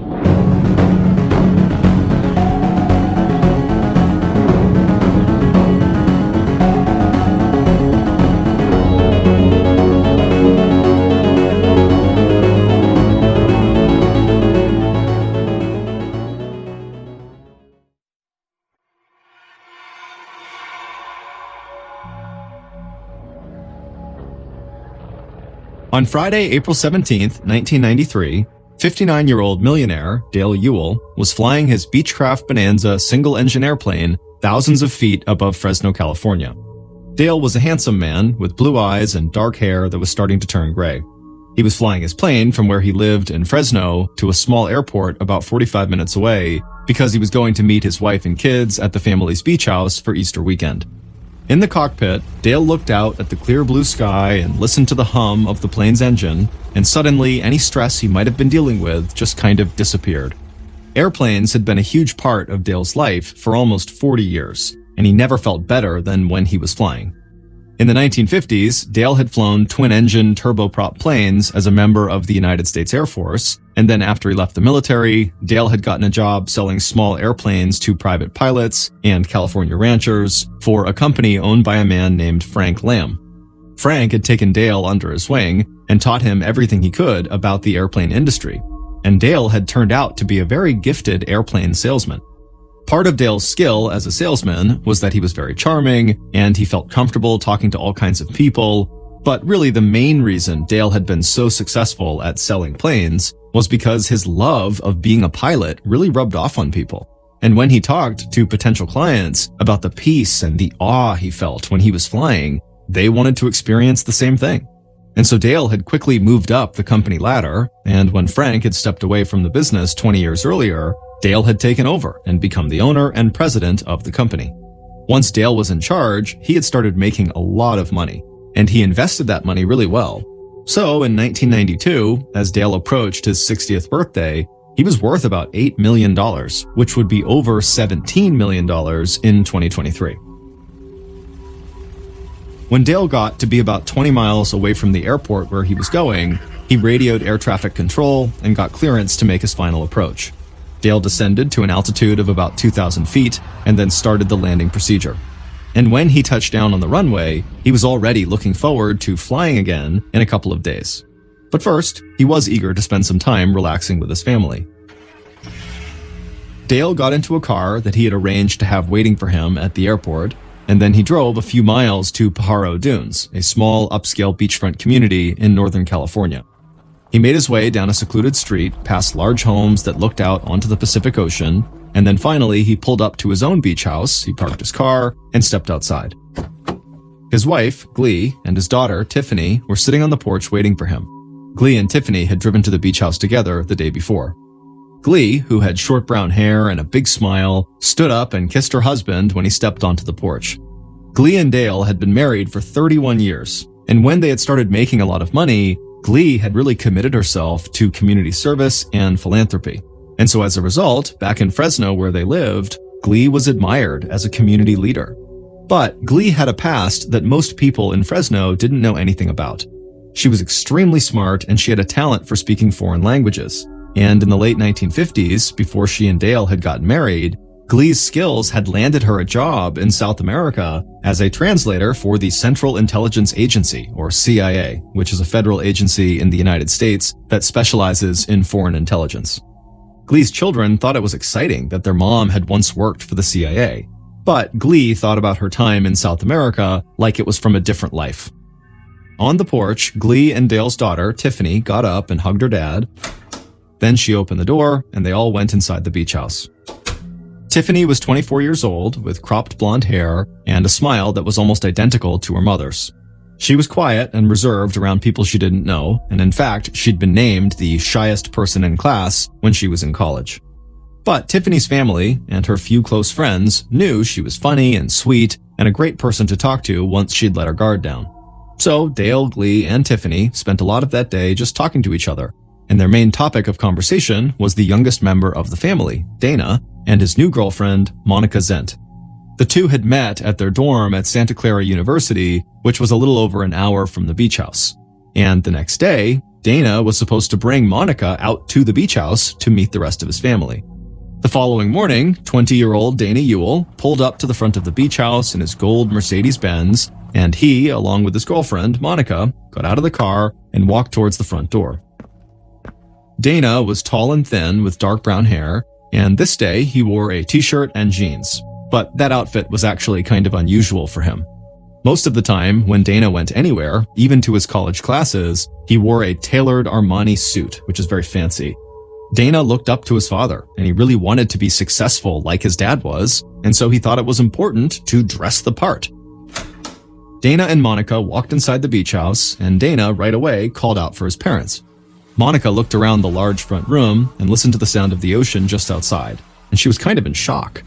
Monica's father was an FBI agent, so she had not grown up around people who had as much money as Dana and his family. So the gold Mercedes, the beachfront property, the airplanes, and the whole lifestyle the Ewells led was just all so new to her. Dale, Glee, and Tiffany came into the front room from the kitchen and said hello to Dana and Monica. Then Glee asked Monica to go on a tour of the beach house, really just so Glee could get to know her son's new girlfriend a little bit better. And later that day, while Monica was spending time with Glee and also with Tiffany, Dana and Dale went to play tennis on a court that was reserved just for residents of this small beach community. As they played, Dale talked to his son about the airplane business, but he really wanted to hear about how Dana was doing at school. Dana said classes were going great and that he really liked his girlfriend, Monica, so he was excited that the family was finally getting to meet her. Dana also said that he really hoped the entire family would get to spend more time together as a whole once this semester was over. And then the two of them started talking about their favorite topic, flying. Dana said that he wanted to get into piloting helicopters, so his dad, Dale, said they should find a good place for him to take lessons that was not too far from school. They played tennis for a bit longer, and then they headed back to the beach house. Later that night, a few hours after dinner, Dale and his wife Glee were lying in bed, and they began talking about how lucky they were to have this beach house, this really nice place where the whole family could go and spend time together and just kind of be away from everything for a little while. Glee said that she knew the kids were growing up and they had their own lives and interests, but she just hoped that Dana and Tiffany would keep coming to the beach house even when they were older and had families of their own. On April 19th, the following day, Dale helped his wife and his daughter load up Glee's gray Cadillac with the suitcases and cooler of food that they had brought to the beach. Dana and Monica were going to have Easter dinner with Monica's parents, so they had already left. Once Glee's car was loaded, Dale gave his wife and his daughter a kiss and told them he'd see them when he got home. Then Dale got into his own car and drove to the airport so he could fly his plane back to Fresno. Tiffany climbed into the passenger seat of the Cadillac, and Glee got behind the wheel, and then a couple of minutes later, they began their drive back home. It would take them 3 hours to complete the drive, but they made a pit stop about halfway through and grabbed some food at a fast food restaurant called Foster's Freeze, which was Tiffany's favorite place to get a milkshake. Finally, at about 5 p.m., Glee and Tiffany pulled into the driveway of their large ranch-style house in a secluded, wealthy neighborhood in Fresno. The house had a sprawling front yard that was beautifully landscaped with huge trees and a stone fountain in the center of the yard. Glee opened the garage door and pulled the Cadillac inside. Dale's car wasn't there, but that didn't surprise her. Even though the flight Dale had made was short, Glee knew he would spend some time at the airport making sure everything was all right with his plane. Tiffany got out of the car. She was carrying her drink from Foster's Freeze. Glee went around to the back seat, grabbed the cooler, and then followed Tiffany into their house. Once they were inside, Glee stopped to put the cooler down, but Tiffany kept on walking, and she disappeared down a hallway that led to the kitchen. Then, Glee thought that she heard something fall onto the floor down the hall, so she called out to Tiffany, but Tiffany didn't call back. So Glee walked into the hallway where Tiffany had just been, and when she did, she screamed, turned around, and started running. That night, Dana sat at the dinner table with his girlfriend Monica and her parents at Monica's parents' house.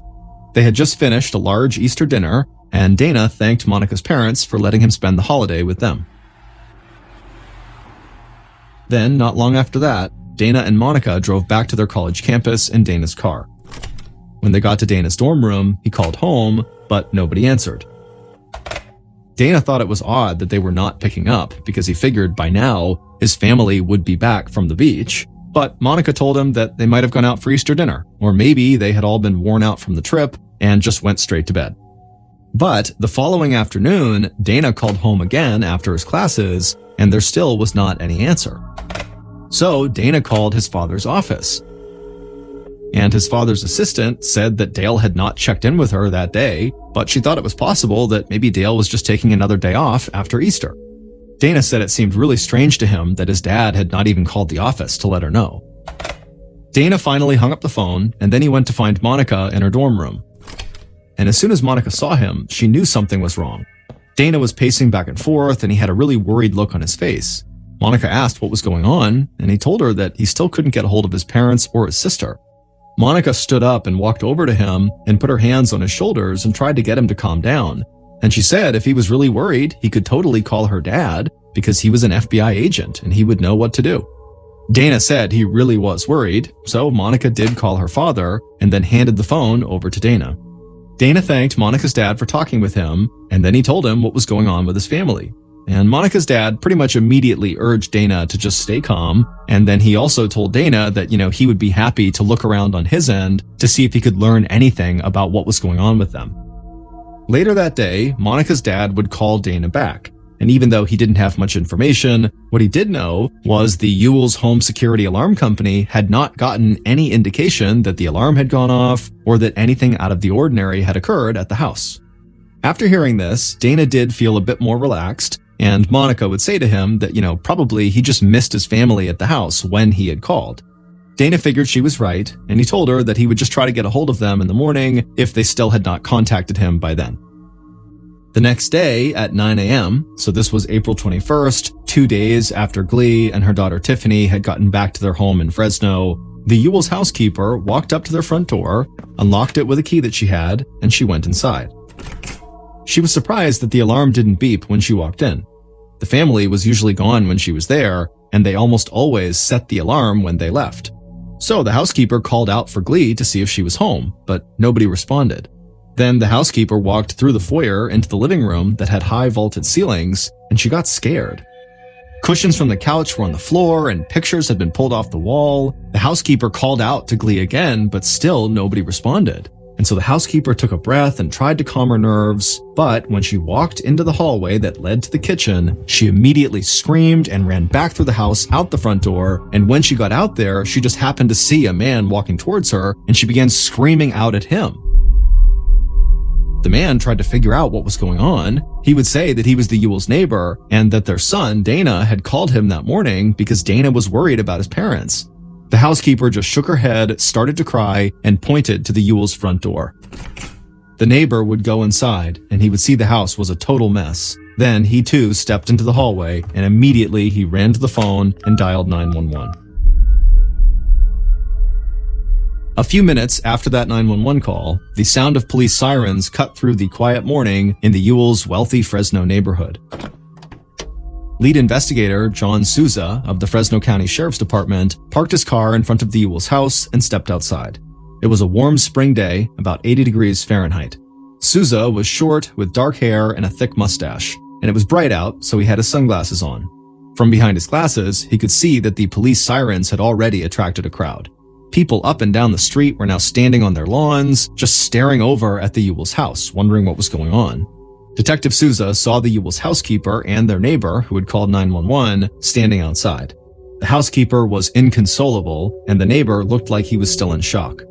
So Souza walked up to them and tried to calm them down and told them everything was okay now, and then at some point the neighbor told Souza what he had seen inside of the Ewell's house. Another squad car pulled up, and Deputy Chris Curtis got out. He was young and tall with light brown hair. Souza asked the neighbor and the housekeeper to please wait outside, and he told them that other officers would arrive soon to ask them more questions. Then Souza took off his sunglasses and waved Deputy Curtis over to him, and then the two of them walked into the Ewell's house together. Every room Souza and Curtis walked through inside of the house looked like it had been totally ransacked. Souza had spent his early days in law enforcement in the robbery unit, and he told Curtis that in all his time investigating robberies, he'd never seen a house in this state. It was like whoever had done this had opened and emptied virtually every cabinet and drawer and littered the floor with everything the Ewells owned. Then Souza and Curtis walked down the hall towards the kitchen, and they found the first body. Dale was lying face down, dead in the hallway. A pool of dried blood had formed under his face, and several unopened newspapers were scattered across the floor. Souza thought it looked like rigor mortis had already started to set in on the body. Rigor mortis is when muscles in a body stiffen after death, and so Souza wondered if Dale had been dead for days. Souza and Curtis walked further down the hall, they came to the kitchen, and they stopped again, because on the kitchen floor, they saw Tiffany lying face down like her father. Blood had run across the kitchen floor, and a drink had spilled nearby. Then they went back into the hall, walked into a home office, and found the third body. Glee was lying on her side, and massive amounts of blood had pooled behind her. Not long after Souza and Curtis found Glee, the forensics team arrived and started looking for evidence on and around the bodies. And while they did that, Souza and Curtis searched the rest of the house. The door to the main bedroom was open, and Souza could see that the bedroom looked even more torn apart than the rest of the house. He and Curtis walked into the room and saw that every drawer of a large wooden dresser had been opened, and clothes were all over the floor. Souza walked over to a vanity table and saw an open jewelry box that had been emptied. It seemed clear that whoever had killed the Ewells had also stolen valuable items from this jewelry box. So Sousa thought there was a chance this was just a robbery gone wrong, that the Ewells had just come home at the worst time, and when they walked in on the robbers panicked and killed them all. After doing an initial search of the house, Sousa and Curtis joined the forensics team near Dale's body. Forensics officers had found Dale's wallet nearby, but it had been cleaned out, and that supported the idea that robbery could have been the motive behind these killings. But then, forensics officers told Sousa something that he was not expecting to hear. Based on the wounds on the bodies, they believed the Ewells had been shot with a semi-automatic 9mm pistol. But there was no murder weapon and not a single bullet casing had been left behind. And they said the weapon used and the way in which the victims were killed was like something they had seen in professional hits carried out by drug cartels. They also told Sousa that they found small yellow fibers on all three bodies, but they'd have to run tests on these fibers to know what they were. Sousa didn't know what to make of any of that. On the surface, nothing about the Ewells led him to believe they were mixed up in drug smuggling or some criminal enterprise. But Sousa knew enough not to rule anything out. So, as more members of his investigative team arrived, Sousa sent them out to interview the Ewells' neighbors. Then, Sousa got word from his boss that Dana Ewell was on his way to the sheriff's station with an FBI agent, and Sousa needed to go see them.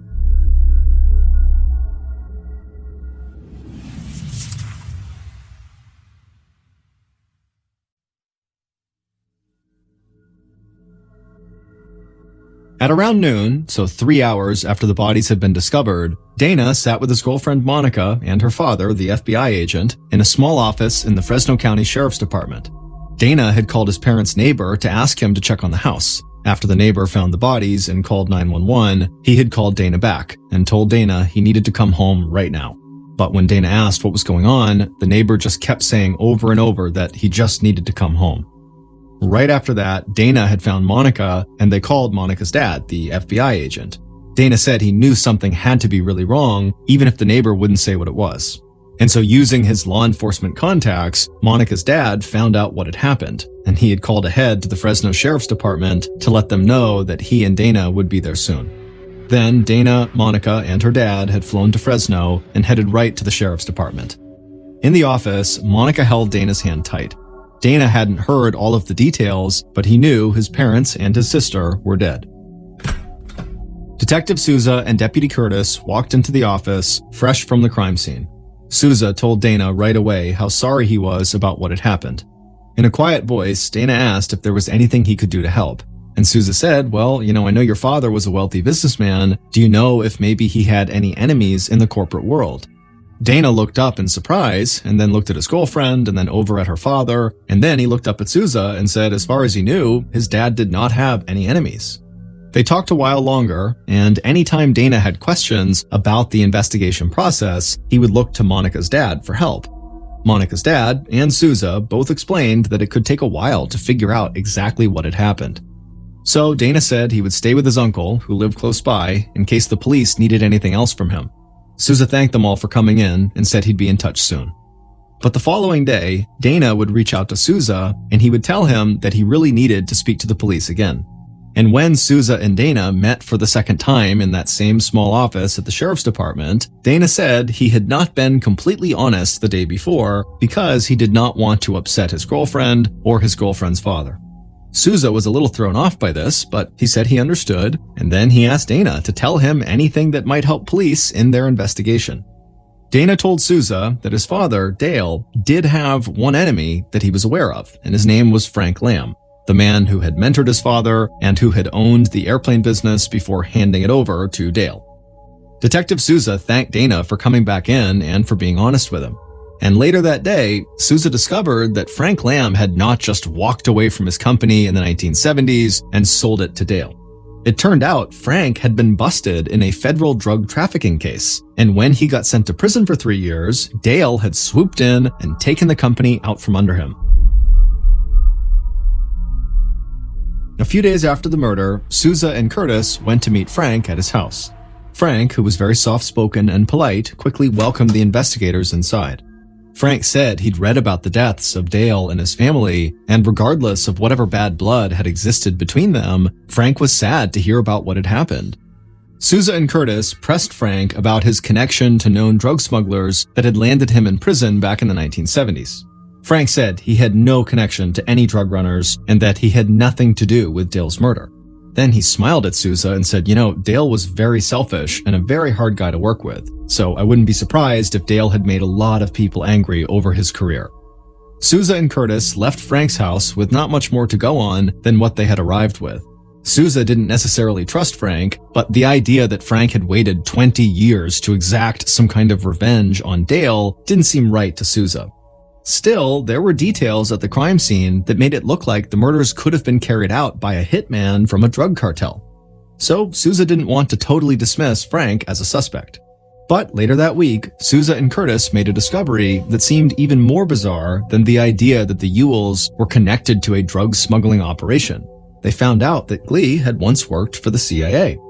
Souza reached out to the CIA, but the CIA was not forthcoming with many details. All Souza learned was that Glee had been a Spanish translator in South America for the CIA over 30 years earlier. So all of a sudden, Souza and his team wondered if Glee had been the target, and if the murders were somehow retribution for something she'd been involved in during her time in the agency. And that information about Glee's past somehow got out, and the media jumped all over it. Pretty soon, there were tabloid-style stories about the murdered millionaires with possible connections to international drug cartels and the CIA.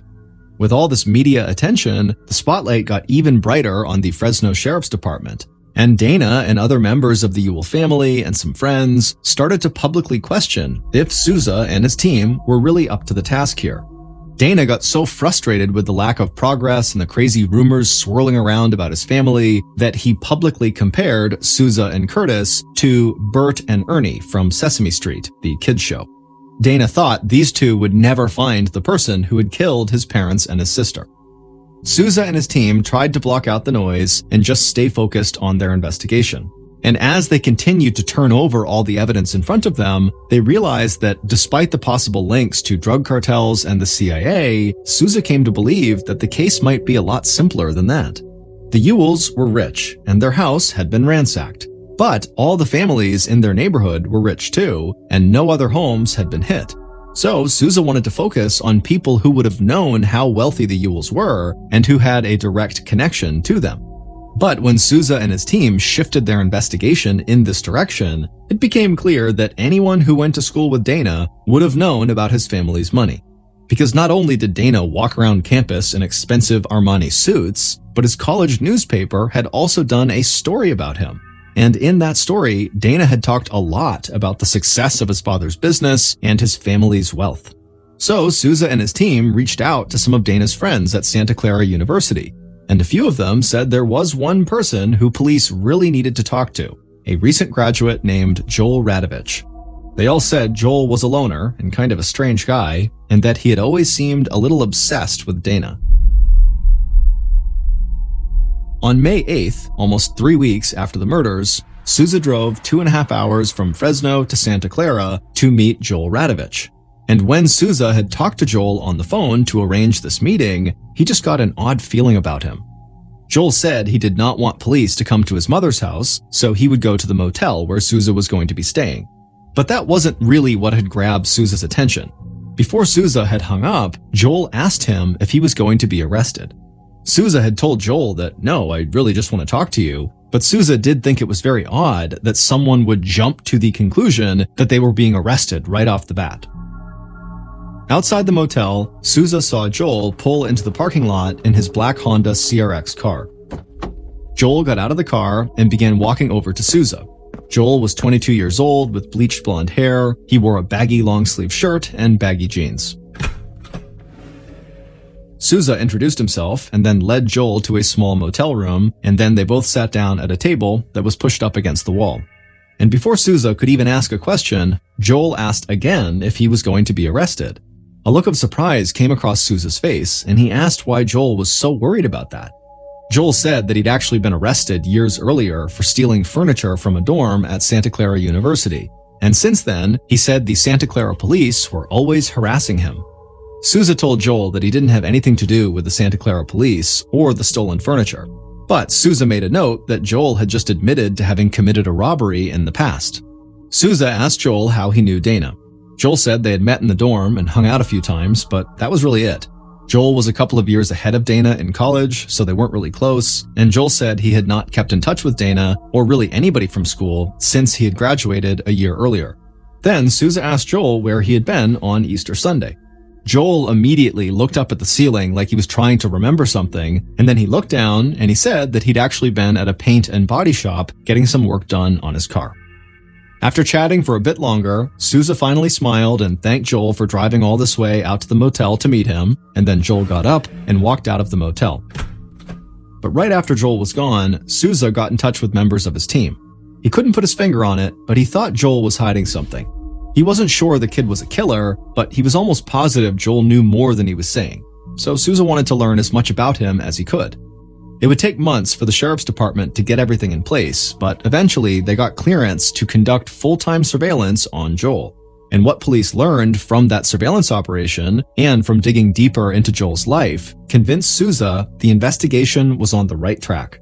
But Souza's process was methodical and slow, and months went by without any new information getting out to the public. So Dana and other people on the outside thought the cops just weren't doing anything. And as the investigation stretched into months and then years, even Monica's dad, the FBI agent, questioned the Fresno Sheriff's Department's techniques. But Souza, Curtis, and the rest of the team just kept blocking out the public attacks. They were confident they had the killer in their sights, but they wanted to make sure their case was airtight before they moved in.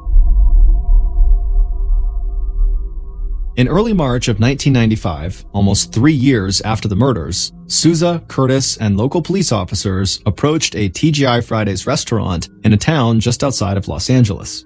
Souza went around back to where he had a car waiting, and Curtis and the others headed inside. The music was loud inside, and the place was packed, and Curtis was surprised this was where the investigation had finally led. But he and Souza were sure that the bartender working at Fridays that night was the one person who could bring the Yule murder case to a close. Curtis weaved around a few tables and moved out of the way of the server, but he never took his eyes off the bartender. And the bartender eventually looked up and saw Curtis coming his way. The bartender immediately began scanning around the room like he was looking for his exit, but he could tell there was just no way he could make a run for it. So Curtis and the other cops walked up to the bartender and told him they needed to talk. The bartender got a look on his face like he knew he'd been caught. Then police led him out through the kitchen to a parking lot behind the restaurant, and they put him in the car where Souza was waiting for him. And when Souza was done talking to this bartender, police would finally know who had killed Dale, Glee, and Tiffany, and how they had done it. Based on information provided by the bartender, evidence found at the murder scene, and details from interviews carried out during the investigation, here is a reconstruction of what police believe happened the day someone murdered the Ewell family on April 19th, 1992. On the night of April 18th, so the day before the murders, the killer watched steam rise from their shower. While the hot water ran, the killer stepped into the shower and covered their body in shaving cream. Then they reached down with their right hand, grabbed a disposable razor from the side of the shower, and ran the blade over the hair on their left forearm. A few minutes later, they rinsed the razor off under the hot water, they bent down, and started shaving the hair on their left leg. The process took a long time, but eventually the killer had removed all of their body hair except for their eyebrows and the hair on their head. After they were done, they stepped out of the shower and dried off. Before sunrise on April 19th, the following morning, the killer got dressed in all black, wore a knit hat to cover the hair on their head, and slipped on a pair of latex gloves. The killer walked outside and put a large backpack as well as an unloaded semi-automatic 9mm gun in the back seat of the car. Then the killer drove to the Ewell's neighborhood. When they arrived, they drove past the Ewell's house and parked their car a few blocks away. They grabbed the backpack and the gun, got out of the car, closed the door, and moved quickly through the darkness to the Ewell's house. Once the killer got there, they walked around to the backyard that was surrounded by a low cinder block fence. They dropped their bag and the gun into the backyard and then climbed over the fence. They grabbed their things and then ran to a small shed in the backyard and stepped inside. The killer had studied everything about the house, and they knew there was a spare key on the floor of the shed. So they pulled a flashlight out of their bag, they found the key, they grabbed it, and then darted across the yard towards the back door. The killer unlocked the door and walked inside. The house was dark, but the killer found their way to Dale and Glee's bedroom. They turned on the light, opened their backpack, and pulled out a large plastic sheet and unrolled the sheet across the floor. Then the killer put their gun down on the plastic sheet. They walked across the room to a jewelry box. They emptied it and put the stolen jewelry in their backpack. The killer then sat down on the plastic sheet. They reached into their backpack again and pulled out ammunition as well as a homemade silencer made with PVC pipe and several tennis balls that had been cut in half. The killer loaded their gun and attached the homemade silencer to it. Then they sat there on the plastic sheet and waited patiently for someone to come home. Several hours later, at about 5 p.m., the killer heard the garage door open. The killer felt butterflies in their stomach and a jolt of nervous energy. They grabbed their gun, they ran down the hall, and crouched down in a room that was across from the kitchen. The killer could hear a door open and then also Glee and Tiffany talking. The killer tried to control their breath and told themselves to stay calm and just wait for the right moment.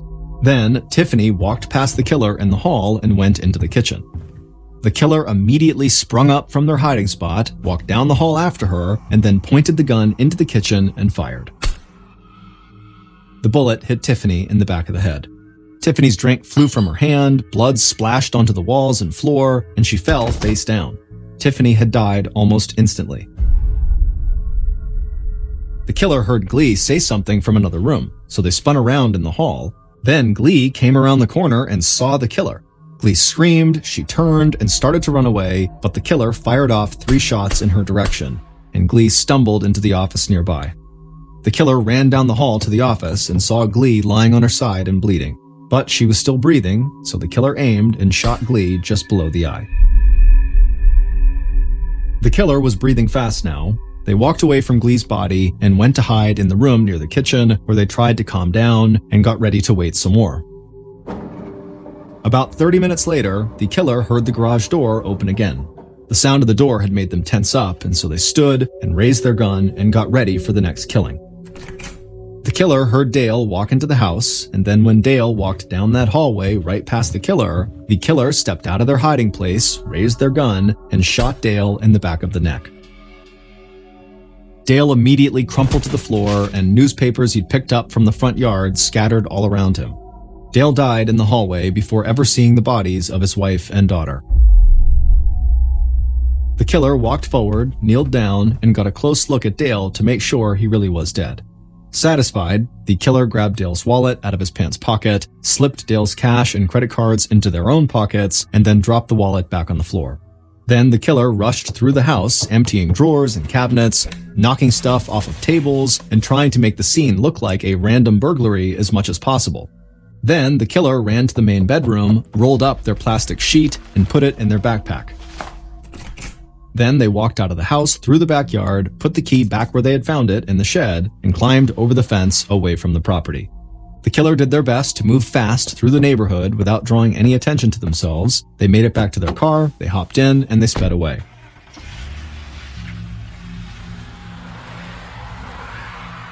A few minutes later, they pulled onto the highway and left Fresno behind. When they finally made it home, they sat down in their bed and waited for the phone to ring, because they knew Dana Ewell would be in touch soon. Joel Radovich, the young man Sousa had never trusted, murdered Dale, Glee, and Tiffany. But Joel had carried these murders out at Dana Ewell's request. It would turn out that despite what Joel had told Sousa, he and Dana were close friends. In fact, some people said they were almost inseparable. And according to some of their classmates, Dana and Joel seemed to lack any sense of morality. They had convinced themselves there was no difference between right and wrong, and so any action, even murder, could be justified. And Dana wanted to murder his parents and his sister because with all of them gone, he would inherit $8 million and his father's company. Dana didn't just want to follow in his father's footsteps, he wanted to replace his father. In fact, in the story Dana's college newspaper had written about him, Dana claimed to be the brains behind his father's successful airplane business, and he even implied he was running the company while going to college. So Dana had offered Joel $4 million of the inheritance he was sure to get if Joel would kill his family. Dana had given Joel a layout of the house and said he would leave a key in the shed for him and told him how to disable the alarm system. Joel had accepted the deal. Then he bought a book called Hitman, a technical manual for independent contractors, to help him plan the perfect murders. The book had led Joel to shave off all of his body hair so he wouldn't leave any hair behind at the crime scene, which could then be used as DNA evidence. And the book suggested using a gun and a homemade silencer that could not be traced back to the shooter. But Joel needed help with that part of the plan, so he had turned to his good friend, the TGI Fridays bartender, who was an avid gun collector.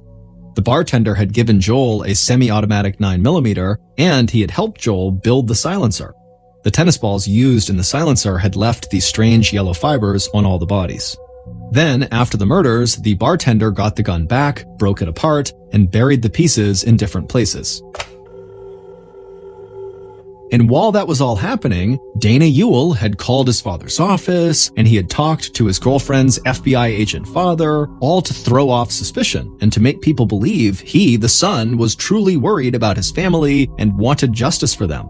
And Dana's tactics had worked for a little while, because it turned out that Sousa was almost positive Joel Radovich had murdered the Ewells not long after they had met in the motel. But it took some serious digging before the investigators became convinced that Dana Ewell was the person behind his family's murder. And putting all the pieces together and getting an airtight case against Dana took a long time. But finally, surveillance on Joel had led police to the TGI Fridays bartender, and after they cornered him at work, the bartender told police he knew everything about the murders and he admitted his part in them. Then he led police to the place where he had buried the barrel of the gun that was used in the murders, and he agreed to testify against Joel and Dana in court. The bartender was ultimately granted immunity for his testimony, and as of 2023, he works as an attorney in California. As for Joel and Dana, they were convicted of first-degree murder and sentenced to life in prison without parole. Dale, Glee, and Tiffany are all buried next to each other in Fresno. The epitaph on all three of their headstones reads, "Together Forever."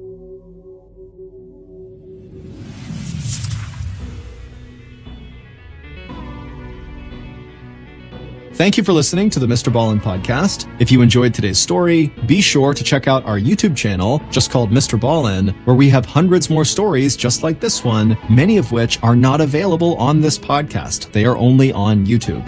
Again, that channel is just called Mr. Ballin. So that's going to do it. I really appreciate your support. Until next time, see ya.